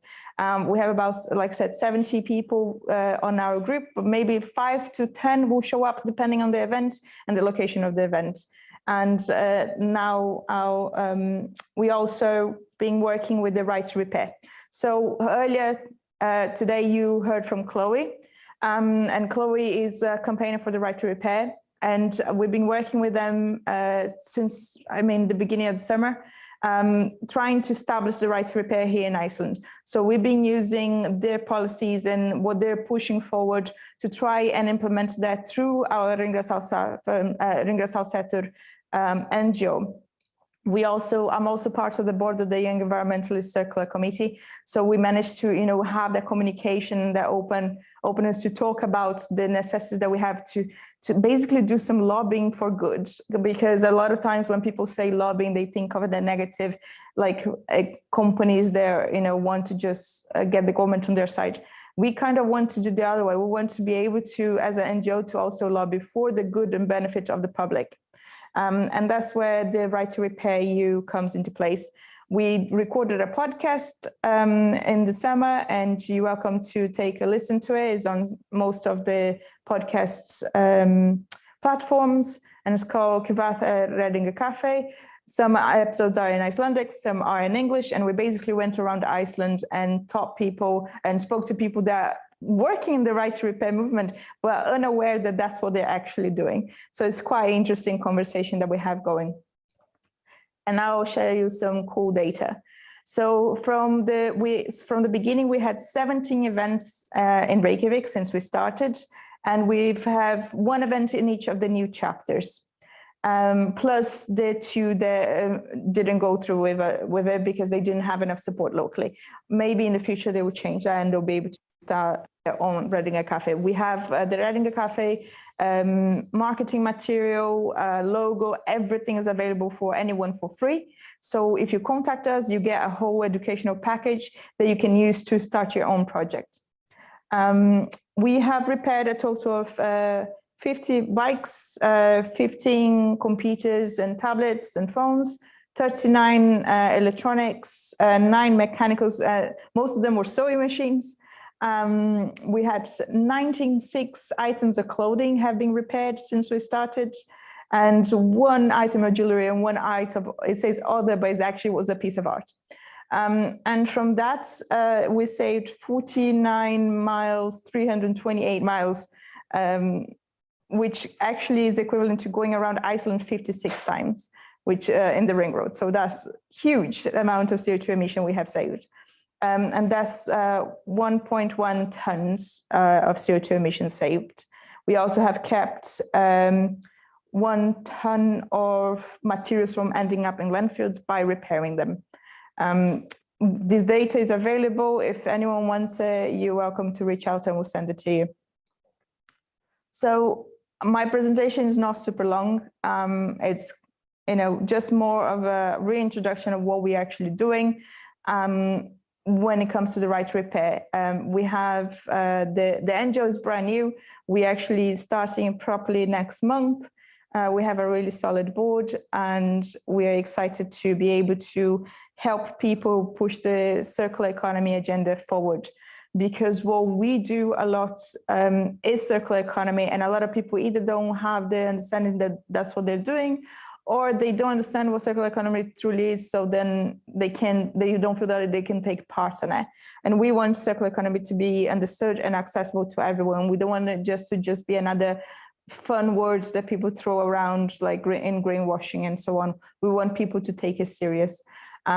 So that is for my presentation. So I hope you guys enjoyed it. And if you have any questions, send a message on YouTube, or send a message on Hackathon, and I will be available to reply. So we'll take a couple minutes and then I will be questioned.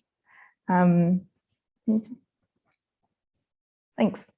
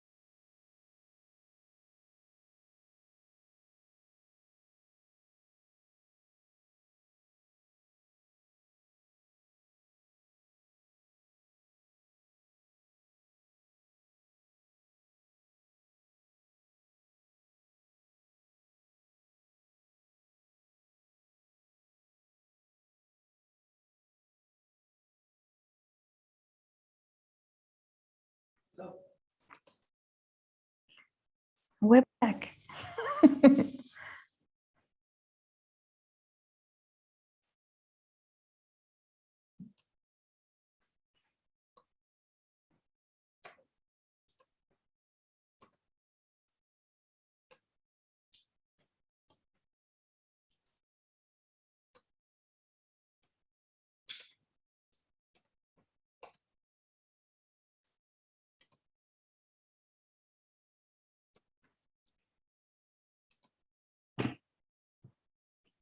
Okay.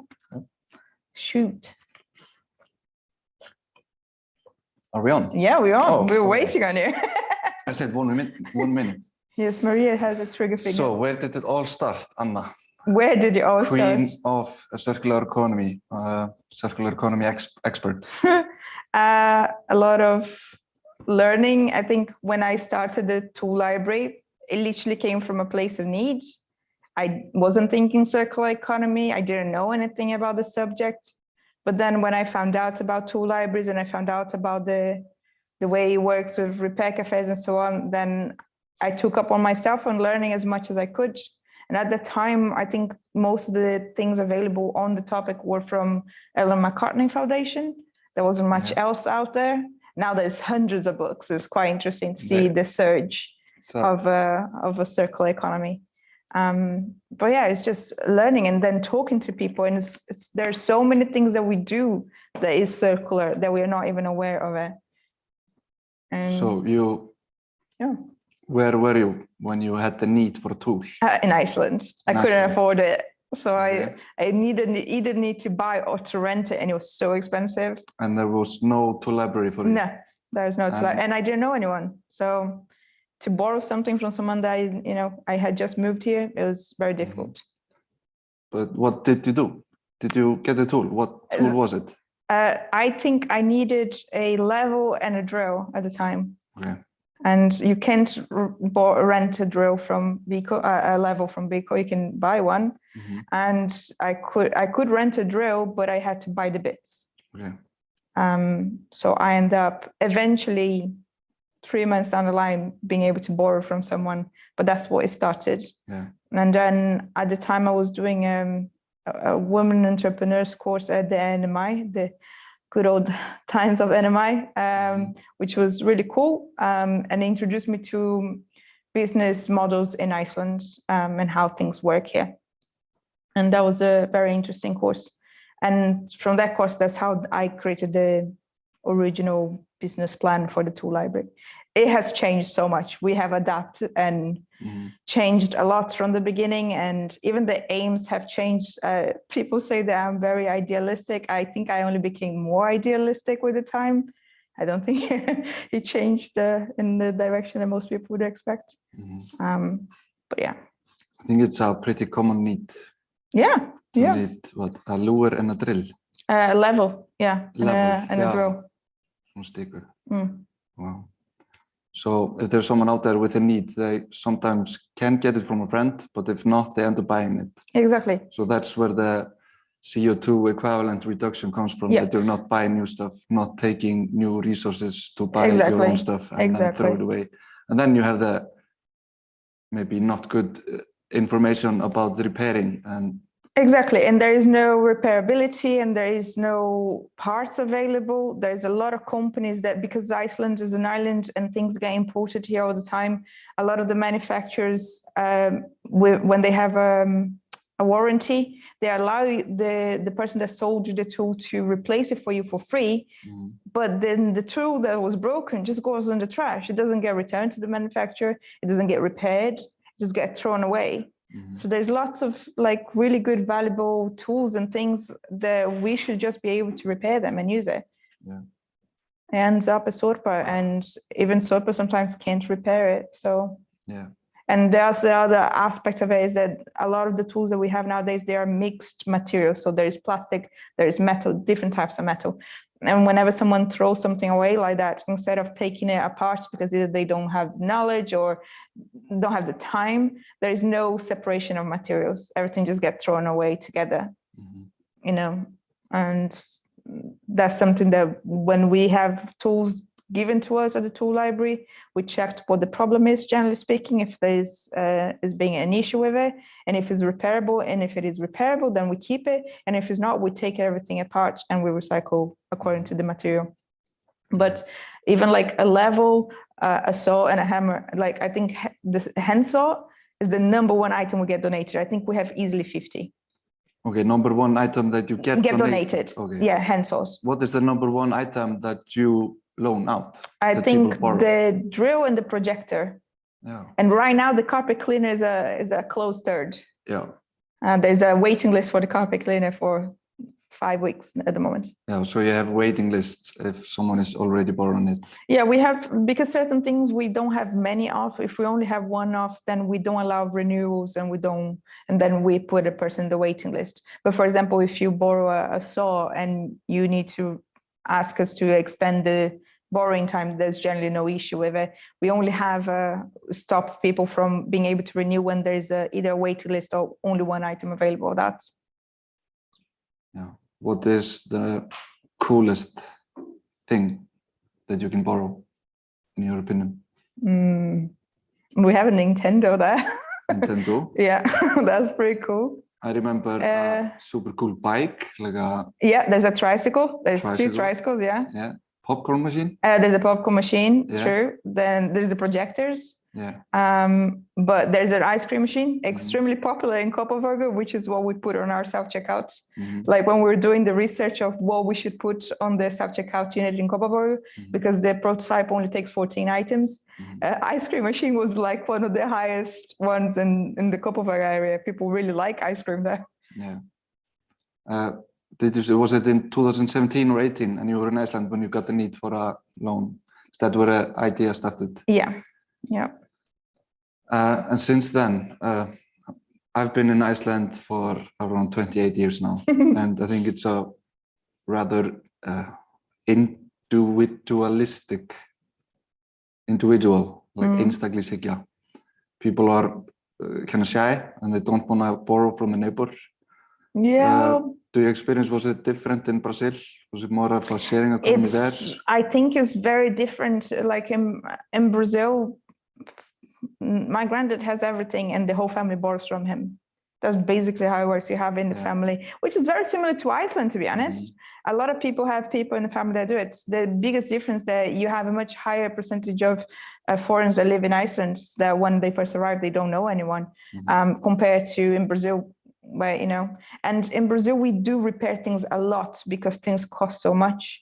So we have a habit of repairing things and having like this DIY, dingy, weird places that you go and get things repaired and you don't know how it happened. It comes back with 3 different colored tapes and you're not sure what it does, but it works. Yeah. So I think we are a bit more risk takers when it comes to, I think in the UK when I was working there, it was more, there was a lot of rules to be able to borrow. You have to check the electricity every time something borrowed in return. There was lots of different rules, which here is a little bit more difficult. I don't think the rules are there. It would be interesting to establish some more support for repairability.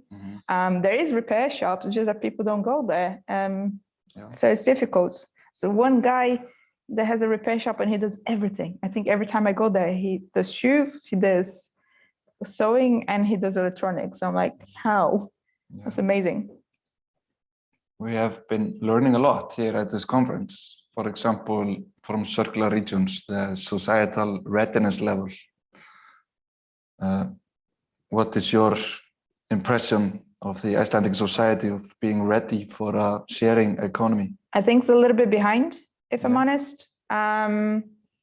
It's not, but behind is not bad, right? Behind just means that we can have more space to go forward. That's how I tend to see it.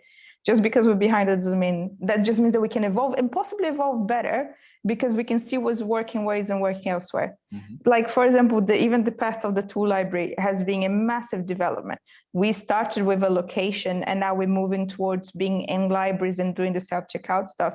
Because what we realized in the last 3 years is that the most important thing is accessibility and close accessibility. So yesterday when we had the guys from the Munasafn talking, it was so nice because we literally speak in the same language. Yeah. We have very much the same idea. So it makes me very confident that when we start working with them next year, it's going to go really well because we have the same mindset. We want people to have access. We want them to not have to cost an arm and a leg for the basic stuff they need. Save your money to spend on things that you want, you know, experiences, dinners with your family, like holidays. Those are the things we cherish and memorize. Like those are the things that stay with us. So why should you be spending so much money on a tool that you're going to use for 12 minutes a year? Yeah. It makes no sense to me to prioritize that. So from a social aspect, I think Iceland has a way to go because it has to change its mindset. And it has to acknowledge that changing is not bad, that is actually advantageous to us to have more time, more space, more money available to the things that matter to us. Yeah. And we'll get there. I have plenty of confidence that that's the way to go. Yeah, I think the community plays a big part of the societal readiness. Yeah. And going into libraries, I think will be very good for the community.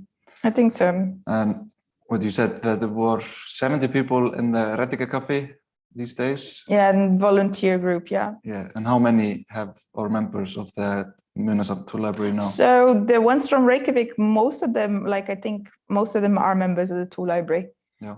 We do, if you volunteer for more than 3 events, then you get 50% off on your membership. So we have a lot of members, and they borrow as well quite a lot. I think we have a lot of the volunteers that borrow. It's really nice because when you have this community of people that want to engage and do things together, and they become their own friends and they do things on their own. There's been people that come and met in a Reddingakaffi. Now they go and hang out separately from this project. It's and like there's a lot of Reddingakaffi or Repair Cafe events where the focus is on how much you repair, where I really enjoy the fact that our focus is how much we engage with each other and talk during an event and discuss why we're repairing and what we're doing this and why we should be doing this. And that's the interesting aspect of it. Yeah. You mentioned that all the borrowing that the tool library has done until now has saved 12 tons of CO2. So you want to know how to calculate that? It said on the slide it was 1950 items. It would have cost 17 millions, and that totaled to 12 tons. Yeah. So when it 6.2. So we could 6.2. So per item you save 6.2 kilograms of CO2. So when we're working with Edinburgh Tool Library, they're working on a calculator. The calculator is actually going to be added to our library system, which means that eventually you will be able to see how much you saved per type of item borrowed. Right now, we're working on averages. So the average of a new tool, CO2 emission of a new tool is 10 kilograms of CO2. Whenever you borrow an item, you produce 3.8. The reason you produce 3.8 is how you come to borrow the item. Did you come by car? Did you come by public transport, and so on? Yeah, different scopes. Exactly, and that tends to be the addition, the 3.8. Yeah, kilograms. Yeah. That's how much it is. It's an average of the travel cost. And then the 6.2 kilograms is how much you actually saved, which you would have spent if you had bought a new item. Yeah. So a new member could be an average total saving of CO2 just by signing up and borrowing stuff. Yeah, and eventually we're going to also add into our system so people can say how they're borrowing it. So they can say we have an electric car, or we have a diesel car, or we come by public transport, and that will be added to their calculation. Yeah. And right now we can't really make the calculation public because it belongs to some researchers at the Edinburgh University, and once they have published their calculations, then we'll be able to use it. We also need to adapt a little bit to Iceland of the way that the waste is managed to then add to that 10 kilograms. It will be different once we change the waste management emissions from that. Yeah. So now today, in 28th November 2021, there is a bit of a information overload in our society. And if someone is watching this, thank you for watching. Yeah. You have this podcast, Reddingakaffi, where you have been talking about stuff. What have been the challenges of getting all this information? You know so much about this. Yeah. But what are the challenges getting the message out there? I don't speak Icelandic. That's a big one. I understand a lot more than I let people know, but the speaking is complicated, and the fact that we don't have funds to be hiring people. I have funds per project. So during Reddingakaffi grant from Granus, we were able to hire someone for the 6 months of the project to do the parts in Icelandic, but we don't have the funding all the time. Yeah. We hopefully will be able to get more funding to be able to do that. So we're applying for Climate Fund again this year to establish new self-checkout libraries outside Reykjavik. So we want to go to Ísafjörður and Akureyri, those two guarantee locations that want to work with us. There are other ones that we're still working on it. And basically we just want to spread this around. And it's going to take time. I need to learn Icelandic. I'm aware. I will work on it, guys, I swear. But I actually was at university to learn Icelandic, and then COVID hit, and then I stopped. So, maybe I'll get back to it if I have the time. Like you have been talking with Chloe for years about this right to repair. Yeah. And there is almost nothing about it in the Icelandic language or on internet, or at least I didn't find anything. So it's not very accessible. Well, actually, if you go to the Pirates policy for the last election, they actually included the right to repair on it. They included one part of it, which was the VAT. And I really wanted them to include, or pushed other parties to include the labeling of the repairability of items. Yeah. I really want that for us, because the data is out there, is international data.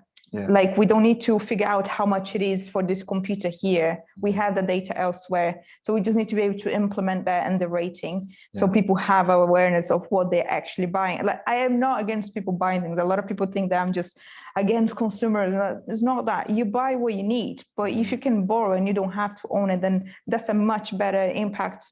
Society, space, money, and it's good for you to not have to own things. Like, there's a quote that says the things you own end up owning you. And I think it's very much like that. You don't need to be attached to the things. You have better things in your life, people, pets, children, experiences, and things that should be more important to us.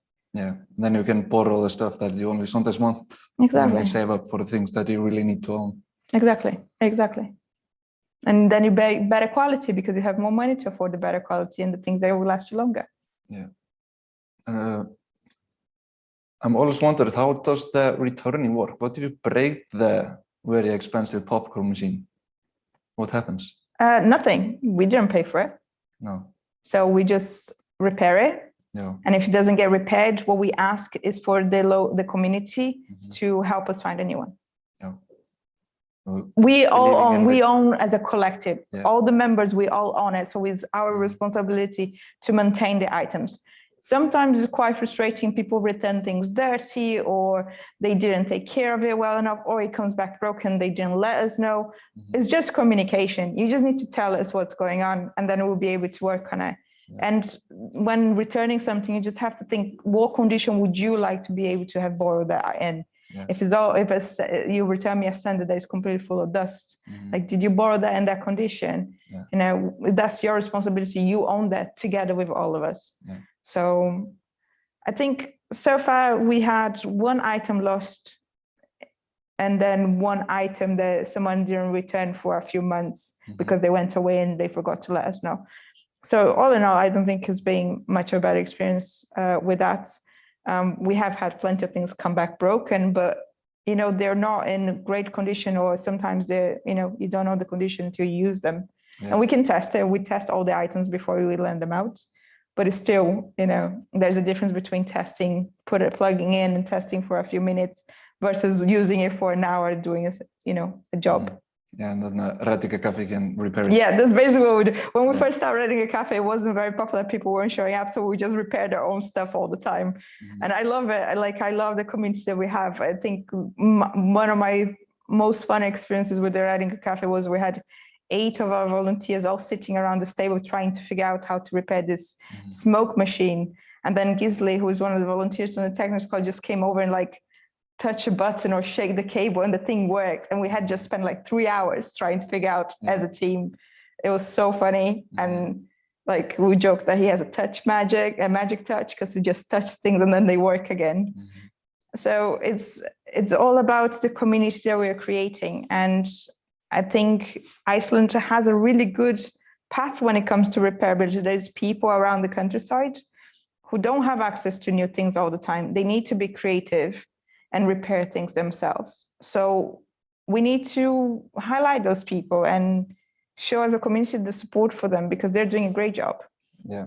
Like Vinny Wood from the fish factory in the East Fjords, he has a music studio, and all the items, all the equipment in there is being upcycled. The only things that he owns that they're new are the computers. Yeah. So it's pretty amazing what you can do by just being able to have a bit of skill or knowing people that have the skill. Yeah. And as we can see what is happening in France now, since they have managed to push this through, Apple and Samsung, they are reacting to it, and they're really shaking things up. So I'm really excited to see what we can do here in Iceland through Young Environmentalists or whatever. Yeah, I think this, like the Hringrásarsetur, is a complementary to what we want to do with the committee and the Young Environmentalists, because I think we have to have people from all ages and backgrounds to be able to push this forward. And I think with the government right now, is a little bit uncertain on my understanding of how it's going to be with the circular economy. Like there is a circular economy grant by the Ministry of Environment. Is that going to continue? Is that going to change? Are the requirements going to change? That's very uncertain. So it's quite difficult to plan right now. But I guess we'll figure out and adapt and keep adapting further. Yeah, mitigating and adapting. Yeah, that's the one. And like on the slide here, it's nice to have the SDGs to aim for. Yeah. To have something concrete. Yeah, those are the ones that we tackle. So it's, I can't remember. Is it 5? It's 12, 13, 17, 11, and 10, or 9, 9 or 10. I remember that 12 is the responsible consumption. Yeah, that's the one in the middle. And if I remember correctly, the one that Iceland is failing pretty bad at 12.5, I think. Yeah, 12.5. I hope this conference and hackathon will help in that. I mean, I think there is room for, like I said, the fact that we are failing, that doesn't mean it's a bad thing. It means that we just get more room to improve. Yeah, we need to get information about it. Exactly. We need to talk about it. We need to do conferences like this and give people, they're doing great things from abroad, like Mia and Cynthia, to have their voice heard here. Because unfortunately, sometimes we don't have that voice heard. We don't have the knowledge that they do. And they experience it on a daily basis. I think Mia has been working on this for over 10 years, man. I've been following it from a distance, and it's so interesting, the developments that they have changed. And they have very similar issues to us, where like, pioneer breaking ground for new changes towards recycle and repairability and that sort of stuff. It takes time. All of it takes time. Either we're willing to give the time or we're not. Yeah. Yeah. You have any more questions? Let me see, something from the internet on the stream.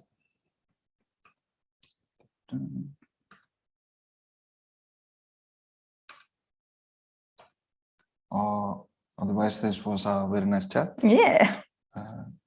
Anything you want to add? Or something from the audience here? No. It's fine. We'll continue. We'll have a little break now, and then we will do Fab Lab. We'll do the presentation, and then Stefan will ask them the questions. Yes. And then what we're going to do is we're going to probably finish a little bit earlier than we had planned. But since this is being recorded on YouTube, we can always go back and watch it.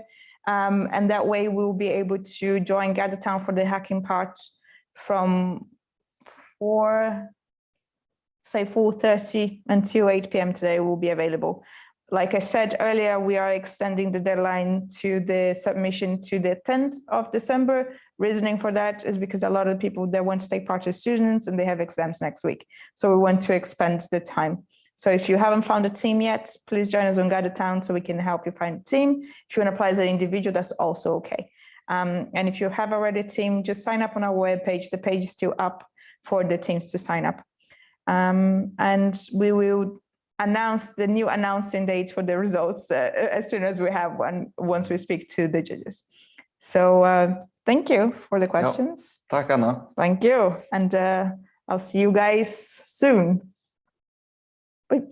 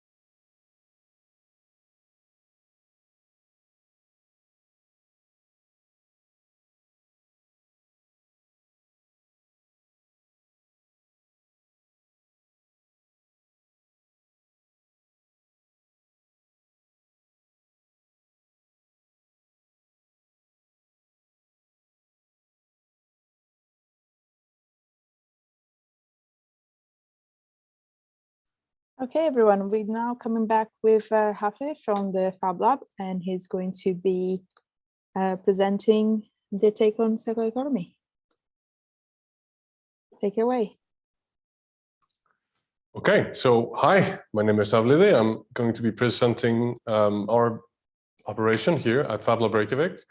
Also going to be talking a little bit more about how Fab Lab, the concept, relates to the circular economy, and a few of the projects that have been going on both here in Reykjavik and then also in Iceland, in this region of Iceland. So to begin with, a Fab Lab is a fabrication laboratory. So fabrication is defined on making an item with a machine, and laboratory is, well, it's a research center. So a place where you can conduct research, really. So we are here, we have the machines in Fab Lab to basically make research on how to make things. How to make almost anything is the motto that we often go by. So in a Fab Lab, we have, this is a typical Fab Lab. We have manufacturing of PCBs, CNC milling, laser cutting, 3D printing. We have vinyl cutting, we have electronics. So we have a bunch of these types of both tools, manufacturing tools, but also we have the inventory necessary to conduct research on how to make stuff. And a typical, well, and here in Iceland, we have a really close-knit collaboration. So Fab Labs in Iceland meet once a week through a web meeting, such as Zoom, and we discuss, different projects that we're working on, challenges. We help each other with problem solving if a tool breaks down, if we need some information or methods on how to develop something. We share that, and we have this really broad dialogue all around the country. Typical machines in a Fab Lab would be, for example, a laser cutter, like you see here on the on my hand far right. We have 3D printers, and then we have big format CNC mills. We also have smaller format CNC mills that we use to make either molds for molding and casting, but we can also make PCBs, in-house PCB production.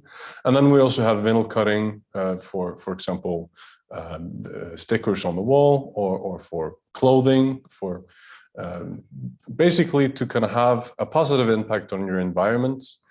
And our newest machine is an embroidery machine. So we have these different digital fabrication tools to well, make stuff. That's the core concept. Typical items that we've been working with is here we have a skull that was first there was made a mold for the skull, and then in this case mycelium was introduced into the mold cavity so that the fungi grew into the mold, and afterwards we had a skull made from mycelium, 3D printed tabletop games, PCBs manufactured in-house, CNC'd. So here we have a skull of a bird that was 3D scanned and then eventually CNC carved, laser cut formats, and also we've been playing with using second-hand items. So here we have a laptop screen that was repaired and now is used just as a standalone monitor. So we have the capacity to work with different types of technologies to incorporate into how we see fit. In the electronics department, typically when people are playing around with off-the-shelf components, the form factor is not something that people can work with. But here in Fab Lab, we can experiment with different types of forms. So you're not confined by what you buy in the store. You're confined by what you really make. So for example, we have the ability to work with vinyl cutting PCBs. We can also embroider PCBs, so electronic circuits. And here is a LCD panel, really, because we have RGB LEDs that we can safely make. So And the biggest maybe component of our lab is the workspace. So that's the biggest value proposition that we introduce for our users, is being able to have access to a place that has tools, so people don't need to own their own tools. They can come here, they can use the 3D printer, they can use the CNC mill or the laser cutter. We also have stuff like soldering irons or scissors or box cutters. So people, they can have all the tools necessary for a certain type of project all within reach. Obviously, we don't have all the same variety of tools as a tool library, but we have some of the tools, some of the very basic tools that are needed for a workshop such as ours. Here are other examples of what can be made with a CNC mill. So in the CNC, on the picture here on the far right, we are able in the large format CNC to make furnitures. This is a skateboard stand. We also have the ability to make molds. So here is a negative. Being formed into a double negative into a negative, where eventually you can make the end component. And then we can also work with composite materials such as epoxy, resin, and natural fibers, or you know, technically we could also work with glass fiber or even carbon fiber, but we mostly use and try and use natural fibers because they're less toxic and less bad for the environment, we could say. Which brings me to local manufacturing. So during the first wave of COVID, there was a potential for a severe lack of hospital equipment. This is a Vísir that there was a community online that met, you know, globally. So there was a global movement of being able to utilize a Fab Lab in order to manufacture locally on-demand visors for hospitals and other healthcare workers. And we partook in that experiment, and we developed some prototypes. Fortunately, though, ascending from China or ascending from abroad came just in time before the equipment that was needed at the hospital ran out. So that is kind of the underlying theme that I'm trying to present, is we can start to now make things locally instead of importing them from halfway around the globe. If we have the necessary materials, we can make them here. And that kind of, yeah, and for the last slide, just out of curiosity, people have been making even boats in a Fab Lab. So going into the next topic of kind of global information being harnessed for local production and potential. So the Fab Lab concept started at an institution at MIT called Center for Bits and Atoms. And the first person that introduced Fab Lab was Professor Neil Gershenfeld at MIT. He runs an institution called Center for Bits and Atoms, and their end goal is really making the replicator from Star Trek. So being able to, on demand, make something that you need, be it food, or be it building material, or be it, you know, decoration. So in a Fab Lab, you're able to express your kind of ideas. He developed a class called How to Make Almost Anything. And he anticipated that he'd get a lot of notice from engineers and technical people. But as it turned out, more designers and artists started to attend his classes.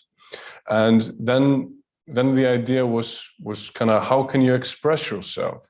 How can you make the things that you need instead of going to the store and buy it? So really encapsulating the DIY movement, do it yourself. Really, because if you do it yourself, you both have a greater responsibility for what you make, but you also understand what you're making such that you can repair it if and when it breaks down. And obviously you can share that information with other people so they can start making those things. Fab Academy is then something that emerged, and Fab Academy is a global course on how to use a Fab Lab to make stuff. And Fab Academy goes through these 14 weeks of pretty intense learning on using these machines, on how to make stuff. A spin-off from Fab Academy was something called Academy, and one of those things was Bio Academy. And Bio Academy really takes the concept of a Fab Lab into more of the biological sphere. So being able to make your own lab equipment, being able to then tinker and play with biology.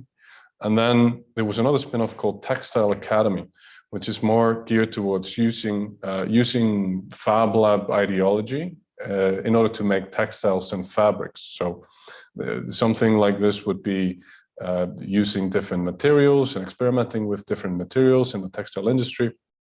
Also using different technologies such as electronics or even biomaterials. So basically making the textiles from scratch. Really having an impact on kind of fast fashion and this discourse we're having on waste and things that we're really producing in the linear economy. So from these concepts, there are actually three major European projects that have emerged in the last few years. And first, I'm going to talk about two that emerged a few years ago. One of them is called Fab City, and Fab City is an initiative from Fab Lab Barcelona. And it's trying to inspire cities around Europe and hopefully globally to become totally self-sufficient on all the materials that go in. No materials goes out. So everything is kind of cycled within the city. And this initiative and this impact aims for cities that participate in this Fab City Global Initiative to be totally self-sufficient with materials before 2050. And then we have something called Distributed Design Market Platform. And that is so that you as a designer or a designer as such can design stuff, post it online, and then manufacturers can buy those designs locally and make those items. So if a designer in Barcelona publishes something online, then I as a local, let's say here in Reykjavik, and I have a big format CNC mill, I can start selling their design, selling their product. And I don't need to sell a product that I manufacture over and over and over again. I can just make it on demand. So you as a consumer can just say, hey, I want this desk. And then you take this design, I make it for you, and then you get it on demand. This is so that we have less waste, we have more on-demand things, more local production, less global shipping, and more collaboration between continents. Obviously, this might mean that you're not restricted by what you can buy at IKEA at a certain point. You can just browse the internet and download a desk, essentially. And then there's a third project that we're participating in here in Iceland, and that is called Centrino. And Centrino is a new kind of spin-off out of these three concepts. And Centrino aims to radically change the textile industry. And there's a textile center in Blönduós here in Iceland that aims to, that has set up a laboratory experimenting with kind of global, local supply chains. So think about here in Iceland, we have a lot of wool. We have ways of kind of treating the wool and making stuff out of the wool. We also have new materials such as hemp fibers or plastics, polymers. We have all these different resources locally. Now, these laboratories, what they are aiming to do is doing research on how to make things from Icelandic crafts and craftsman history, and share that online, share the methodology, so we can kind of learn from each other from these types of spaces. So again, to be able to kind of make things locally from global information and such. So that brings me kind of to the circular economy, like we've been talking about over this weekend.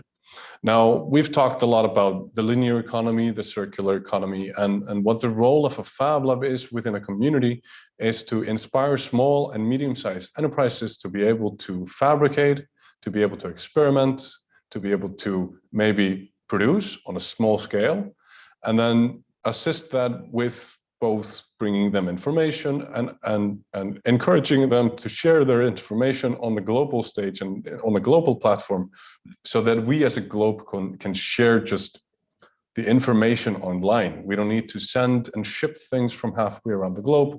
We can just share it on the internet, and then we can take it from there.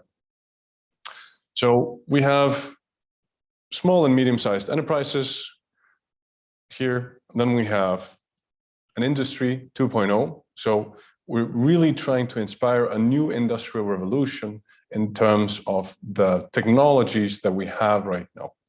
And globalization is changing very rapidly, both because of COVID, but also because of climate change, because of all these different things that are currently going on. And we really need to figure out a way how to solve that. And I truly believe a Fab Lab and the Fab Lab idea can have a significant impact on that problem that we're facing. Because we have Fab Labs all around the globe. We have something like 3,000 Fab Labs, 2,000 Fab Labs globally. We have almost 9 here in Iceland. We have 8 operational, and then we have at least 1 or 2 more on the drawing board. But with these many Fab Labs around the globe, there's tons of information on how to make stuff, on how to share that information, how to recycle, how to make things more sustainable and sustainably.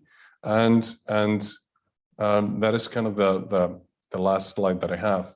We have many Fab Labs around the country. And this means that coming up with ideas either in the east or the west or here in Reykjavik, we can really quickly share that idea to inspire local entrepreneurs and manufacturers on how to kind of, well, capitalize in a carbon footprint kind of sense on how we can be more sustainable and less wasteful and more creative, more productive. Being able to make your own stuff is so, it's really empowering. It's really empowering. So my last slide in this message is the Fab mission, and it is to inspire local innovation through global communication and collaboration by learning how to make almost anything. So that is my last slide. Open for a discourse. Short break.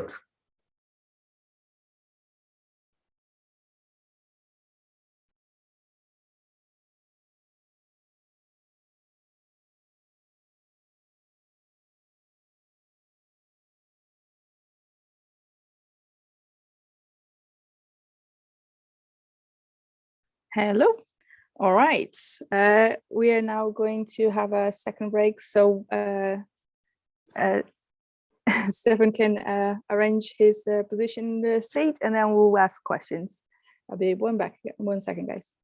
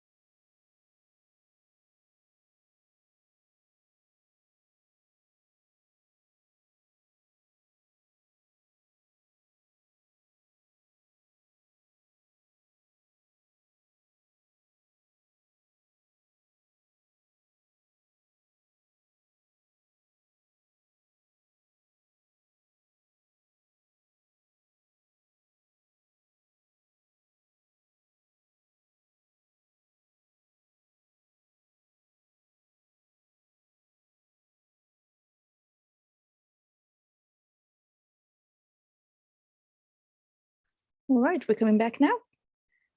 And Stefan will be asking questions. So if you guys have any questions, please put it on the YouTube or get it down.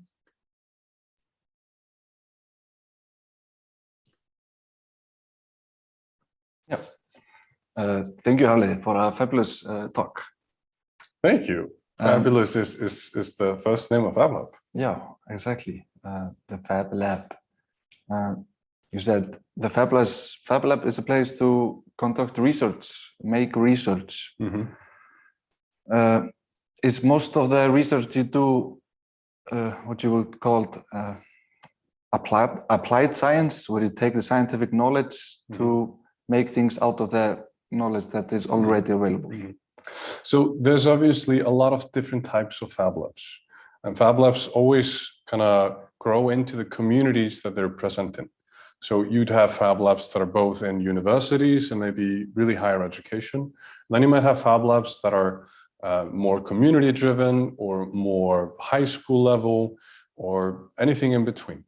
And you have elementary school kids coming into Fab Lab. So research in this context is both just testing, playing, trying stuff out, also to the point of applying, sciences, kind of engineering, math, and stuff like that. So it's really, there's a really high variety of people that use Fab Lab and what they do in a Fab Lab. But in the end, it's always about some hardware. It's always about making something physical and having an impact on your environment. So that is a part of it. Yes, absolutely. Applying the sciences. Yeah. Me coming from more of a basic science field in the food science. So the basic science or pure science, where you're seeking to expand knowledge, regardless of the short-term application, and not being focused on a product or service, because great things usually come from just some pointless research in basic science. Yeah. Do you see that could be an opportunity to look more into, to try to focus on the basic? I mean, I think that a lot of it has to do with being playful. So playing around with ideas, playing around with concepts, making, even pointless things, a useless box just because you can. Yeah. But sometimes you really want to make something that has a use case, or either for yourself, or you want to make a product for your community, or even for global audience. But sometimes you just want to make a pointless thing because you think it's fun and you just want to learn how to use it. And that's why I think learning in a Fab Lab versus learning, so I'm an engineer, and I studied my engineering at a formal university. It's a formal degree.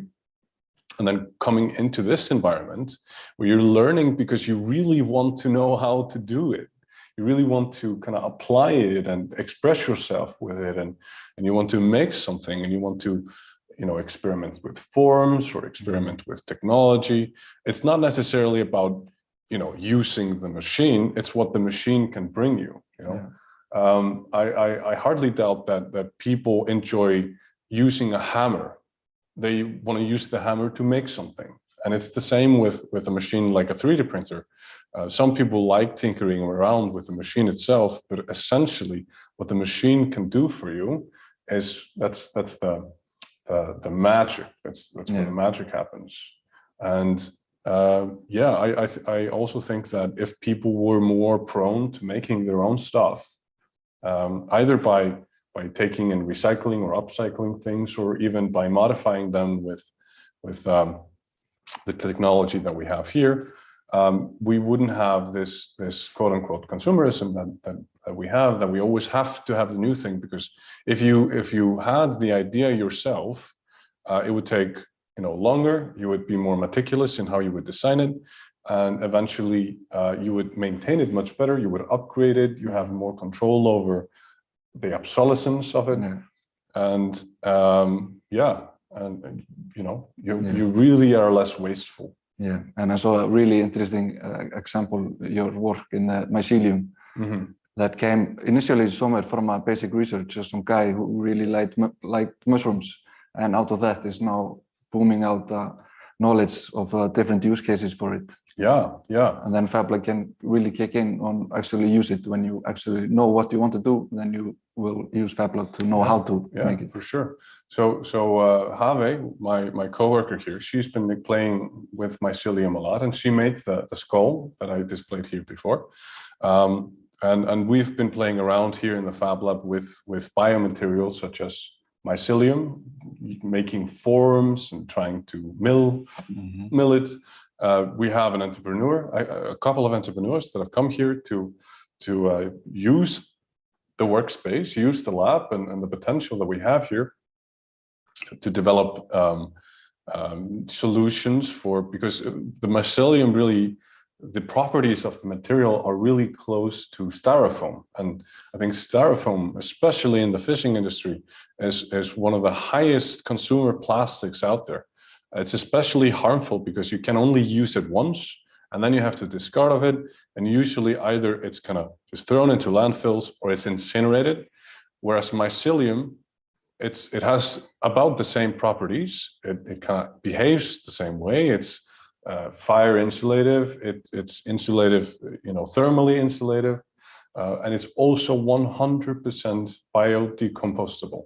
So a restaurant receiving a box of fish, like this entrepreneur is trying to solve, a restaurant receiving a box of fish, they can basically throw out the box with the compost. So no really waste. And what is beautiful about that is also the box itself enriches the compost. It's good for the bacteria and the organisms that are breaking down the compost. So it is a really beneficial material. Yeah, I would say so. There was one thing kind of afraid you were mentioning, PCBs.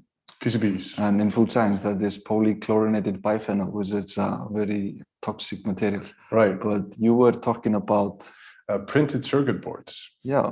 So those are like motherboards in a computer or boards in any electronics. You have these kind of, usually they're green or blue, and they have all these different weird components on there.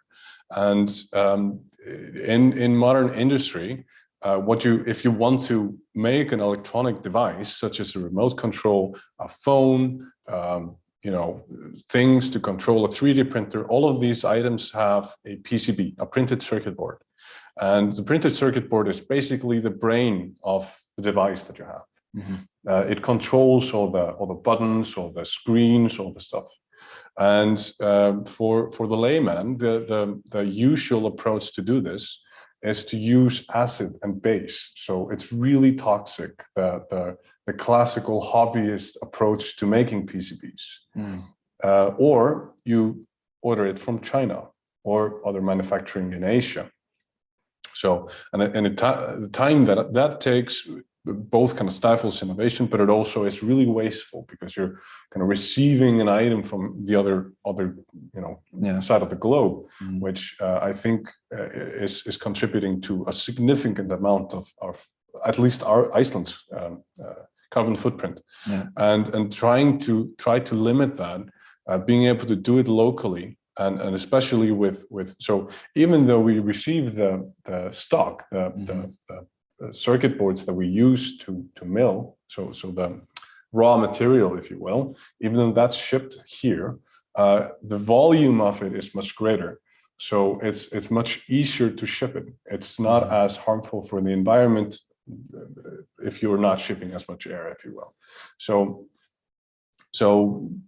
there's pros and cons to it, but being able to do it locally on demand, not manufacturing it, but prototyping it, and having the ability to prototype your own PCBs and your own electronic devices is something we do here. Yeah, and it sounds like you're really decentralizing the know-how. Yes, absolutely. So breaking from the one big guy, from the industrialization doing all the things, and liberalizing kind of fabrication and bringing manufacturing into to the hands of the average user, really. Yeah.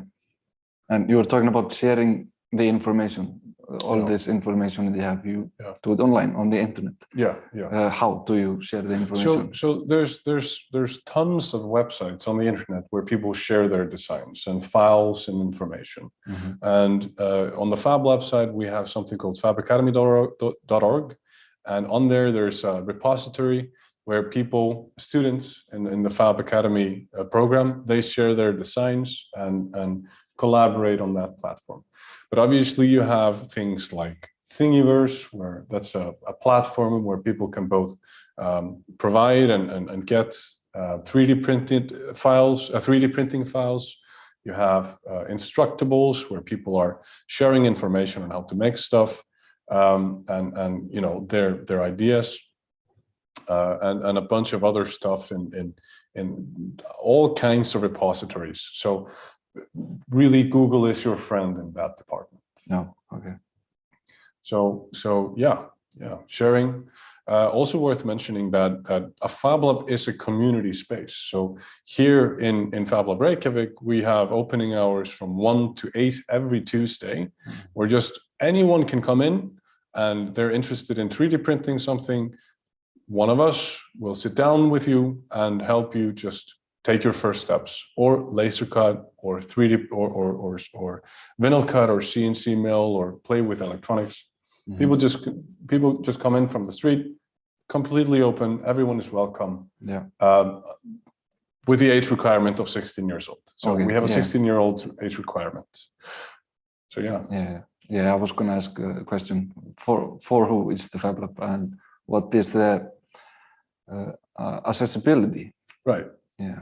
So I don't want to fall into the trap of saying it's for everybody. Yeah, because, exactly. You know, Fab Lab is for people who like to do stuff themselves and who like to work with tools. People who like to make stuff. So you have a category called makers. There are people that just like making stuff, crafting, art, design, engineering. People who just have a problem that they want to try and solve themselves. People who really want to have a positive impact on their environment through making stuff, through customizing stuff. If you like buying stuff at IKEA, you know, you can come to a Fab Lab and customize. You can make it from scratch. A lot of the stuff, maybe not the couch and the bed frame, but really you could if you have the know-how. So you know, so sometimes it's not cost effective, but also sometimes it's just fun, and you wanna do something that you just can't buy. Make it yourself. Yep. Why not? It takes more time, but it's really satisfying. And seeing something come together that you've actually put in your own work and time, like you can't quantify that in terms of money. That's just, you know, it's just so satisfying on a very emotional level that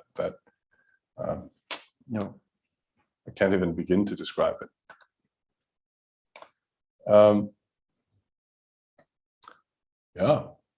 Yeah, we've got one question here about if there's an example of sustainable synergy between art and science that applies to the Fab Lab. Right.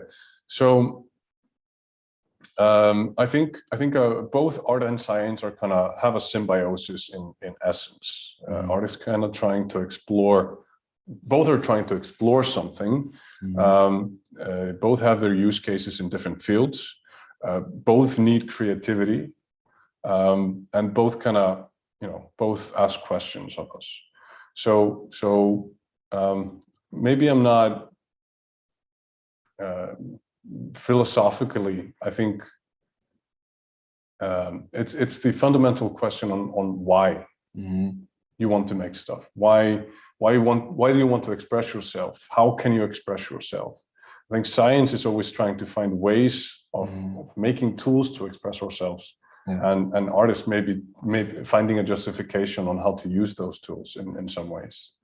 What I really feel is missing here in Iceland is a more kind of synergy, in that you have engineers in one school and you have artists in another school, and really you would have to, I think you would need like a polytechnical university where you kind of mix everything together. Yeah. Because that's really how you kind of figure out and test and make hypotheses on things that might really function for our problems in everyday life. Yeah. I think that's the question we're always trying to ask ourselves. Yeah. And if we would be creating stuff for the fun, or maybe trying to save the world. Yeah. Battling climate change, and like here, connecting loops, contributing to the circular economy.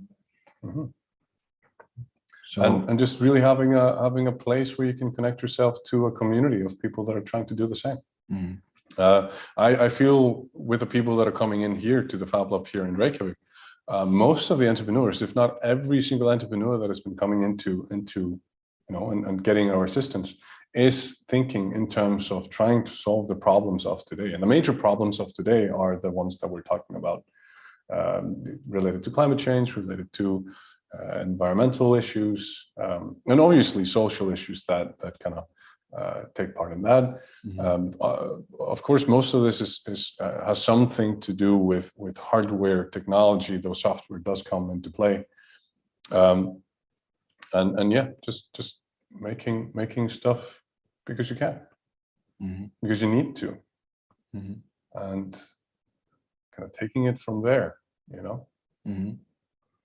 So it's wonderful. It's fabulous. It is absolutely fabulous. I'm out of questions. Anything you want to add?